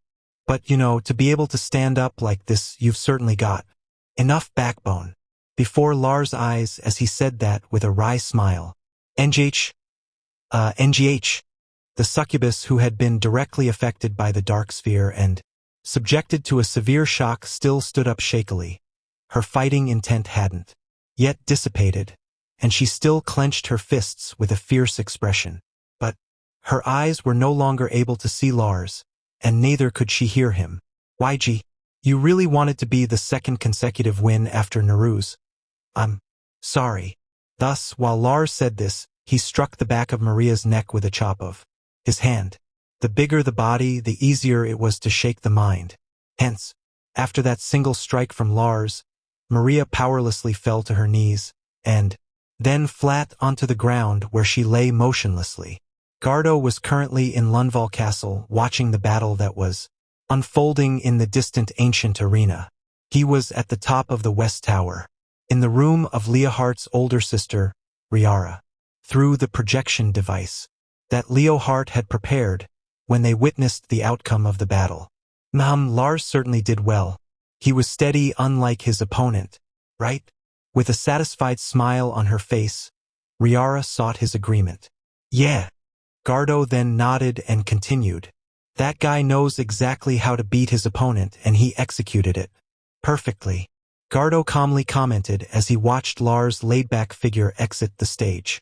After being released from the dimension of the battle, leaving behind the fainted Maria. In terms of pure fighting prowess, although Lars could not match up to Gardo or Leohardt, an important headroom during battles could always be sensed from his body, a bottomless impression. As for Maria, who had been carried off the stage by Lucia, even if that succubus can master the power of adult transformation, the majority of the outcome would not have changed and Lars would still have used other methods to defeat her. At that time, Gardo, if you were to fight against Lars, could you win? I don't know. If Gardo was in a complete state, he probably wouldn't lose to Lars. However, he was unable to predict whether he would win or not. In an imaginary duel, even if he was able to corner Lars, Lars would most certainly slip away right at the critical moment. That was the result of Gardo's speculation. When faced against a stronger opponent, escape was somewhat equivalent to victory. He simply felt that no matter where Lars was, and no matter who his enemy was, he would be able to escape with his life intact. Being able to make people think in this manner was one of the things that he excelled at. I see. So Gardo wouldn't be able to win so easily either. After Riara heard Gardo's uncertain answer, the shape of her eyes changed, and they seemed to indicate delight. I once told Lars to get along well with Leohardt. Fufufu. Is this what one would call having an eye for talent? Indeed. This woman's candid smile caused Gardo to naturally respond with a silent smile.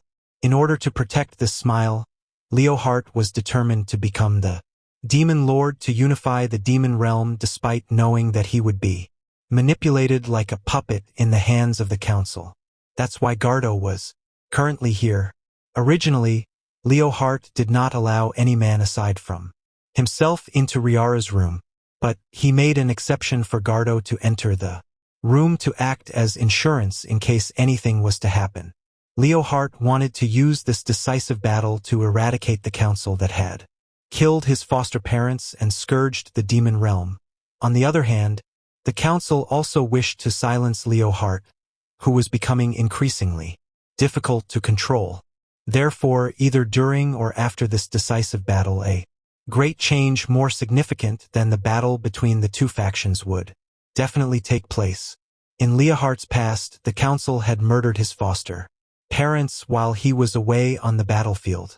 Worried that they would make a move on Riara at such a time again, he asked Gardo to accompany Riara until the end of the decisive battle. Gardo promptly agreed to the request so that Leohardt could concentrate on fighting. Although Gardo had lost an arm and was still in the midst of recovery, if something really did happen, he still had the power to escort Riara to someplace safe. Ah! It looks like the next one is starting. Riara's words caused Gardo to direct his eyes back towards the projected image of the arena. The third representatives from both sides were currently on stage. The representative of the moderates faction appeared to be a girl who was still yet to reach maturity, a spirit magic user of the hero tribe, Nanaka Kurumi. Is that one of the members sent by the council? Do you recognize him, Gardo? Riara asked about the youth facing Kurumi while she looked at him with a neutral expression. Yeah, I know him. Also looking at the same broadcast, Gardo nodded as he replied. In the middle of the stage, the person with a slight grin on his face as he sought a handshake with Kurumi was. He is Admirath, a subordinate of the seat of greed on the council that, which belongs to Mardens. Upon the stage, Nanaka Kurumi and the high-class demon whom she would be dueling against confronted each other. My name is Admirath. A pleasure to meet you. The handsome young man smiled as he extended his hand, gesturing towards Kurumi for a handshake. Trying to get along with an enemy before fighting, is there something wrong with you? But Kurumi felt that it was a boring joke, and so she turned around and walked away to distance herself from him. Ah, you dropped something. What are you saying? Kurumi turned around to the voice that was behind her, but was instantly startled, because as soon as she turned around, Admirath was right in front of her, and he had grabbed her hand as if it were his prey. Jean Tuju's son still hasn't returned yet after so long. It must be worrying and troubling for you. Taking advantage of their forceful handshake, Admirath stuffed a certain hard object into Kurumi's hand. When Kurumi looked down to see what the object was, she could not help but gasp. The object that Admirath had given her was a button from the uniform of Hijirigasaka Academy that belonged to Basara. You should understand what we want, right? Please make it seem as natural as you can so as not to let anyone find out that you're faking it. His fate depends entirely on your performance. After Admirath said that to the stunned Kurumi, he calmly turned around and returned to his starting position. On the other hand, Kurumi was shaken and her face had gone pale. What can I do? It was likely that a threat at such a time was nothing more than a lie, but it was also a fact that Basara had yet to return. For Kurumi, this meant that she could not deny the possibility that he had fallen into the hands of the council. If what Admirath said was the truth. If I don't handle this well, then Basara will. Basara had told them to disregard him if he was captured. The decisive battle was most important, and Kurumi and the others had agreed. Therefore, the correct choice for her right now was to overcome the opponent in front of her. With everything that she could muster, Kurumi clearly understood this. So much so that it pained her heart. But Kurumi instantly materialized her gauntlet for communicating with the spirits, and through the dark element she asked the spirits of the demon realm to verify whether or not Basara was safe. Though in the end, the spirits' response was that they could not complete her request. Upon seeing that Basara had not returned even after dawn, Kurumi had tried several times, while Mio and the others who had a master-servant contract with him were not able to sense him either. Regardless of whether Basara refused to disclose his location or had been captured, the hope that the spirits would bring good news was nothing more than wishful thinking. But, please, I'm begging you. Nanaka Kurumi still asked the spirits to search for Basara until the end of battle. For the sake of Basara, as well as Mio, whose future life would be greatly affected by this battle, this was the most that Kurumi could do. In any case, she could not afford to lose this battle. But even if they won the decisive battle but lost Basara, it would be similarly meaningless. It was because the youth called Tuju Basara was that much of an irreplaceable existence in their hearts. Yet no matter how many times Kurumi asked, the spirits were unable to find Basara. The relentless sound of a gong to declare the start of the battle rang out, and the space that Kurumi and Admirath were to fight in gradually appeared. In the lounge, Leohart watched the broadcast of what was happening on the stage. Galalial Canyon Huh. After seeing the spectacular landscape that had been constructed in the battle space, he uttered its name. Those dangerous cliffs and majestic, rocky canyons were chosen as a battlefield many times in the long history of the demon realm. There is hardly any shelter there, so attacking range and maneuverability are extremely important. If Luca was there, he should be able to tell us what kinds of characteristics those formations have. When Balthier said that, "What is it? Do you want me to head over to the infirmary to ask him?" Having just finished his battle and returned, Lars was the one to ask. After Luca's own high-level spirit was defeated, he was rather depressed, and so Leohart ordered him to rest for a while in the infirmary. Having lost this one duel, it meant that the current Demon Lord faction had to take back at least one victory, otherwise they would have no chance of winning overall. Although Leohart had originally considered the possibility that one of his subordinates would lose, he still felt that it was unexpected. Luca had fought as a replacement for the injured Gardo, so it was hard to blame him for the shock. There's no such need. Now is not the time for a history or geography lesson. Leohart watched the broadcast intently as he said, "Also, this battlefield is not particularly beneficial to either of them. Indeed, I've heard that that girl is a magic-type spirit user, but if you consider Admirath's fighting style, it wouldn't result in a handicap." As a testament to what Balthier said, it also occurred in the broadcast. Kurumi called forth wind magic as soon as the fight began, and she flew into the air. Admirath swept his right arm horizontally in the middle of the magic circle that he had created on the ground.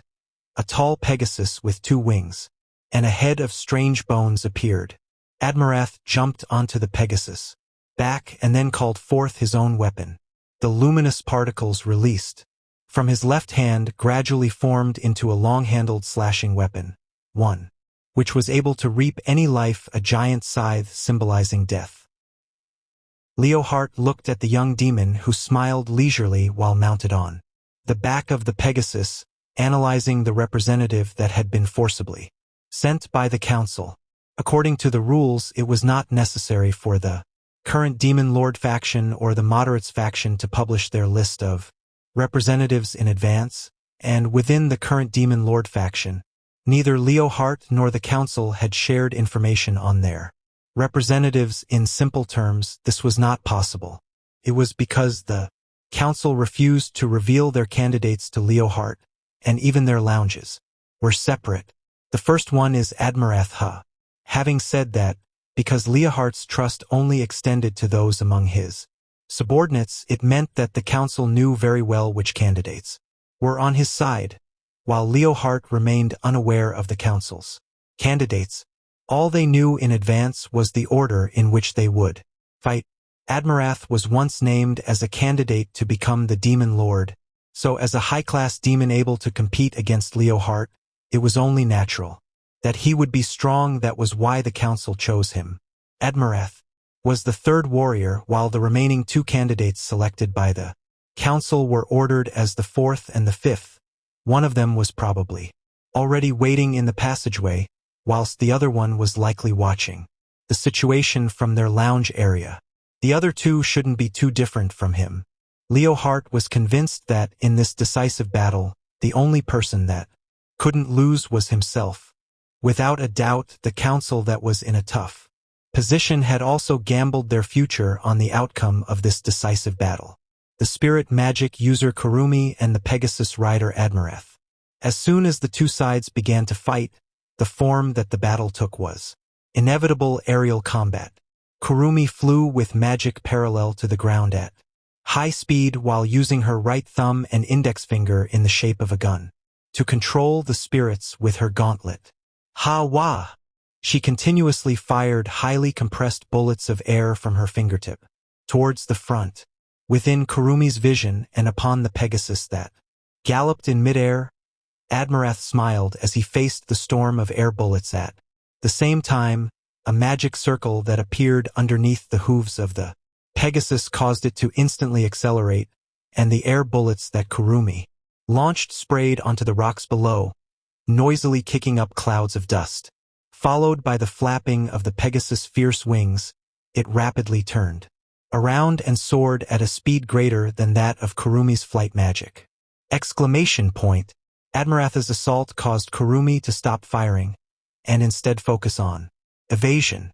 Simply moving to the left and the right would most likely not be enough to escape from the giant scythe, whilst flying upwards would only result in the Pegasus catching up to her. Hence Kurumi chose to make a quick descent, while Admirath's giant scythe sliced at the air over Kurumi's head, with just the slightest margin. In the midst of her sudden descent, Kurumi twisted her body around and extended her left arm out to release explosive fire magic as interference, which left a trail of sparks in the path that Admirath followed. The fast-moving Pegasus was unable to dodge in time, and charged into the sparks carrying Admirath, subsequently countless chain. Explosions occurred which turned the surrounding atmosphere into a raging inferno. But is that all you're capable of? Admirath calmly said that, and then continued to chase her after charging through the inferno. In front of the Pegasus, a hemispherical magic circle formed.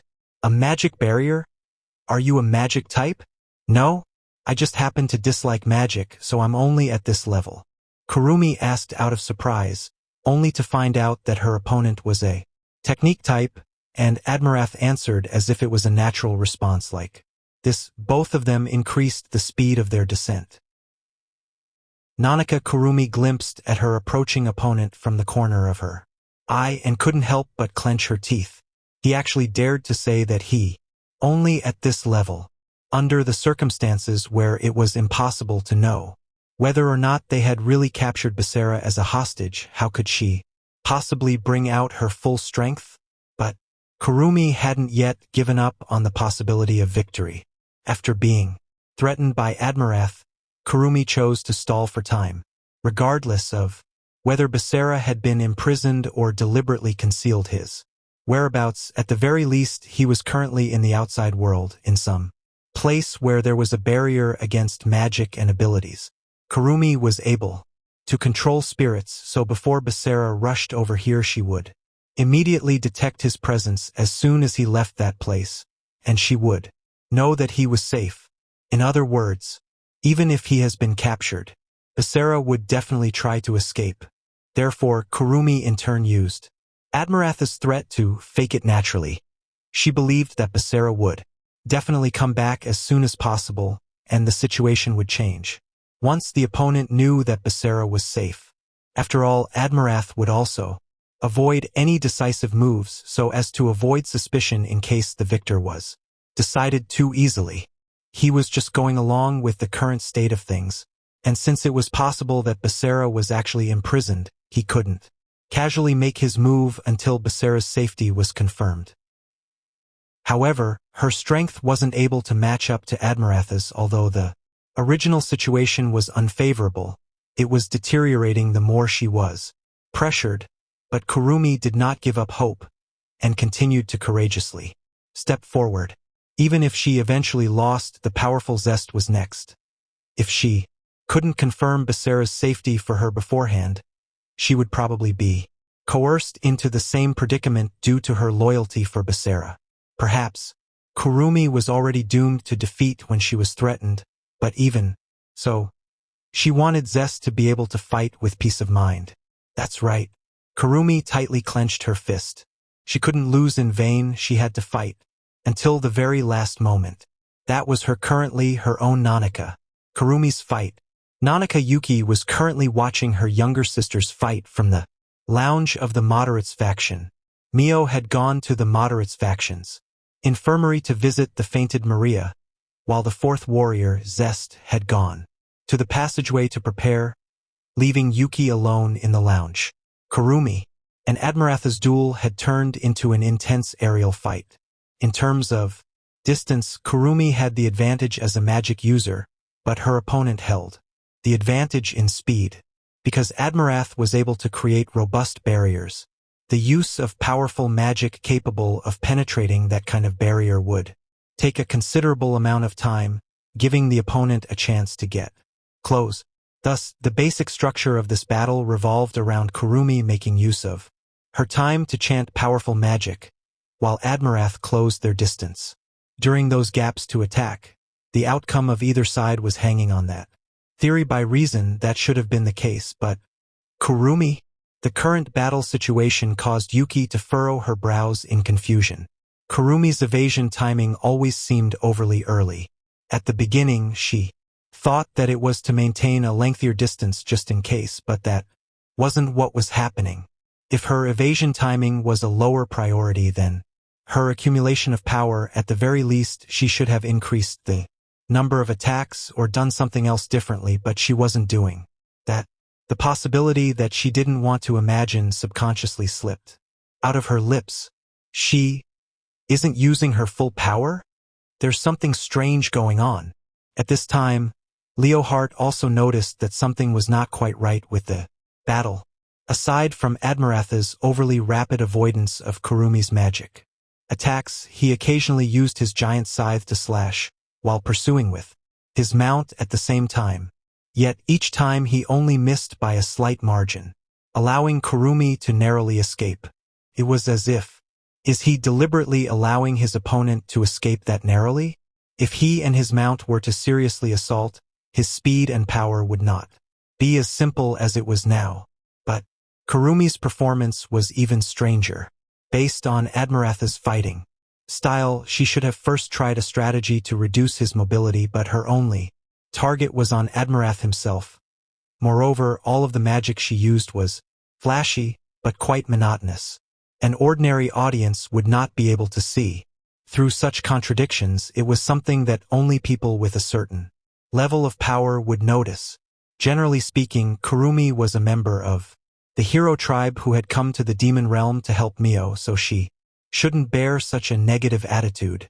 If this was justified, most likely Admirath has made up a story about Tuju Basara's absence to scare her. Lars presented a possibility. Something like that could be possible. Leohart-sama, do you need someone to deal with it? Balthier hinted to Leohart that he could take the opportunity to suspend the duel and hold the council responsible for it. That was a possible move to make. This decisive battle was nominally managed by the council, so if it was revealed that their side had threatened and coerced the other side into holding a false battle, the public's trust in the council would surely collapse.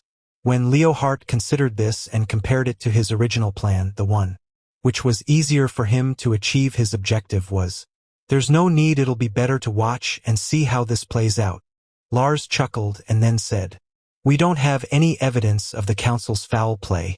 Even if that really is the case, this isn't a sports game.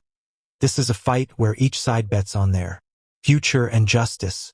The desire to have an honest showdown is something that I can understand, but a psychological battle is also part of the fight. No matter what she and her opponent have said, and no matter what plans the council and Admirath have made, if she's been affected by something like this, then it simply means that that is her weakness. We don't have to have too much sympathy for our enemy's weakness, do we? Moreover, that guy is a dog of the council, so the psychological battle that they've arranged may actually be there to lure us in. If we act rashly, we may fall into their trap. Indeed, but I want to know what kinds of plans the council has first. I understand, I'll go and scout the situation." After hearing what Leohart had to say, Balthier nodded and said, "After all, judging by the current situation, it will still be some time before I head on stage." When he stepped out of the room, a change occurred in the battle between Admirath and Kurumi. Both of them were originally exchanging blows in the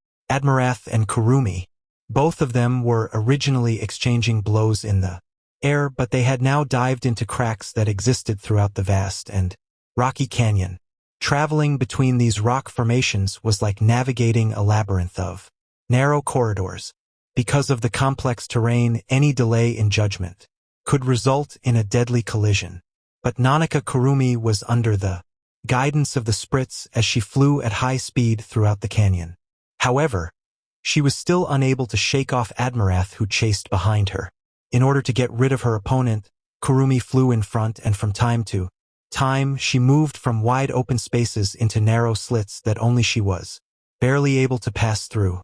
Unfortunately, none of her feints worked on Admirath. He always remained in hot pursuit by taking the shortest path that he and his Pegasus could pass through.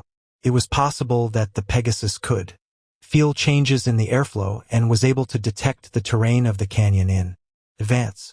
If it was Zest, at such times Zest could fly with her own wings and use her earth magic to control the surrounding terrain to create a variety of traps or obstructions. A high-level magic user like Mio could also use wind and earth magic simultaneously, but Kurumi was unable to do that. Kurumi's magic was activated by borrowing the power of the spirits, earth magic and the wind magic that enabled her to fly clashed with each other. Using magic that clashed at the same time made it very easy for their abilities to cancel out, and even her flight speed would drop. She could even lose all speed and fall. She could only use the same type of wind magic or fire or water, but this canyon was vastly dry, so it was difficult to use enough water for an effective attack, and explosive fire magic like before would not be enough to delay him. Then Kurumi released a large wind blade towards the front, waited for a moment, and then released numerous small wind blades in the same direction. Then, a slate of rock tens of meters wide protruding out from the rocky wall, fractured and began to fall. The myriad of small wind blades that came after it from a variety of directions sliced it apart into a countless number of 1-meter wide rocks that flooded down like a waterfall. It was not meant to block anything. Kurumi flew past the downpour of falling rocks that almost hit her and then immediately twisted her body back. Ha! She extended both arms out in front of herself and unleashed a powerful gale of wind towards the large number of falling rocks from both hands. The rocks that were blasted away by the powerful air currents all flew towards Admirath at the speed of a cannon shell. Good grief! Upon seeing the array of rocks that whistled as they pierced through the air, Admirath smiled wryly as he swiped his giant scythe. The resulting shock wave blew the rocks away, while the shield around him and his Pegasus blocked all of the remaining debris that fell from above. The blasted rocks hit the left and right side of the canyon walls and set off a billow of smoke so as to impede his advance, but Admirath didn't care. His Pegasus had already sensed the terrain and space ahead, so he did not hesitate to charge forward. That's strange. When he passed through the dust, there was something that surprised him. He thought that Kurumi was originally flying in front of him, but she was now almost directly below him on the floor of the canyon. Kurumi's right hand was on top of the gauntlet on her left hand that she used to control spirit magic, and a 5-layered magic circle was prepared in front of her. Ah! The instant that Admirath realized Kurumi's intentions and let out an utter of admiration, the sharp clap of a thunder strike resounded throughout the air, and lightning surged towards him from below. In that moment when she unleashed lightning magic, Kurumi saw her strategy succeed. Kurumi used lightning that favored speed over power. Although the damage wasn't significant, as long as it hit, it would slow down her opponent's speed. Having been threatened using Basara, this was the most helpful attack for Kurumi, who had to make the best use of her time. The problem was it had to land a hit first. Nanaka Kurumi suddenly widened her eyes. Before the bolt of lightning could hit the Pegasus from below, Admirath's giant scythe was swung downwards with a simple motion, and like a lightning rod, it changed the course of the lightning and it hit the scythe instead. However, Admirath did not appear to have been injured. The lightning that Kurumi had unleashed was stored inside the giant scythe, causing the blade to glow with a pale light. I cannot possibly accept such a plentiful gift. Admirath smiled as he swept the scythe down towards Kurumi along with the violent roar of thunder. Lightning that was amplified by several magnitudes poured down on Kurumi. Kurumi hastily erected a barrier. The lightning struck the barrier that had just made it in the nick of time, erupting with a loud explosive noise and dyeing everything around her completely white. Although she had blocked the lightning strike, the dazzling electric light was still burning in Kurumi's eyes. Having closed her eyes shut tightly, Kurumi was anxious to restore her vision, but too slow. By the time she heard Admirath's voice from the front, her entire body was violently sent flying. Nanaka Kurumi's slender body crashed against the left and right rock walls several times, falling slightly each time she hit a wall. She finally landed onto the ground, accompanied by a cloud of dust. The pain that she felt was so intense that it seemed as though all the bones in her body were broken, causing Kurumi's face to grimace in pain when she tried to lift her head. She then watched as the Pegasus-mounted Admirath gradually approached her. Nanaka Kurumi understood what had happened to herself. In the instant that the electric light blinded her vision, Admirath immediately closed in and rammed into her with his Pegasus. He probably began to move at the same time as the lightning that was released. I miscalculated. Her own strategy was used against her. It was entirely her own fault that she had subconsciously let down her guard. While Kurumi clenched her teeth in regret, she noticed that there was something on the ground in front of her. It was the thing that Admirath had given her before the battle began, a button from Basara's uniform. Basara? Oni-chan. Ugh! Although Admirath was already close, Kurumi still stretched out her left hand desperately, trying to grasp Basara's button, but that hand was pinned down by the Pegasus' front legs with such force that even the ground beneath cracked. Away. It was so painful that Kurumi instinctively lifted her head, and a horrid scream was let out from her mouth. So you were thinking about how you could deceive me, huh? Didn't I ask you to lose more elegantly? Admirath said with a volume that only Kurumi could hear. But by doing this, it does make the battle a little bit more interesting. Well, then I should also arrange an ending no lesser than that I will kill you with one strike. Accompanied by a brutal smile, he raised the giant scythe up high. The rules state that one cannot attack an opponent that has surrendered. However, Kurumi hadn't yet surrendered, and based on the speed of the scythe that Admirath would use to behead her, it would definitely be much faster than her cry of surrender. Kurumi didn't want to increase the burden on others by asking for help, but they had all agreed in advance that as soon as they encountered a certain death situation, that they would immediately surrender. All of them had to return safely, but Admirath would not give Kurumi the option of surrendering. Thank you for accompanying me for this pleasant dance, young hero girl. Kurumi wanted to call out Basara's name, but she was unable to make a sound. Admirath's giant scythe swept down towards Kurumi's neck. In this manner, Kurumi was beheaded by this strike and lost her life, or so that should have been the case. In the next instant, the sharp gaken of a metallic collision coldly rang out. That kind of solid noise was not one that would be produced by the removal of Kurumi's head.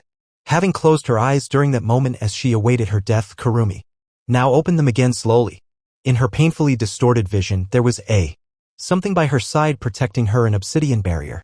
The person who had stood in front of Kurumi and effortlessly blocked that powerful strike from Admirath was a beautiful female demon with brown skin. Zest. When Kurumi saw the back of a sister like Zest, she knew that she had already been rescued, so she slowly closed her eyes and relaxed her entire body. She fainted. Oh? And what are you doing? Upon the back of the Pegasus, Admirath asked with a smile. The victor has already been decided. Zest quietly stated the truth. Kurumi was in a state in which she could no longer fight. I don't think so. Since she has not surrendered, the fight goes on. Then as a representative of the moderates faction, I declare that Kurumi-san has lost. Is that all right? In place of Kurumi, Zest surrendered to the frivolous Admirath.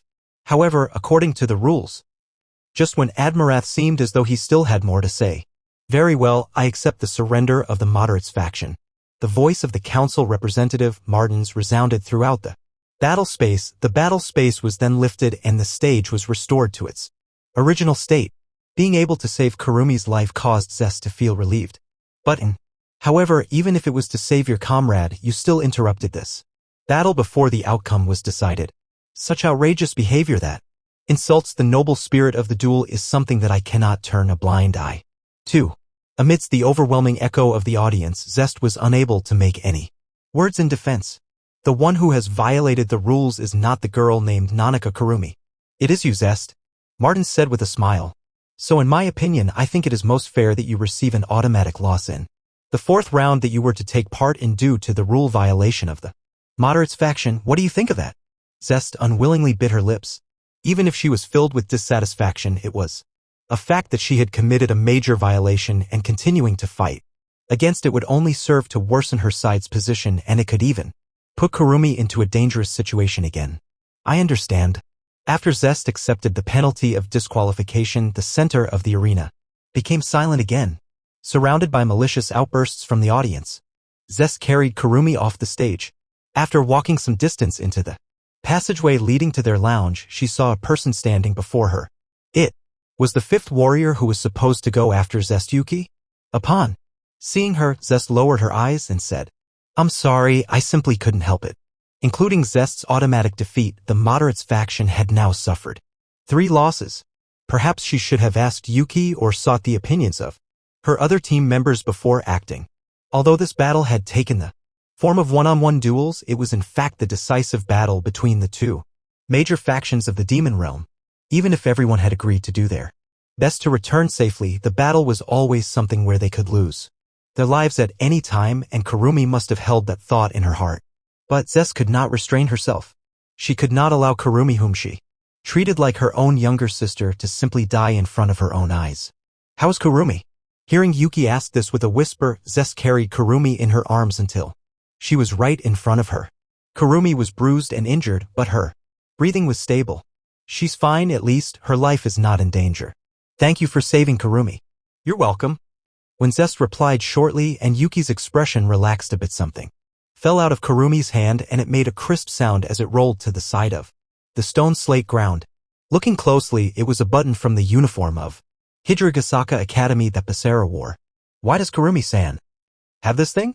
In front of Zest, whose mind was filled with such doubts, that button drew a circle on the floor and then stopped moving.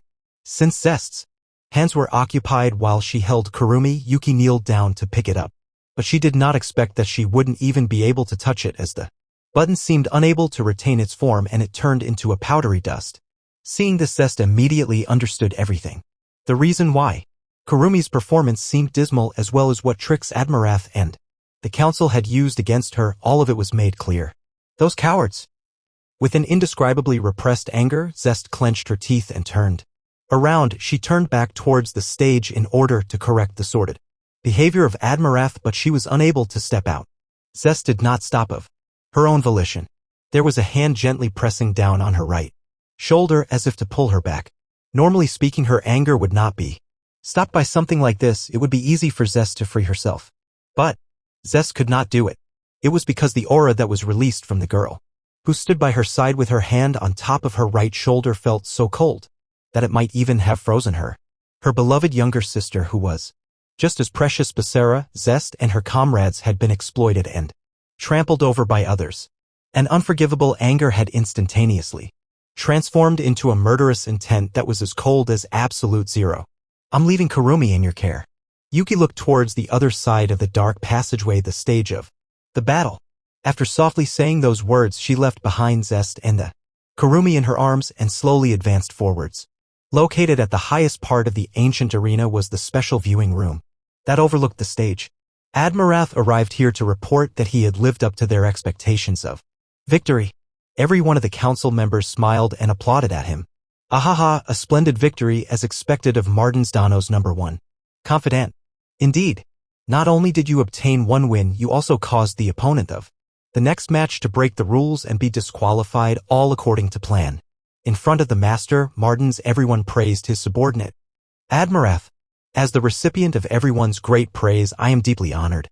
Since that girl would have lost without a doubt, I simply gave it some further thought to win in a way that would make all of you even happier." After receiving a round of praise, Admirath grinned as he said, "Just by taking a slight advantage of the absence of Jean Tuja's son, I said that we had taken him hostage and she was scared into obedience. It was really so cute. In fact, in order to lure the opponent into interfering and breaking the rules, thus causing an automatic loss, it feels a bit regretful that I couldn't kill that girl. Since victory in the end belongs to us all the same, I really want to finish off that desperate girl personally." While Admirath said that to the other members of the council, he slowly walked up to face his lord. "You did well, Admirath." After being praised by Martins with a slight smile, Admirath respectfully bowed.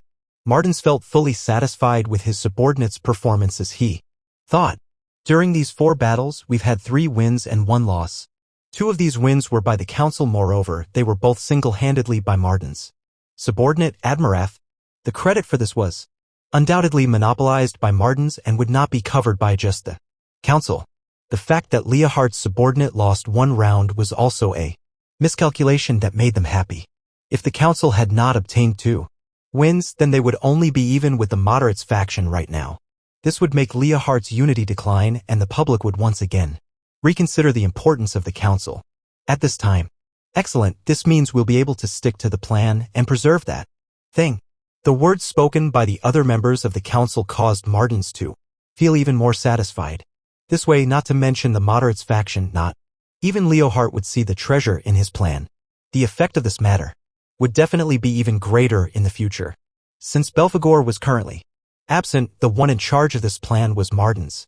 If it was successfully completed, the positions within the council would skyrocket/soar. Let's wait and see. Martins didn't want to remain below Belphegor forever as the council's number 2 person. By using this decisive battle, he could put away the moderates faction as well as Leohardt and his subordinates. Using these merits as a weapon, he could go after Belphegor's decision to make Leohardt the Demon Lord as well as his dereliction of responsibility in being absent for this key decisive battle, choosing instead to play with women, thus he could force him to resign. Therefore, the future of the unified demon realm would belong to Martins. The position of the new demon lord to replace Leohardt would be given to Admirath, allowing him to deal with the political affairs on the surface. Belphegor's mind was occupied only by his new toy, Zalgir's playground, that old guy who had long been hiding in the shadows as he controlled the politics of the demon realm should have long tired of the political game. Racking one's brains all day long was better than not thinking about anything at all, such as simply seeking amusement by soaking in a bed of women all day. He can have as many playgrounds as he likes, so long as the demon realm is in my hands. Just when Martins was secretly snickering with his own ambitions. Speaking of which, where exactly has that son of Jean Touja gone to? Unconsciously, the discussion between the council members had shifted to the whereabouts of Becerra. Let alone the moderates faction, even the council couldn't find out where Becerra was. Leohardt's side was unable to find any clues either. He was completely missing. It would be funny if he ran away with his tail between his legs, but something like that is unlikely. His opponent will most likely be Leohardt. That elimination ability is indeed a threat, but I don't think he'd be a worthy opponent even if he was to face Leohardt directly. If he had any self-knowledge of that, he might currently be hiding in some place to do some final practice for his secret strategy. That is reasonable and certainly very possible. The hero tribe can use barriers. As long as they use that, we can't track down his spiritual reaction. In any case, it's just his final struggle. No, it would be better to call it a completely wasted effort. Indeed, that's what it is. Everyone followed on from each other as they smiled from ear to ear. It was only Admirath who expressionlessly opened the door to check on the movements in the corridor outside of the viewing room. What's wrong? His subordinate's sudden action aroused the questioning of Martins. It's nothing, please don't mind, it seems like it was just my imagination. After saying that, Admirath gently closed the door. In the quiet corridor. I can't stand this, they keep chatting back and forth about conspiracies and they seem happy about it. Appearing out of thin air space was Balthier, who had been ordered to investigate the movements of the council. It should be said that it was not unexpected for the council to harbor such intentions. The most intriguing thing was, like this, they can preserve that thing, huh? Balthier stepped through the corridor as he thought about the conversation that he had just heard. Based on that tone, it was probably a trump card of the council, but there weren't enough clues, so it was impossible to guess. Based on the possibilities of the present, perhaps the special ability to win the fight that Admirath reserved. Perhaps it's the representative for the fourth battle. The council hadn't revealed even a word of their list of members to Leohardt's side. Before they went onto the stage, there was no way of knowing what kind of people the council had chosen. Just in case, it would be best to investigate. Because the fourth round was won without a fight, the identity of the fourth warrior would remain a mystery if ignored. Continuing the decisive battle with such uncertain factors could actually result in fatal issues at a critical juncture. If I remember correctly, the lounge prepared for the council's representatives was on the south side. While those thoughts went through his mind, the sound of thunderous applause was suddenly heard from the arena, causing Balthier to stop in his tracks and observe the situation on the stage through a window that seemed as though it had been dug out of the wall. The fifth representative of the moderates faction was already on the stage, and the fifth representative of the council had just emerged from the passageway. The moderates faction had sent out a girl from the hero tribe, the elder sister of the girl who had lost to Admirath. On the other side, that is Lord Benara's subordinate. As Balthier whispered, a tall burly demon appeared in his sight as he stepped onto the stage. Nanaka Yuki frowned as soon as she saw her opponent. Her opponent's arms were as thick as logs and his enormous body left no room for doubt that he was a powerful opponent. But that was nothing to be surprised about. Although it was a physique that could not belong to a human, among the demons there were even stranger ones out there. What puzzled Yuki was the fact that she had seen this demon's appearance before and that demon had died in front of Yuki's eyes. And then the large demon opened his thick lips and spoke with the same familiar voice to Yuki. So you're one of the hero tribe. Based on your appearance, you were the guys who killed my older brother, right? Older brother? Yeah, the one that you guys killed before was my older brother.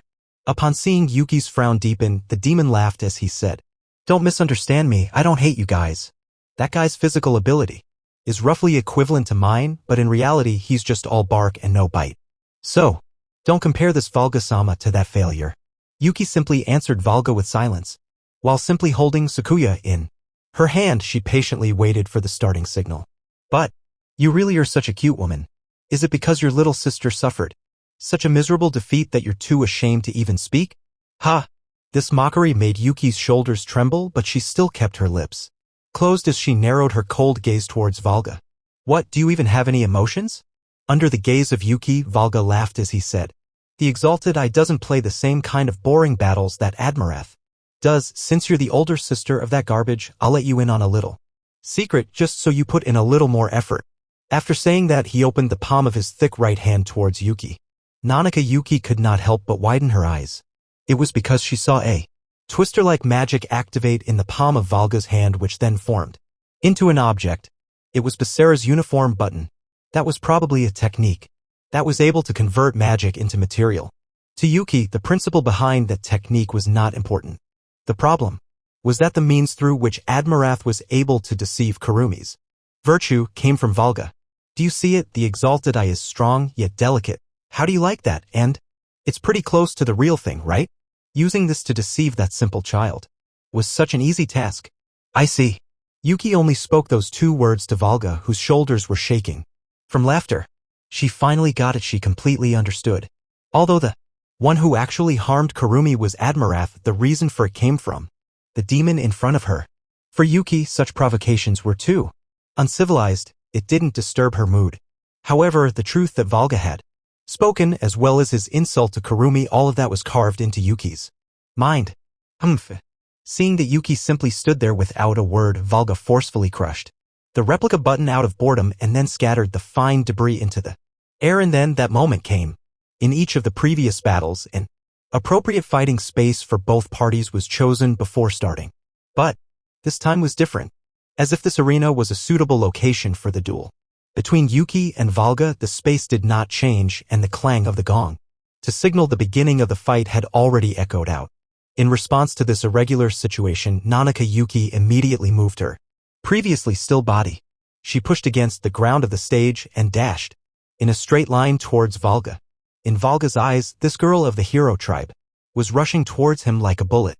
She was ignoring this abnormal situation and planned to land a preemptive strike. Ha, how naive. However, something like this was already well within Valga's expectations. "So, Engwawa!"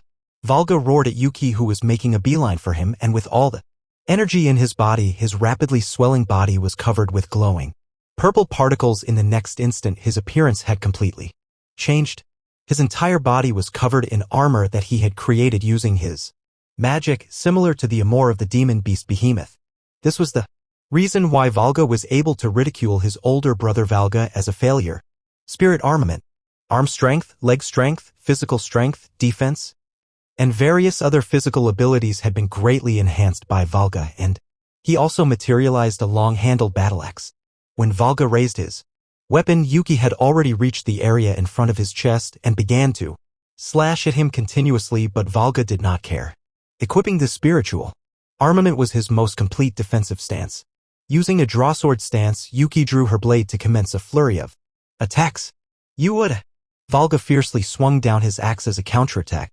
What followed from that was a loud shockwave that resounded across the entire arena and caused it to tremble. With that one strike, Valga split the stage in half, and because of the impact generated, he had lost sight of Yuki's figure. On top of that, Valga didn't feel that his body had been wounded at all. From the looks of it, that counterattack had scared her off, so she had to temporarily halt her attack and retreat. As a result, that delayed reaction must have caused her to be hit. Ha! Has she been turned into dust just by one strike? She's also too weak. When Valga, who had been ridiculing Yuki, decided to lift his axe from the split floor of the stage. Whoa. He had no idea why he was falling forward, but he quickly moved his leg forward for support. But Valga still fell forward as he held onto his axe. Huh? How could it? It was the first time in a long while since he had last equipped his spirit armament, and under these circumstances where he had dropped the axe with all his might, perhaps it was his first time doing so. Could it be that he was too excited and overexerted himself and put the cart before the horse? These thoughts caused Valga to subconsciously turn his head and look at his lower body. Oh! And then he frowned. Valga's lower body was still standing, his waist and legs were still standing steady, yet Valga still continued to fall. Those two things were contradictory. It was as if his upper and lower body was not even joined together. And then Valga saw on the other side of his own lower body that was still standing there. The back of a girl who was holding a sword faced him. Even though Valga's enormous body had been cut into two sections, he still seemed to want to fight as his upper body continued to struggle. However, the immense blood loss quickly caused his consciousness to fade, and then he stopped moving. Come on, how could this guy die even quicker than his rotten older brother? Valga's miserable state caused Lars to smile bitterly in the lounge. Upon the display, when Yuki returned her spirit sword to its sheath with a ching, the stage that had been destroyed by Valga was restored. Based on that, it seemed that the battle space had not been changed, rather the entire stage was copied. Yuki then walked off the stage and didn't even look at what was left of Valga on the floor. Yuki's anger towards Admirath for deceiving Kurumi didn't seem to have subsided yet, and that aura overwhelmed the audience, so much so that none of them dared to say anything. When the staff waiting at the side moved Valga away on a cart, Lars stopped looking at the display of Yuki returning to the Moderates faction's lounge through the passageway and said, "So, what now, Leohart?" Leohart replied to Lars with a heavy silence. The council's candidate, Valga, had been defeated, but that wasn't enough for him to let his grievances out. Because the sixth representative, his adjutant Balthier, had gone to investigate the council's situation but was still yet to return. It'll be a problem if he's not ready to head out, and I'm not able to reach him with communication magic either, huh? Yeah, I'm not able to detect Balthier's spiritual reaction either. This meant that, let alone speaking to him, it wasn't possible to construct a link to him at all. Balthier was Leohart's most loyal subordinate. It was unlikely that he would be hiding at such a time, so the most likely scenario was, after Tujabasera, now even Balthier has disappeared. Could it be possible that both of them have been captured by the council? I don't want to think that, but it's not impossible.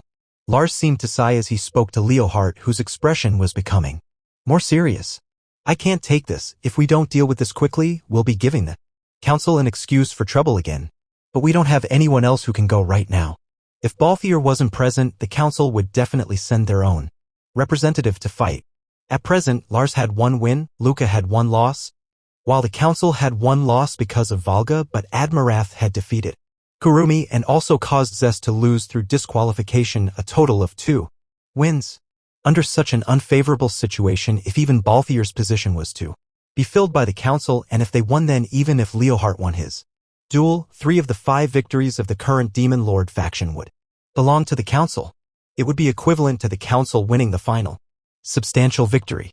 So you're not just going to sit here and watch, right? Lars lifted his eyebrows as he asked.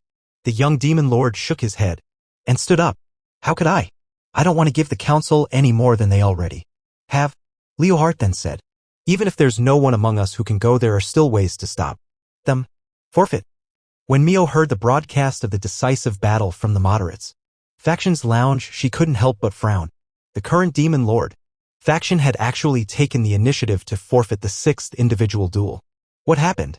Had something happened on that side, or was it another trap? Either way, the 6th duel that Lucia was scheduled to fight in had been won by the Moderates faction, so both sides had now reached a tie situation with 3 wins and losses each. Everything now relied on the final showdown.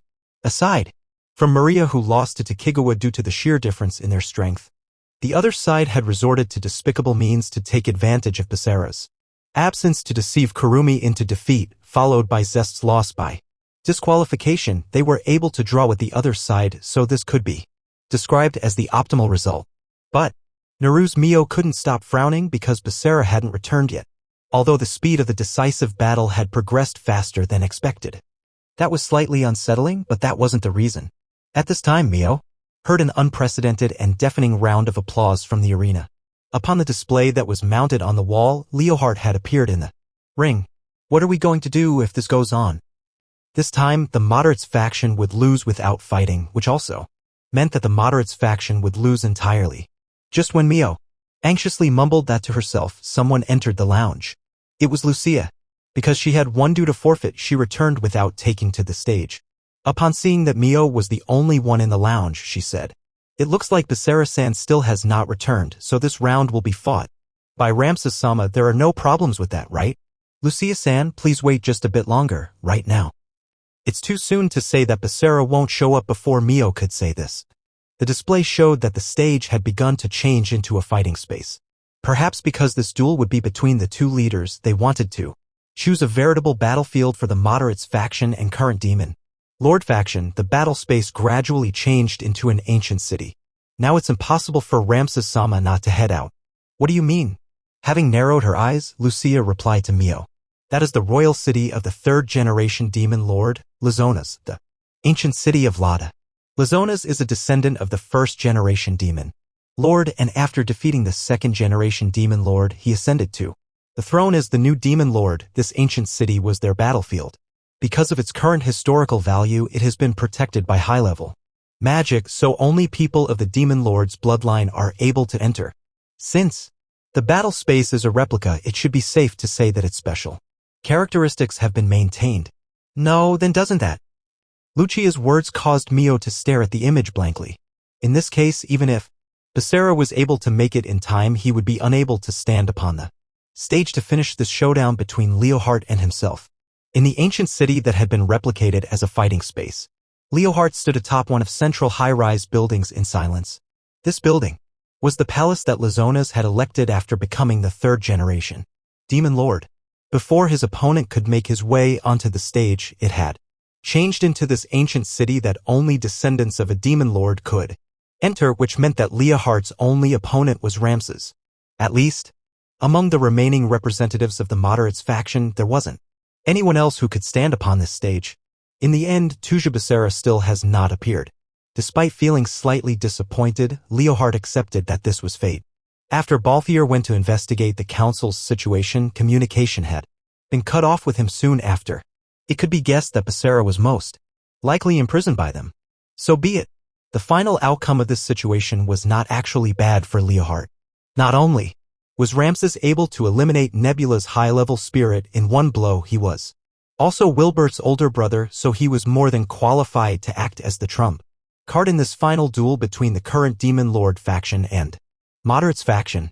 Leohart had actually hoped to personally fight against Mio, who had inherited Wilbert's power and bloodline. In order to cut off the last remnants of the dead, he had declared himself as the current Demon Lord under the shadow of the previous Demon Lord, who was recognized as the strongest in history. However, the opposing side had deliberately avoided a confrontation between him and Mio, so expecting such a thing was too greedy. It should be soon. Soon, he would be able to achieve the cherished wish that he had held for years. Leohart lightly closed his eyes as if to suppress the rising emotions within him while he waited for his opponent to arrive. 10 seconds later, accompanied by a shrill sound, everything in the surrounding space began to shake slightly. Leohart slowly opened his eyes and projected his sight downwards towards the opposite side at the top of the opposite-facing high-rise building. At some point, unbeknownst to him, a youth had been quietly looking at him, whilst holding a large silver demonic sword in his hand. There wasn't much need to explain who had arrived. I see. He had most likely used that elimination ability to destroy the barrier that only allowed Demon Lord descendants to pass through. After whispering that, Leohart also materialized the demonic sword Loki in his hands and then declared, "Let's begin." "Yeah." The youth, who was once a hero, Tuja Basara, nodded in response to Leohart's declaration. From here on, the two of them would no longer need any other words. The signal to begin rang out. But this was not the same Gong sound as it previously was. The bell of the grand clock in the ancient city chimed at the same time. Was this to be the ceremonial bell to bless the new order that was to be born in the demon realm? Both sides pushed off from the roof at the same time. Like this, they leapt towards the space in front of them, wielding their demonic swords to sweep out a full-powered blow. Tuja Becerra and the current demon lord Leo Hart put everything that they had behind this one blow, and in that moment a hurricane of intense sparks erupted from their clash. Chapter 4, Beyond the Endless Dream. The ancient city of Lada that the third-generation demon lord Lazonas ruled. Within the artificial space that emulated what was once the royal city. Recorded as a turning point in history, a particular sound continued to ring out. Unerringly, they were the continuous sharp sounds of clashing blades and, from time to time, intense vibrations from impacts made in the air. These sounds alone were able to describe just how fierce the battle was. The source of the sounds were not set in one place, they didn't stop moving for even a moment. At the source of the sound there were two silhouettes leaping between the rooftops of the historic buildings, and like two gales of wind crossing each other, they clashed successively in midair. One of them was a human youth who wielded a silver demonic sword, while the other one was a demon youth who swung a jet-black demonic sword, Tuja Becerra, and the current demon lord Leo Hart. After the two of them clashed at full force with their first hit, they then made full use of the entire space for their high-speed battle. Truly fast. Even though Leo Hart's speed had similarly increased to such a degree that he seemed to have become one with the wind, he still appeared to be amazed at the speed of his opponent. In terms of pure strength and swordsmanship, Leo Hart was clearly superior, but Becerra, who was darting in front of him, was significantly faster. Leo Hart had fought against many heroes in the previous Great War, and he had also witnessed many of his powerful comrades such as Balthier, Lars, and the 8 demon generals, but to be honest, he couldn't remember if any of them could achieve such speed. In Gardo's report he mentioned that Becerra was faster than him at his best, but it can't be wrong. The current Becerra was definitely much faster than when he fought against Gardo. Gardo's power in that state was indeed amazing, but his speed was still below that of Leo Hart's. Moreover, Leo Hart was chasing after Becerra's afterimage at the moment, and he could barely keep up. However, Becerra, with his speed advantage, was no longer keeping his distance from Leo Hart. Becerra was no longer leaping and accelerating from the many rooftops present, while Leo Hart used his leg strength to maintain his speed, prepared to leap at any time. Becerra twisted his body in midair, turned his legs to change direction, and faced Leo Hart, who was chasing him from the rooftops behind. After tearing through many red tiles as he skidded, he suddenly charged straight towards Leo Hart. Leo Hart prepared to swing towards the ground in a single strike. The purpose of that was not to defend against Becerra's sword that was aimed towards the upper right, but to repel him with force.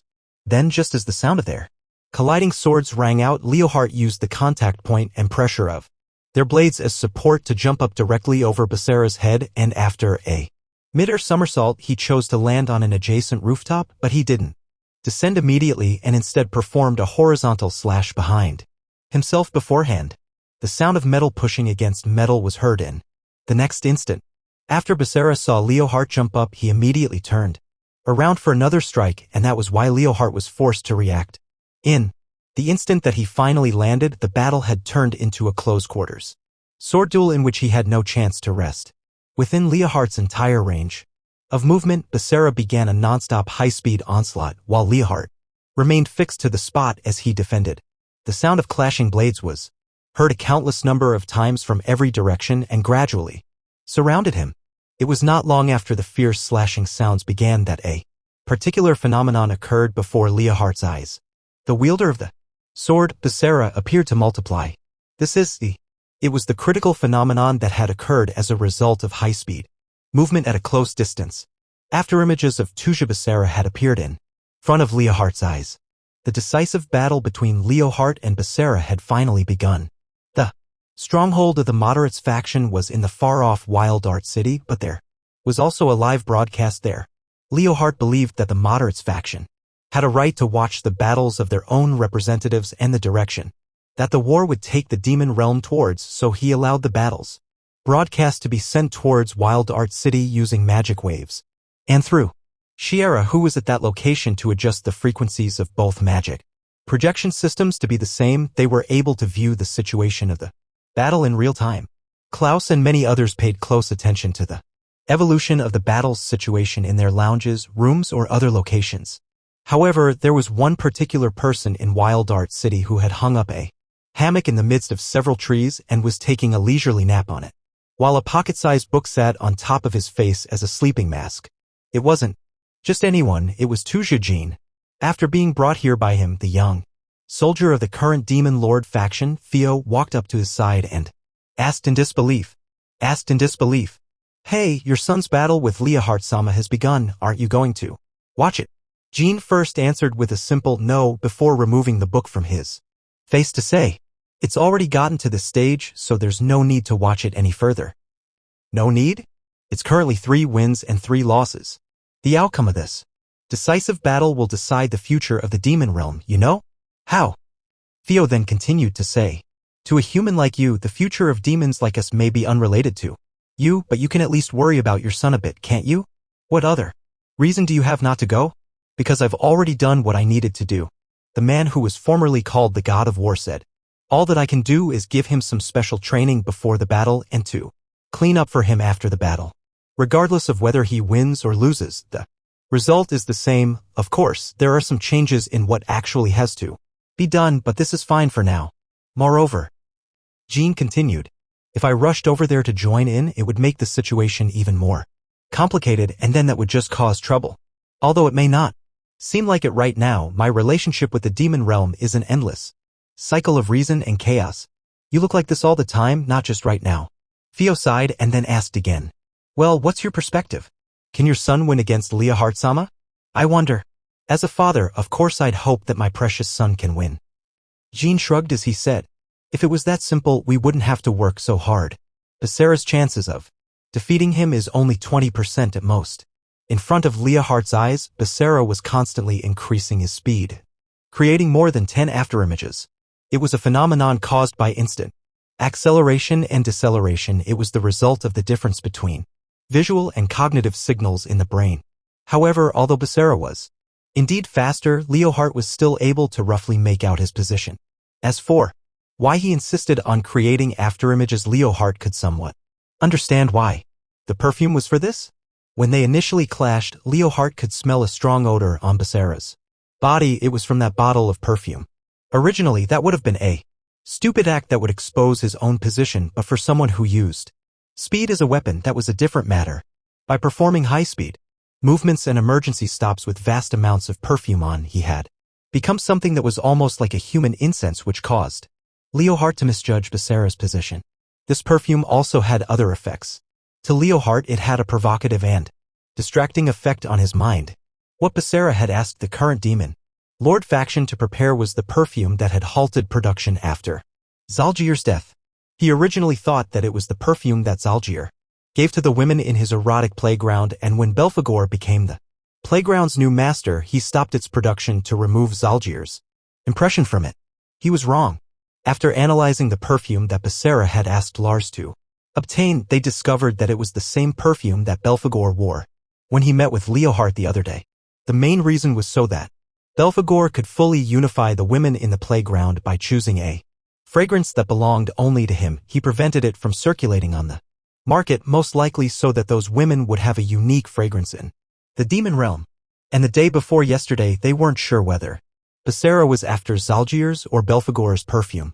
When the two representative sides met at the beginning, he was not able to smell this from Mio's body, which meant that Becerra had put on the perfume for the sole purpose of disrupting Leohart's judgment.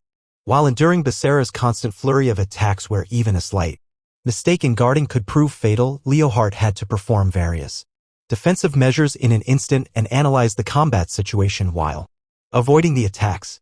Up until now, he had crossed blades with Becerra a countless number of times, and in the vast majority of those cases, he was on the defensive. His opponent was completely dominating the flow of combat. This happened because his speed fell behind that of his opponent. But Leohart wasn't anxious or nervous at all. While Becerra's speed was certainly impressive and the afterimages generated with assistance from the perfume were dangerous, Leohart was currently able to deal with all of that quite comfortably. The reason for that was because each of Becerra's attacks was of low quality. Every one of his strikes was rather weak.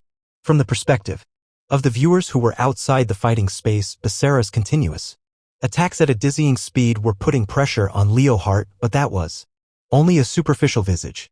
It wasn't a matter of physical arm strength, rather it was clear that Becerra was unable to utilize his full strength. I don't know where he was before. In short, his current injuries were not minor. Known for his swiftness, he was currently able to maintain his maximum speed, but under such circumstances, it seemed unlikely that it would last very long. Using Belphegor's perfume for disruption or provocation was the most desperate struggle that he could put up right now. He was deliberately stalling for time, at least until he fell. However, this kind of behavior meant that Becerra was simply using a petty trick. It was the day before yesterday when Becerra asked for the perfume, and he disappeared late last night. In other words, Becerra had planned to put this plan into action from the beginning and decided to use the perfume against Leo Hart. Leo Hart didn't want to stoop as low as Becerra. He wasn't opposed to using tricks, but he simply insisted on fighting until the end in a manner befitting that of a demon lord. Roar, Loki! At the same time as Leo Hart's call, the demonic sword in his hand responded by whipping up a wild tempest, dispersing the scent of the perfume in the surrounding area. In the moment that Becerra paused out of surprise because his afterimages had dissipated, Leo Hart unleashed a single pure strike, a slash of pure power. Becerra lifted Brynhildr up to block it, but that was a poor decision. Leo Hart slashed down with Loki with no hesitation, causing both Becerra and Brynhildr to be forcibly swept aside. Leo Hart's ruthless strike had instantly sent the opponent in front of him flying through the air. He was sent flying towards the tall and distant twin towers. Georg Ku! Leo Hart's powerful strike immediately sent Becerra flying backwards. This is bad if I don't think of a way. In the scope of Becerra's upside-down vision, while his upper body had been knocked into the air, he noticed a large building along his route. Ha! As he saw the large twin towers quickly approaching, Becerra struggled as he swung Brynhildr with all the strength that he could muster. Using the sharp gale of wind that was generated from his swing, Becerra pierced through the wall and flew inside the tower. He attempted to stab Brynhildr into the ground in order to slow down, but the stone floor was too hard and all he left on it were scratches. Gah, help me, stop. Becerra did not give up on using the full weight of his body, and the tip of his blade finally pierced the floor, resulting in a sharp screech which echoed out, as well as an eruption of sparks across the floor. After sliding over a distance of a dozen meters, he finally succeeded in stalling his momentum amidst the wreck of a countless number of tables and chairs. In the space that appeared to resemble a parliament hall, he stood up on the dark floor. Ha ha, Ku! The sudden pain in his abdomen caused the expression on Becerra's already breathless face to tighten. It seemed that he had overexerted himself in trying to break, causing his abdominal wound to reopen. He's definitely found out that my condition isn't optimal. Although he had used the perfume to mask the smell of his blood, given how many times he was in close quarters combat with Leo Hart, it was clear that someone of Leo Hart's level could detect that something was wrong with Becerra's condition. This was something that couldn't be helped. Becerra's abdominal wound was received when he alone performed a preparation for this decisive battle. It was an absolutely necessary preparation, something that had to be done. Hence, Tuja Becerra didn't regret his own injury. Moreover, I have to deal with this quickly. He was racking his brains on how to deal with Leo Hart at the moment. Belphegor's perfume didn't cause Leo Hart to lose his cool, and using the afterimages which were amplified by the odor was unable to disrupt him. In this situation, he was also no longer able to fight at maximum speed as he did before. When Becerra hastily tried to think of his next strategy, he heard a loud and blunt metallic noise, which then lingered in the air. What is that? Becerra could not help but frown as he felt the entire tower shake from the ground in synchronization with that sound. The word earthquake entered his mind, but when he saw the adjacent tower outside the window, no! He realized what had happened to the place that he was in, the cause of the large tower's tremors. The scenery outside the window was turning on an oblique angle, which meant that the metallic sound from earlier was the sound of the tower's walls being cut apart. It seemed to be a position several stories below that had collapsed, and the section above which had lost its support had begun to slide. There was no need to mention whose doing this was. The battle was not over yet. Becerra immediately tried to leave the area, but he was unable to do so. It was because the young man clad in black jumped in through the hole in the wall that Becerra had made when he was sent flying. As soon as Leohart spotted Basara, he rushed towards him in great strides. Damn it! It was impossible to escape at his current speed. It would be equivalent to death. Thus, Basara stood up to attack and charge towards Leohart. When their blades crossed, the phenomenon that was to happen sooner or later occurred. The upper section of the large tower that the two people were in finally slid off the edge and began its descent towards the ground. While the floor rotated, the walls became the ceiling, and the wreck of tables and chairs began to fall. Uhu! Hey Wayawa! Amidst the chaos, Basara and Leohart continued to fight as they searched for secure footing in the ever-changing space, cut apart the rubble, and continued to clash with their demonic swords. Every time sparks flickered from their clashes, it briefly illuminated the two figures within the dark space. The ceiling, floor, and walls were all footholds as their battlefield shifted from a flat plane to a three-dimensional space. Ha! During this, Basara was the first to try breaking out of the current situation. He suddenly dispelled Brynhildr halfway through a clash and then summoned it again using a quick-draw sword technique as he distorted dimensional boundaries, dimensional slash. His aim was to destroy the weapon to destroy Leohart's demonic sword Loki. However, using a high-speed slash the moment the demonic sword is summoned increases its power and sharpness, I've heard. Saying that faintly, Leohart blocked Basara's dimensional slash.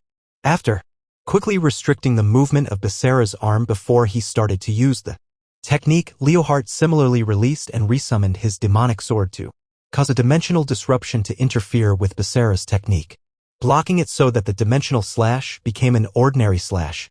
What? Although I cannot imitate it, it's more than enough to stop your technique. After saying that to the surprised Basara, Leohart dragged the tip of his demonic sword across the ground as the resulting shockwave moved along the ground towards Basara. Ku! Basara hastily jumped towards one side to evade it, but that caused him to lose sight of Leohart's figure, and it was already too late by the time that he realized he had appeared beside him. Upon seeing Leohart swing down the sword that was above his head, Basara was able to lift Brynhildr to block it in time, but his legs crashed through the wall as a result of the impact. By the end of Leohart's swing, Basara's entire body had been knocked down towards the bottom of the falling tower. Gah! He was still roughly 100 meters from the ground, so if he fell from this height, it would surely mean death, but Basara was fortunate enough to be able to find a foothold. In between the tower that Basara was in and the other adjacent tower, there was a passageway between them that was still hanging in the air. Although he could safely reach the ground through that passage, Basara wasn't out of danger's way yet as the tower he was in continued to fall. As for Leohart, who had jumped out of the tower from another window, he wasn't at risk of dying, unlike Basara. A countless number of black particles manifested in midair above Leohart's back. In the next instant, two enormous black wings spread open, allowing Leohart to effortlessly float in midair. For Basara, who didn't have this kind of ability, there was only one way for him to stay alive, so Basara decided to use that move. It was one of the two trump cards that Jean had entrusted to Basara. Tuja Basara gripped Brynhildr with both hands to unleash a full-powered attack, turning the power of a banishing shift into a destructive force. Uhu! The destructive wave that Basra unleashed spread out in the shape of a fan, instantly turning the upper section of the tower that was falling down on him into rubble. A vast amount of smoke and dust gushed past Basara like a sandstorm, but it was nothing more than that. I succeeded. Having just escaped with his life, Basara lifted his head with a solid sense of confidence, only to see Leohart holding Loki at his waistline as it was wrapped in a dark luminance. Your destructive power is certainly strong, but it's my turn now. After a single breath, devour him, Loki. In the instant that Leohart swung his jet-black demonic sword, the black torrent that could even distort space swept through the air as it rushed towards Basara. Uahuth! Even though the pain from his abdomen caused his face to distort in pain, Basara still gritted his teeth to unleash Banishing Shift. Of course, it was not to fully eliminate Leohart's black torrent. He aimed to just barely stop it. An attempt to disperse it, however, is so heavy. The force of Leohart's black torrent was so incredibly powerful that it almost knocked away Brynhildr while it was being gripped with both hands, forcing Basara to double the strength he was putting into his arms. Even though the bleeding from his abdomen was so severe that it seemed as though a blood vessel had burst, he still swung with all his might. Gaowa. Accompanied by Basara's beastly roar, he unleashed Banishing Shift. And Then after he had painstakingly dispersed Leohart's black torrent, a voice suddenly came from in front. "I've also heard about your elimination ability." As he turned to look, he saw in the right corner of his vision Leohart was in a low stance, as if he was ready to swing his demonic sword Loki at any time. Vanishing Shift could only be used when holding Brynhildr with both hands. In a full swing, Leohart had spotted the subtle flaw in the technique. Leohart's slash closed in towards the right side of Basara's abdomen, which was unguarded because Basara had just swung Brynhildr. Since he was holding the sword with both hands, Basara immediately removed his armored right hand from the sword and used his arm to block Loki's strike directly. That armor was a derivative of Brynhildr's manifestation. The strength of the material was naturally the same as Brynhildr's blade, but there was one clear difference, and that was its thickness. If the armor was as thick as the blade, Basara's right arm would become too heavy to wield Brynhildr, so since it had to be light, the armor was correspondingly thin. As a harsh metallic sound rang out, the armor on Basara's lower right arm, its exterior had been broken, revealing the inner section that even Basara was only seeing for the first time. However, now was not the time to be surprised or to delve into thought. Leohart's strike seemed to have hit a major blood vessel, and so his armor shattered and bright red blood suddenly began to spray out. Even so, Basara had taken the opportunity of that strike to find a clear path to the passageway, and he jumped into the air. Ah!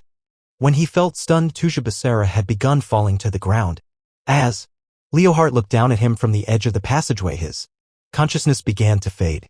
What he then saw was the figure of Leohart's back as he turned around to leave at the far end of his vision. It was as if the outcome had been decided. As seconds seemed like minutes as they passed in this critical situation, a thought emerged in Tuja Basara's mind: if he died like this, how would the situation change?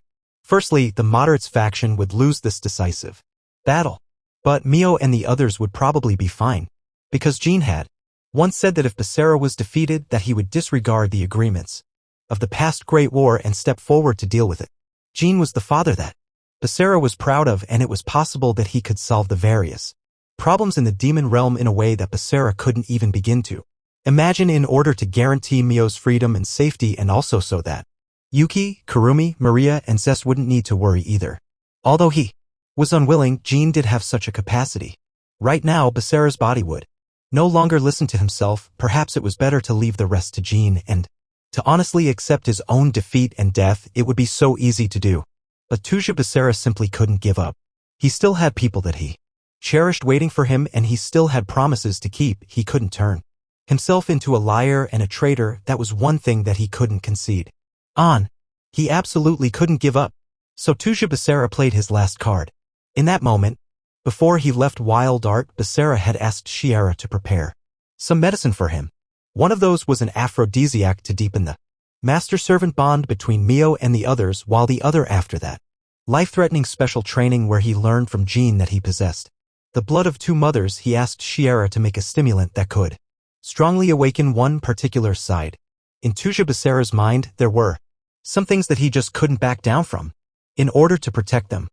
Even if both of his hands became tainted with blood, as long as it was something that he had to do, then Basara was willing to do it.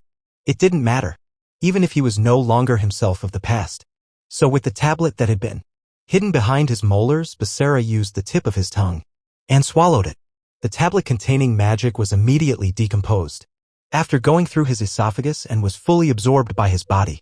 Rampage Brynhildr. When Basara uttered that he was only 10 or so meters from the ground. In this manner, the decisive battle was won by the current Demon Lord faction. That was what Leohart thought. But there are still some obstacles that must be eliminated.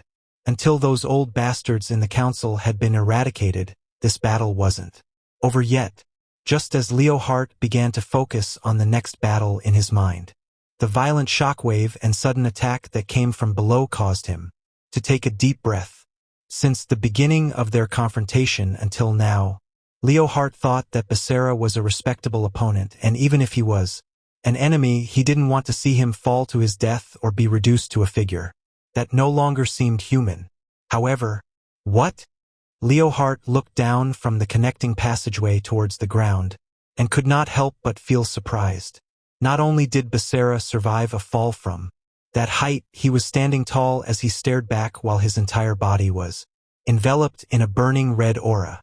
That is, deep down, Leohart knew what the color of that aura represented, or perhaps it was better to say that it was impossible for him not to know. It was because that aura was the same color as the previous Demon Lord Wilbert, who was regarded as the strongest in history. It was also the power that Leohart had always desired so that he could dominate and unify the demon realm.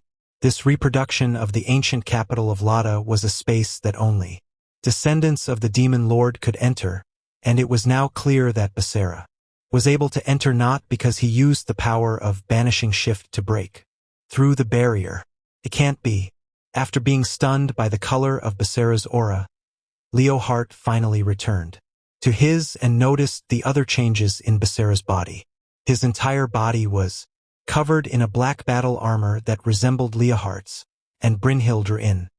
His hand had also changed shape like a valkyrie that had spread its wings. The length of the sword had almost doubled, and as if its self-defense instincts had been fully liberated, it had changed into an awakened form. Basara lifted Brynhildr up, then swung it down, and in an instant, heavy crimson waves assaulted Leohart from directly above, causing him and the passageway to be forced down to the ground that Basara was standing on. In an instant, Leohart lay on the ground in front of Basara, using all the strength that he had to endure the immense pressure that made him feel as though he would be crushed to death if he relaxed for even a bit. Gravitational magic? And no. Perhaps it came from the same origin, but this was not magic. Basara had swung Brynhildr down towards Leohart. This action may have been the trigger for the magic's activation, but a more natural possibility was that this was the same as when Leohart poured his full power into the magical circuit within Loki to release that black torrent. Basara swung Brynhildr to unleash a red aura towards Leohart that resembled gravitational magic. That would also explain why Brynhildr had transformed into such a strange form. While Leohart speculated about such things, the powerful gravitational surge that pushed down his entire body showed no mercy, and before he realized, it had carved out an enormous crater in the ground surrounding him. I was too careless. Although he hadn't underestimated Basara, he became too focused on his ultimate goal of defeating the council and dropped his guard. While Leohart's entire body remained paralyzed, he cursed at his own hasty move, which had caused a reversal in the situation. A single moment of negligence or regret was enough to lose one's life on the battlefield. Leohart clenched his teeth as he attempted to lift his head, only to see Basara looking down at him with a cold and merciless stare while he once again swung Brynhildr down with his right hand. NGH. The muscles in his entire body distorted unnaturally, and his bones made creaking sounds as if they were wailing in pain. Even though Leohart could no longer bear the pain, Basara didn't seem willing to loosen up with just that. He gripped Brynhildr in silence and made an action to further increase the pressure. He was going to completely crush Leohart anew. As that sword was swung down, the wish that he had embraced for so long, his dream for the demon realm's future, as well as Riara's smile and warmth, all of it would turn to naught. The system known as the Council that was secretly dominating the demon realm at the moment would also continue on forever. However, although Leohart at present had the attitude that something had to be done no matter what, he couldn't think of any way to escape from his peril. And so, Basara swung Brynhildr down like that, completely crushing Leohart's body and soul. But an instant before that could happen, no! There was a sudden voice, and a girl who had arrived stopped Basara. Was not Riara. If Riara had come to save Leohart, she definitely would have stood between Basara and him to protect him from Basara's attack. The girl hugged Basara from behind to stop him, the girl whose arms reached around to Basara's chest as she hugged him while her face remained close to his back was Naru's Mio? Indeed, the girl who saved him was born as the Demon Lord's daughter. but chose to live as a human. The girl's sudden interruption caused Leo Hart to say her name in surprise, and he inadvertently noticed something. He could speak. The powerful gravity waves that attacked Leo Hart had weakened. The reason was in front of Leo Hart, who had chosen the path of the demon Lord. Mio's red aura gently covered Becerra's aura of the same color. From the beginning of her duel until the very end, Naru's Mio never used the power of the former demon Lord Wilbert. Now she was using it to stop Becerra. Mio didn't understand why Becerra was able to use the power of gravity. In any case, Mio's intuition told her that aside from the interference of her own gravity magic to suppress Becerra's gravitational power, there was no other way to stop Becerra in his current state. Last night, before Becerra left the guest house, he confessed to Mio and the others about something. Although the possibility was very low, in the off chance that Becerra attempted to kill Leo Hart, they had to do everything possible to stop him. Mio and the others didn't understand why, but they knew that Becerra had his own reasons, and so they immediately agreed to Becerra's request. Seeing Becerra act so seriously, it was only natural that they were unable to refuse. Least for Mio, Becerra was her absolute master and an important family member. Moreover, of all the people present, Mio was the only one who was able to enter this space, and that was why the burden of fulfilling this request was entirely on Mio's shoulders right now. It wasn't for the sake of helping Leo Hart, but to stop Becerra from losing control, and at the same time, she also had to maintain control of her own power and stay conscious. After all, her target was Becerra, so all she had to do was prevent his movement. So, Mio carefully adjusted the Demon Lord's power in her body. In the past, Takigawa had advised her to get stronger, to the point of being able to kill Becerra in the very unlikely event that she had to. However, Mio was still not at that level yet. But this was enough, because everyone had forged a deeper bond with each other. They had powerful feelings that would not break no matter what came at them. Everyone believed in those feelings and decided to treasure each other and live together. Hence she had to stop Becerra no matter what. Becerra, it's enough already. Mio softly called his name, and she pressed her chest against Becerra's back, as if to move their heartbeats closer together. The most important thing was to tell him that she was here, just as Naru's Mio accompanied Tuju. Becerra in the past, that would not change from here on either. Then Mio straightened her back and spoke in a whisper that was only audible to Becerra. Please, Oni-chan. The curse of the master-servant contract had not activated, but Naru's Mio still addressed Becerra in that way. She knew that when she called him like that Becerra would definitely respond. Indeed, because Becerra was that kind of person, Mio was that kind of sister, a loyal, submissive girl who loved him. This strong emotion that filled the heart would never abandon her. Brynhilder was slowly lowered. It was not swung. Becerra had loosened the grip of his arm, and he slowly lowered it. After letting out a heavy and long sigh, he put his left hand on top of Mio's hand that was on his chest. Mio. It was the normal Becerra who turned around to call her name. Different from when they had first met, the current Becerra saw Mio as someone much more precious to him now. So, Naru's Mio could no longer suppress the overflowing emotions in her heart, regardless of the number of people watching them from outside the fighting space. She tightly embraced Becerra once more. An important fact was conveyed to everyone who watched this scene. She did not belong to the Moderates faction or the current Demon Lord faction, and neither did she belong to the council. For a long time now, Naru's Mio belonged to Tuju Becerra. Outside of the fighting space that Becerra and the others were in was silence. The audience members who were watching the broadcast of the inside were all speechless. Mio's interference had interrupted the duel between Becerra and Leo Hart, but no one dared to clamor or say that Becerra should be disqualified, unlike the time when Zest had done the same, because no matter what the reason or intention, she had saved Leo Hart from Becerra. In the broadcast, Becerra stretched his hand out to Leo Hart, who was trying to stand up. After a long silence, Leohart slowly grabbed his hand. The current demon, Lord, the previous demon lord's daughter, and the son of the man known as the God of War all stood together in this moment. No one could have imagined that something like this would happen in the decisive battle between the current demon lord faction and the moderates faction. This scene caused every single person in the arena to envision a future in which the demon realm was no longer at war. However, there were some people who held differing thoughts and were waiting for this development and the arrival of such a situation. The son of the God of War Jin Tuju, the wielder of Banishing Shift, Tuju Basara, the only daughter of the strongest former demon lord in history, Naruz Mio, the striking young hero who had become the new demon lord after Wilbert's death, Leohart.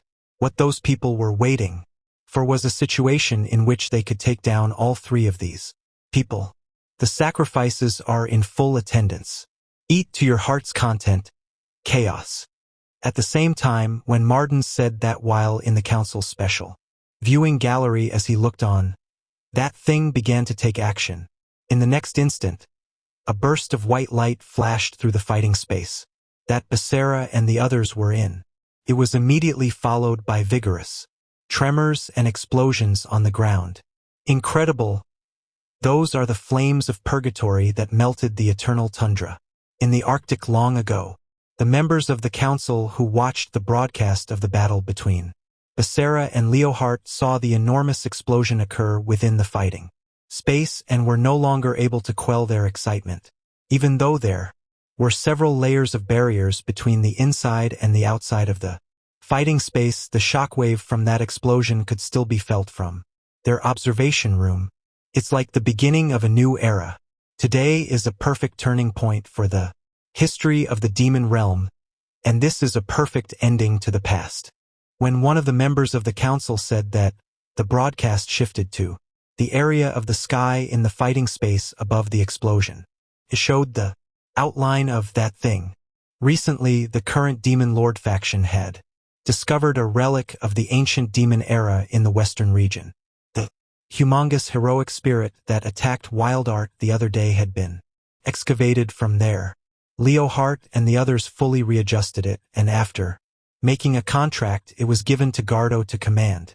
At the same time, the council had privately carried out their own investigation and excavation. For the purpose of monitoring the attack on Wildart City, Nebula was paired with the high-level heroic spirit that they had excavated. As for this decisive battle, the one that Luca used as the frontrunner of the current Demon Lord faction was an even higher-level heroic spirit than the one that Nebula used. No matter how a heroic spirit is used, it is still just a spirit. According to legends, these so-called heroic spirits were used in the ancient demon era as spiritual weapons. Indeed, they were simply weapons. So, who was the person that controlled them? During the time of the council's predecessors, the Council of the Seven Sins, they did not yet have full control over the entire demon realm. Belphegor accidentally made contact with a deep magic boundary and was able to successfully summon a super high-level creature that was capable of summoning heroic spirits into this dimension. Belphegor controlled this creature, eliminated all rebel forces in one fell swoop, and became the master of the demon realm. Because the creature possessed such incredible power beyond all imagination, the later generations gave it another name that represented its absolute status. It was above a demon lord, a demon god. Chaos. Oh, it has been thousands of years since I last saw that thing, one of the members of the council passionately said. It was the first time that the 5 members of the council, including Martins, had seen chaos awake in all its grandeur. Of all of the people present, none of them were among the Council of Seven Sins at the time. These 5 people, as well as the already deceased Zalgir, or the 6 members not including Belphegor in other words, had all been chosen to become members of the council after what was known as the Great Demon God War. In other words, 6 of the 7 seats among the 7 sins had become empty during the war, and Belphegor was the only one of them who remained. The reason for that was the demon god Chaos. In order to control the demon god, vast amounts of magic and spiritual energy were required as sacrifices. However, Belphegor still managed to successfully control the demon god at the time, and wiped out all of the rebel forces. This was possible by turning the other 6 members of the Council of 7 Sins, aside from himself, into sacrifices, like chaos that engulfed everything. That was how the name of chaos came to be. Later on, when Belphegor became unable to maintain control of chaos by himself, Mardens and the other current council members helped Belphegor to seal chaos, putting it into a deep slumber so that it could never again awaken. Finally, its name became something that could only be heard of in legends. Until today, that was the current demon lord Leohart is here, as well as the daughter of the former demon lord Wilbert, Neruz Mio. On top of that, there's also Jean, Tuju's son, Tuju Becerra. Moreover, there are also the representatives of the current demon lord faction and the moderates faction, as well as a full house of audience members. With so many offerings, it'll certainly be enough for him to eat. Indeed, the council became involved in this decisive battle and attracted such a large number of audience members for the purpose of playing this card. The council was clearly aware that Leohart was after their lives, and he also knew that the council planned to get rid of him during this battle. To this end, they prepared a secret strategy to crush Leohart's ambitions. The 4th representative of the current demon lord faction, who originally would have fought against Zest. The council had prepared chaos for that, but the situation suddenly turned in their favor, so of course they chose to alter their original plan to summon him. Hence, the 3rd representative, Admirath, threatened Kurumi, causing a situation in which the next combatant, Zest, was forced to interfere, thus allowing their plan to succeed. Look, it's already happening on that side. Everyone followed that person's joyous words as they looked out, only to see the members of the audience who were dumbfounded by the explosion in the fighting space that Leohart and the others were in cry out in shock. It was because many large magic circles had appeared within the arena and heroic spirits were emerging from them one after the other. In order to control chaos, everyone in the arena had been made into sacrifices. Aside from the council and their subordinates such as Admirath, chaos summoned its own heroic spirits in order to reap its sacrifices. The heroic spirits with fierce light in their eyes looked at the audience members and then charged towards them. It was the beginning of a frenzied massacre. Amidst the sudden tragedy which had set off a wave of screams and loud noises. Like this, we'll be able to get rid of all eyewitnesses to Leohart and clean everything up, Mardens said with satisfaction. All that was left was to wait for all this to pass, say a few words to turn Leohart's death into a tragic story, proclaim Admirath as the new demon lord, and then all of their problems would be solved. What's going on with Jean Tuju's side? No problem. Look. Another broadcast was then displayed, showing the situation in Wild Art City. A countless number of high-level heroic spirits which were even stronger than the ones from the previous attack were advancing towards the former demon capital.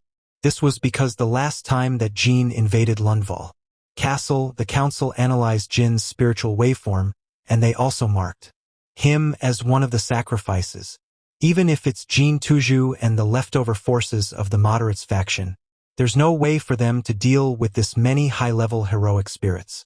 Even if they are defeated by them, chaos has long been the answer to that problem, and chaos can simply deal with them directly. What about Gardo? There's no need to worry. I've also marked him as a sacrifice for chaos. Another broadcast showed the heroic spirits which were attacking Lundval Castle. What a pity. That castle was rather extraordinary, and I actually liked it. It doesn't matter. It's just a castle, it can simply be rebuilt. This time we'll construct something even grander. That's true. When the two of them laughed. Speaking of which, Mardens Dunno. Where is Admirath? It seems like there were a few people that he wanted to personally clean. Just as Mardens smiled and replied, the white light that enveloped the fighting space rapidly faded, but it was not because the supply of air for combustion had run out. That is, in front of Mardens' eyes, among the burnt-out remnants of the ancient capital, 3 silhouettes stood upon the earth. One of them was in a stance, where they held a large demonic sword. Seeing this, Mardens smiled as he said, that elimination technique, huh? Interesting. With such heavily injured bodies, just how long can you and Leohart hold out against chaos, I wonder? Upon the ground, where even rubble had evaporated after the explosion of immense heat, finally receded. Damn it! That's where it came from. Becerra lowered Brynhildr after he had just used it to execute banishing shift, and looked at the sky as he shouted. The power of that white light was immense, and he was unable to completely eliminate it. The scorching burnt earth was the aftermath of that blinding flash of light. At the other end of his gaze, there was a strange thing floating in the air, surrounded by a dangerous purple aura. It had 6 arms and 2 legs longer than its chest. Its long arms, which kept on moving around, intertwined with each other like tentacles, while its bizarre form floated in the air. I'm afraid that's chaos. Leohart uttered the name of that thing with a serious expression. Thanks to his immediate use of the demonic sword Loki's barrier, there was enough time for Becerra to use banishing shift to eliminate the aftermath of the light, so that the 3 of them could remain safe. In the past, Belphegor had successfully formed a contract with that demon god, and that's why he stands in the council with absolute authority right now. According to the legends, Chaos Tough Body has vast amounts of magic stored within it, and it has a barrier that blocks all magic. This is something that happened a long time ago, before the people in Wilbert's generation were even born. That's why this is the first time I'm seeing. This is also the reason why Balthier didn't return after he went to investigate. But a great amount of magic and spiritual energy is required to control it, and that's why Belphegor used it once before sealing it away. The purpose of awakening him now is probably to get rid of us, to turn the 3 of us into sacrifices, and perhaps that also includes everyone on the outside.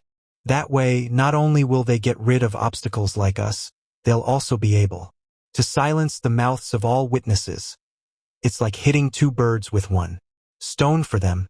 So what should we do now? We have to make it out of here alive regardless.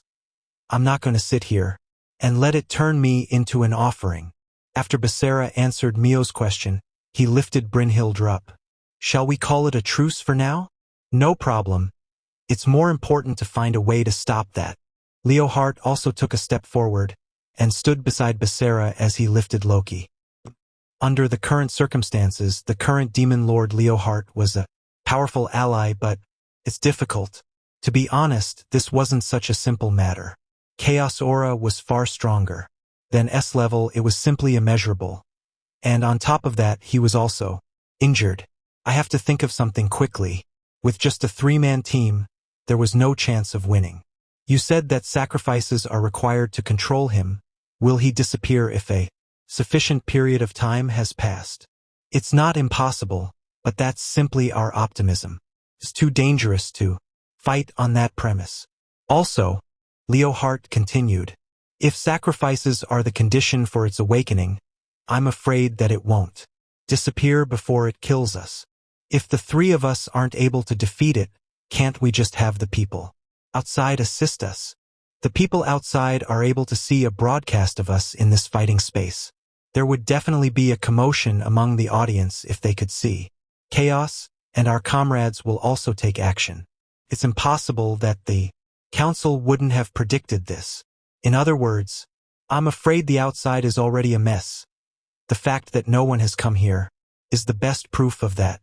According to the legends, there were many heroic spirits under Chaos command. It's highly likely that it has summoned those heroic spirits on the outside, and they're killing the audience as sacrifices so that it can replenish its own magic and spiritual energy. We can't stall for time, and we can't contact our comrades on the outside, so we'll have to come up with a way on our own, and quickly. Yeah. As long as we can defeat it, even if the heroic spirits have been summoned, they'll disappear as well. This way, we'll also be able to help the people on the outside. Just as Basara and Mio got ready for the fight. There's no time left to talk. It's here. After Leohart reminded them, the two of them looked over to see the demon god Chaos descend towards them after it had seemingly decided that its wide area attack was useless against the three of them due to banishing shift in the moderates faction's infirmary in the instant that Basara and the others were attacked. Although the injuries that Kurumi received during her battle had been treated, the injuries were still quite severe, and she had not yet regained consciousness. As her elder sister, Yuki naturally wanted to stay by her side. Maria, who had fainted during her duel against Takigawa, was also still asleep, and her elder sister Lucia was similarly accompanying her. The sounds of explosions from the arena, along with the tremors and the cries of the audience, had all been transmitted to the infirmary that Yuki and the others were in. It was clear how catastrophic the pandemonium outside was. Others were in. It was clear how catastrophic the pandemonium outside was. If this continued, this infirmary would soon also be exposed to the threat of the enormous heroic spirits, so there was no time for them to relax. More importantly, the attack on Basara and the others was very worrying. So after Yuki asked Lucia to take care of Kurumi, she turned and rushed towards the arena, but she was unable to do so, because this infirmary had also become a battlefield. Yuki's expression turned cold as she summoned Sakuya, while closely watching the enemy in front of her. The person who had come to obstruct her from rushing to Basara's side was the one who had hurt Kurumi with underhanded means, the high-level demon Admirath. I originally came to deliver the finishing blow to my opponent, but I didn't expect there to be so many extra gifts, you know? After Admirath said that with a leisurely smile while holding an enormous, sharp sickle in his hand, Lucia calmly said, "So you actually planned to secretly kill an injured person? Is that how dirty the council is?" "No, this is my own way of doing things. Once I see my prey, I have to take its life. It'd be rude of me otherwise." Even though he was at a disadvantage in terms of numbers as he had to face both Yuki and Lucia at the same time, Admirath continued to smile with the same relaxed smile on his face. "Go ahead and resist if you like. But under these circumstances, you two ladies are definitely not opponents for me." Admirath's words caused Yuki's expression to sink. Beside her, Lucia's reaction was similar, meaning that Admirath's words were correct. The ones who were being driven into a corner were Yuki and the others. The heavily wounded Kurumi and Maria were both in this infirmary. Yuki and Lucia had to use a strategy that would avoid spreading damage to them so as not to aggravate their injuries. Both of them deeply understood that this was extremely difficult to do. Yuki and Lucia respectively held Sakuya and a whip in their hands, as since they were both technique-type warriors, they didn't have an ability capable of eliminating their opponent's attacks like Basara's banishing shift, nor were they like Kurumi, who could utilize a convenient wide-area magic barrier according to the situation. In contrast, Admirath had put up a powerful defensive wall during his fight with Kurumi, an indication of his magical prowess. It was also easy for him to use wide-area magic attacks. With Admirath's magic, he could instantly turn this infirmary into a ruin if he so wanted. Of course, Yuki and Lucia could also utilize wide-area attacks, but since they could not further harm Kurumi and Maria, it was not possible for them to do that at present. Furthermore, even their opportunities to use powerful techniques had been restricted. Under these highly demanding circumstances, Yuki and Lucia realized that there were also other things that they had not considered. While Yuki worried about getting Kurumi and Maria caught up in this and hesitated on whether or not to take the initiative in attacking, she realized that she could not stop her vision from shaking, and her legs became weak as she kneeled on the floor. Lucia seemed to be in the same condition, and she supported herself with one hand against the wall. Could it be? Yuki looked up in surprise only to see Admirath's smile deepen. Did you think that the battle hadn't started yet? How careless. He then told them that their current conditions were his doing. You're enveloped in a magic miasma that drains your life force. Since it's effective even against that succubus, it must be quite painful for a hero like you, right? Admirath had pretended to have captured Basara as a hostage, fought at full strength against Kurumi, who was afraid to retaliate and even forced Zest to be disqualified for breaking the rules.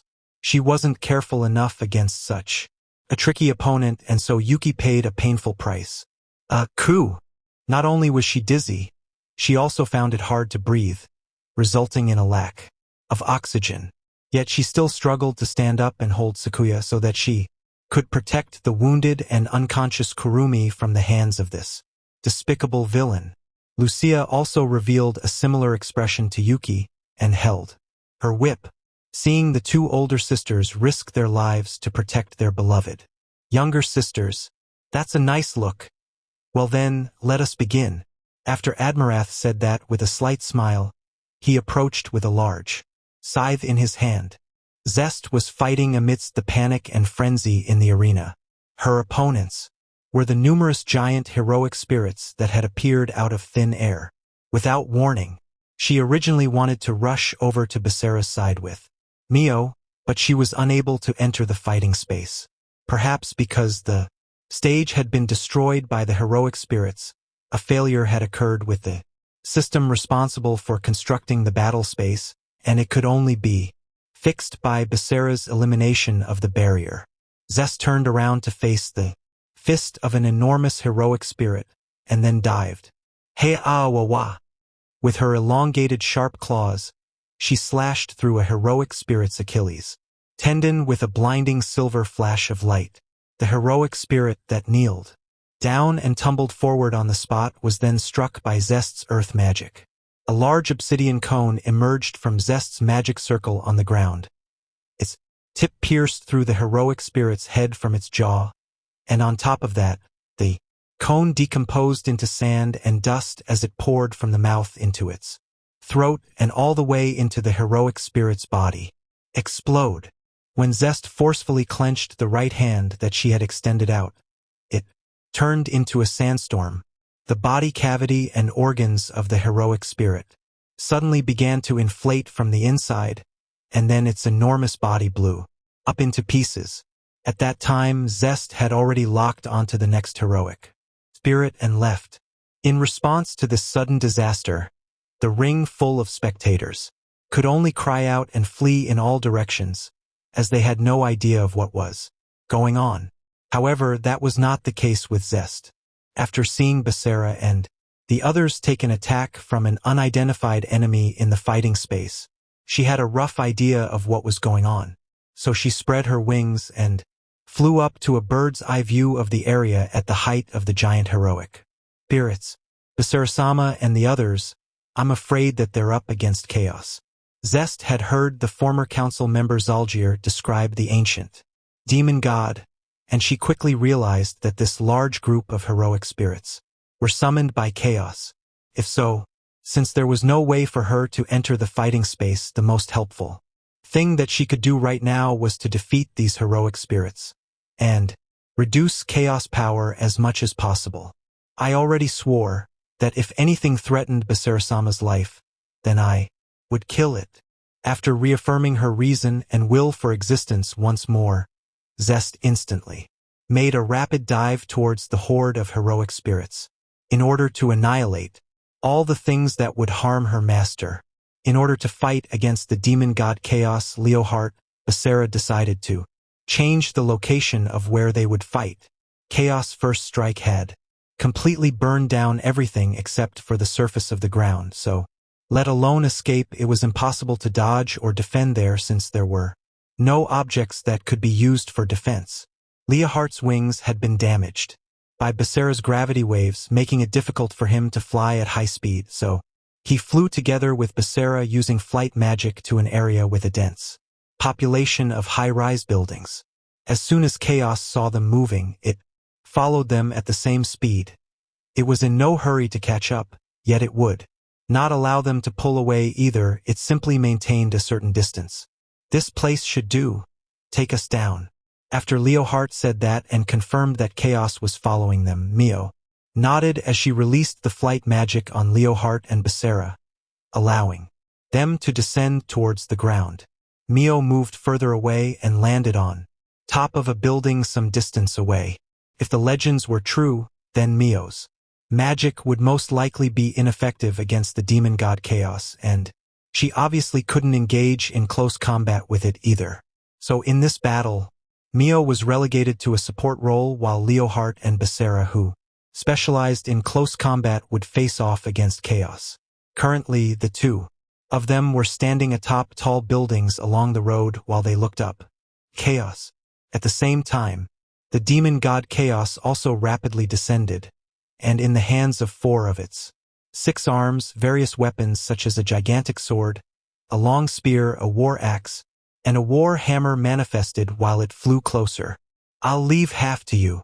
All right? Understood. Leohart raised Loki, while Becerra beside him also nodded whilst gripping Brynhildr tightly, facing Chaos as it used 4 weapons to attack at once. Leohart and Becerra both spread out and prepared to dodge, and then the ground in a 10-meter radius began to rumble as explosions occurred, signaled the beginning of their death match against the demon god Chaos. The ground damaged by the earthquake turned into sand, and despite all of the dust surrounding Chaos, Leohart and Becerra moved forward at the same time. With 1 person on each side, they charged towards Chaos whilst swinging their swords down. Leohart was immediately met with a solid sensation against his hands and a harsh metallic noise. The war hammer and gigantic sword in Chaos' hands had blocked both of their attacks. When Chaos raised its long spear and long-handled axe to counterattack, Leohart and Becerra evaded it, and they prepared for a second assault.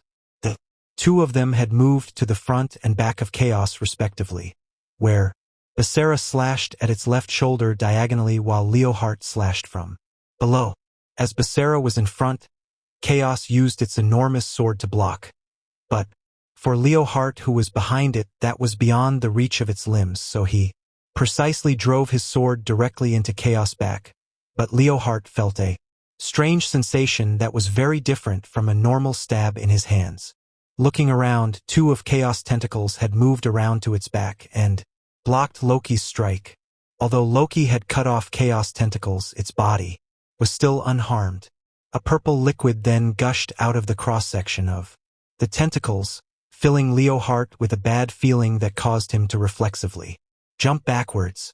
The liquid that spilled out then dissolved the ground and made sizzling noises as it did so. Its body fluids are a strong acid.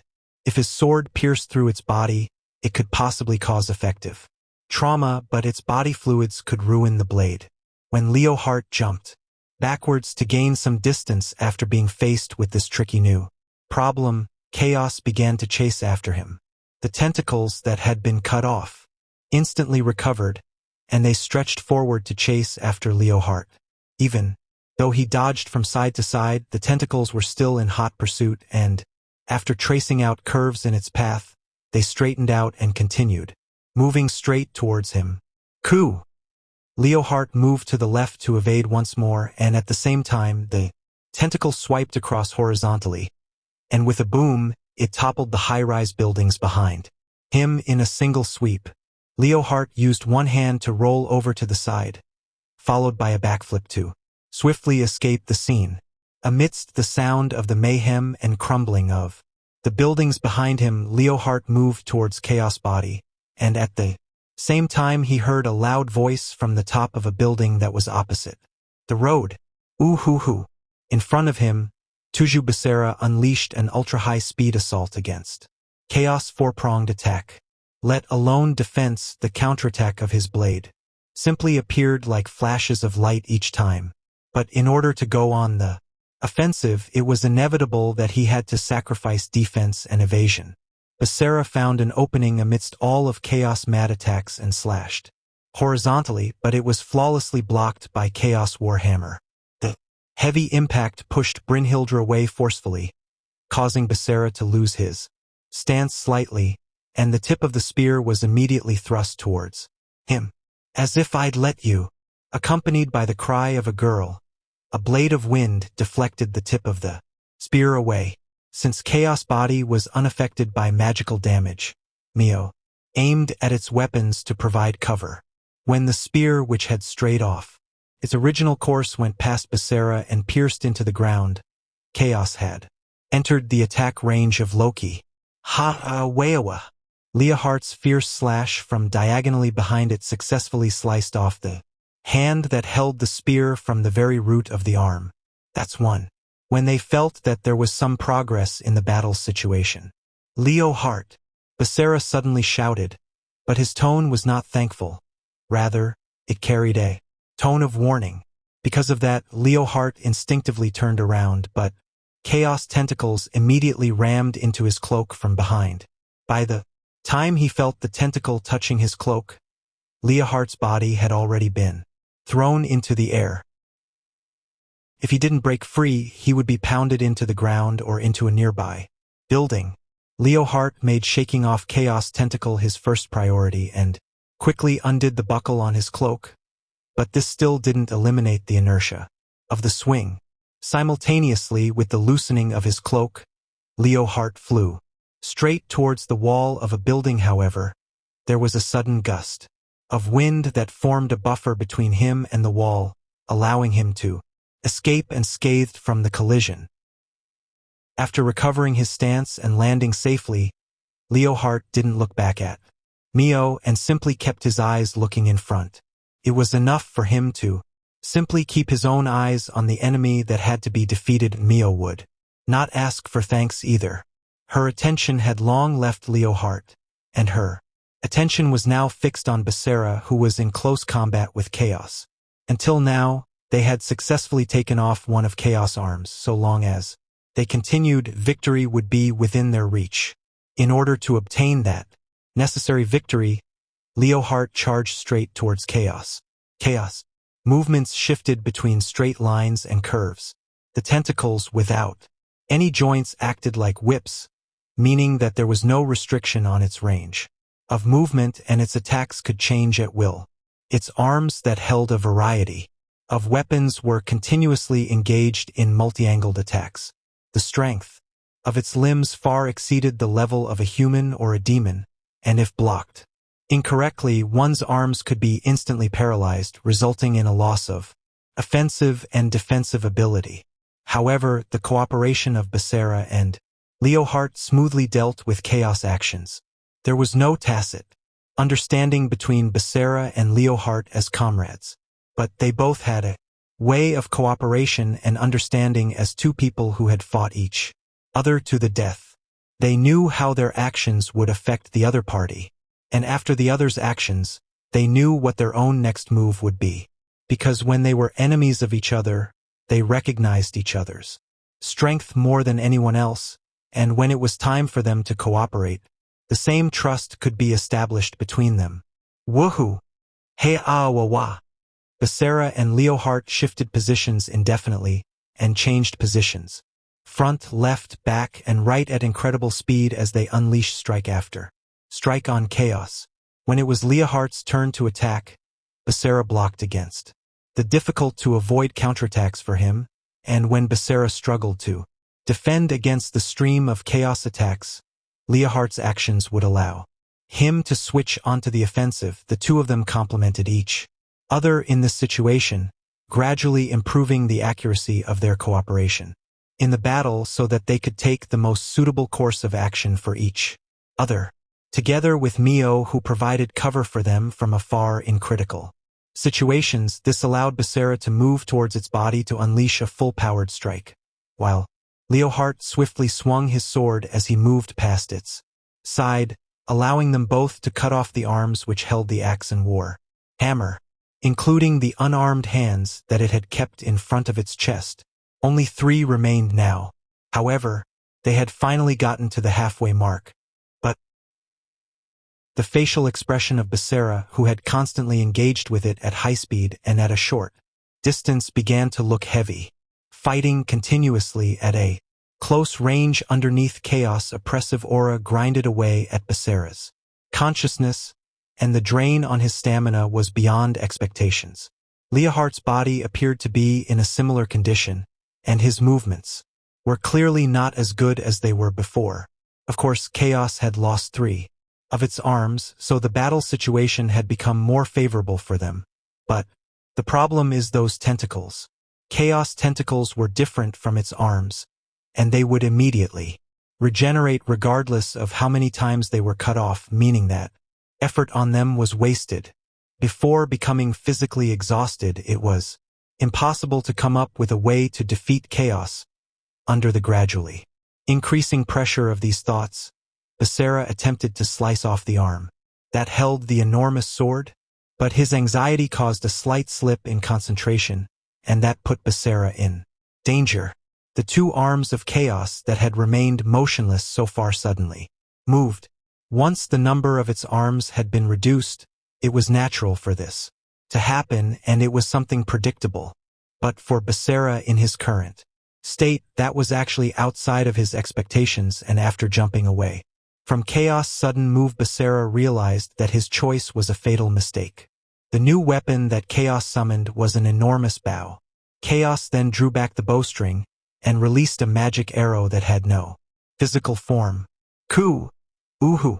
Becerra jumped backwards as he unleashed Banishing Shift to just barely eliminate the arrow. There was no other way of saving himself, but that was only able to deal with the immediate threat before his eyes. The crisis had not yet passed. In this battle against Chaos, Becerra had not used Banishing Shift until now.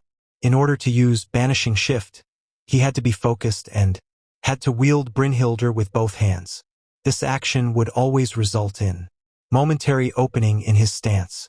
Hence, Becerra only used it to eliminate long-range attacks during his battle against Leohart. Moreover, it was necessary to eliminate its barrier for complete erasure, but Chaos was so overwhelmingly strong even without the barrier in its body. He couldn't fully unleash it, but he was able to more or less scatter Chaos attacks. But if it was ineffective against Chaos, then the moment he used that technique, it would result in a fatal injury for Becerra. Under the circumstances where the 3 of them were cooperating, they had all been forced into a corner by Chaos. If Becerra was to fail and die, Mio and Leohart would probably be killed one after the other. But at the moment, Becerra had used Banishing Shift. The demon god naturally did not let go of this opportunity. Chaos leaned forward with its body close to the ground, and the tentacles, wrapped in front of its lower body, violently hurtled out. The winding tentacles across the ground rapidly approached, and they gave off the impression that they were a single large and dreadful snake.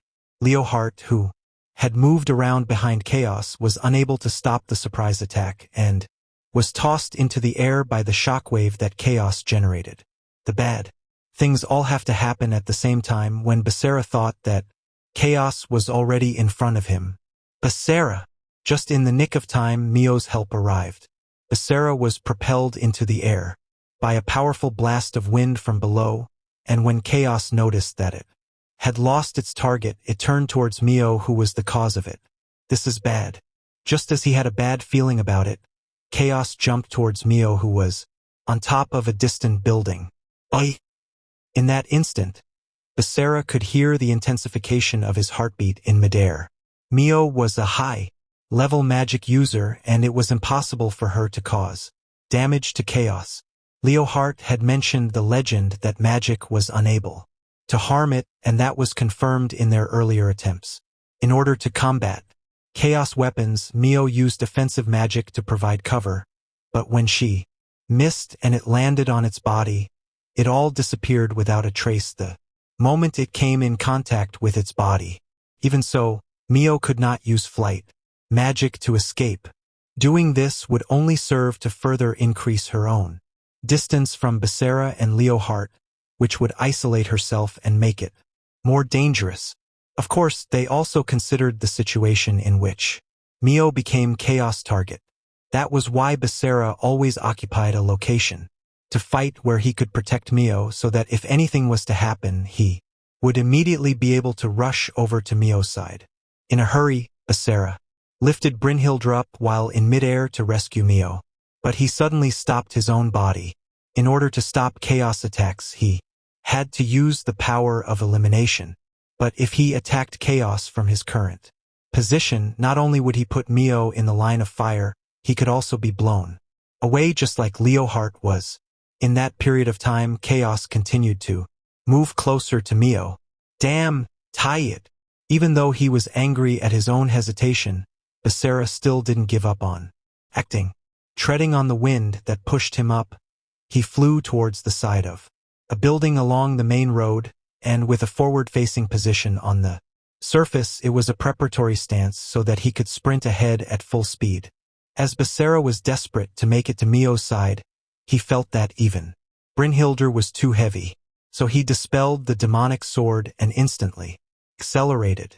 As he directed all of his energy into his legs, he became like the wind. There was barely any sound as he ran across the side of the buildings. He ran upwards diagonally across the flat walls of the grid of buildings one after the other, but he still could not catch up. Becerra was still some distance away from Mio, but there was no doubt that Chaos was a step ahead of him. However, Tuju Becerra still did not give up on the girl that he cherished. Mio! At the same time that he cried out her name, the girl at the far edge of his vision responded with an action.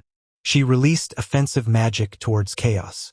As it approached from just below her, HIHNMEHDLIHIITDH. The magic that Naru's Mio chanted was lightning magic. Towards the rapidly approaching Chaos, she released a plasma ball that discharged electricity.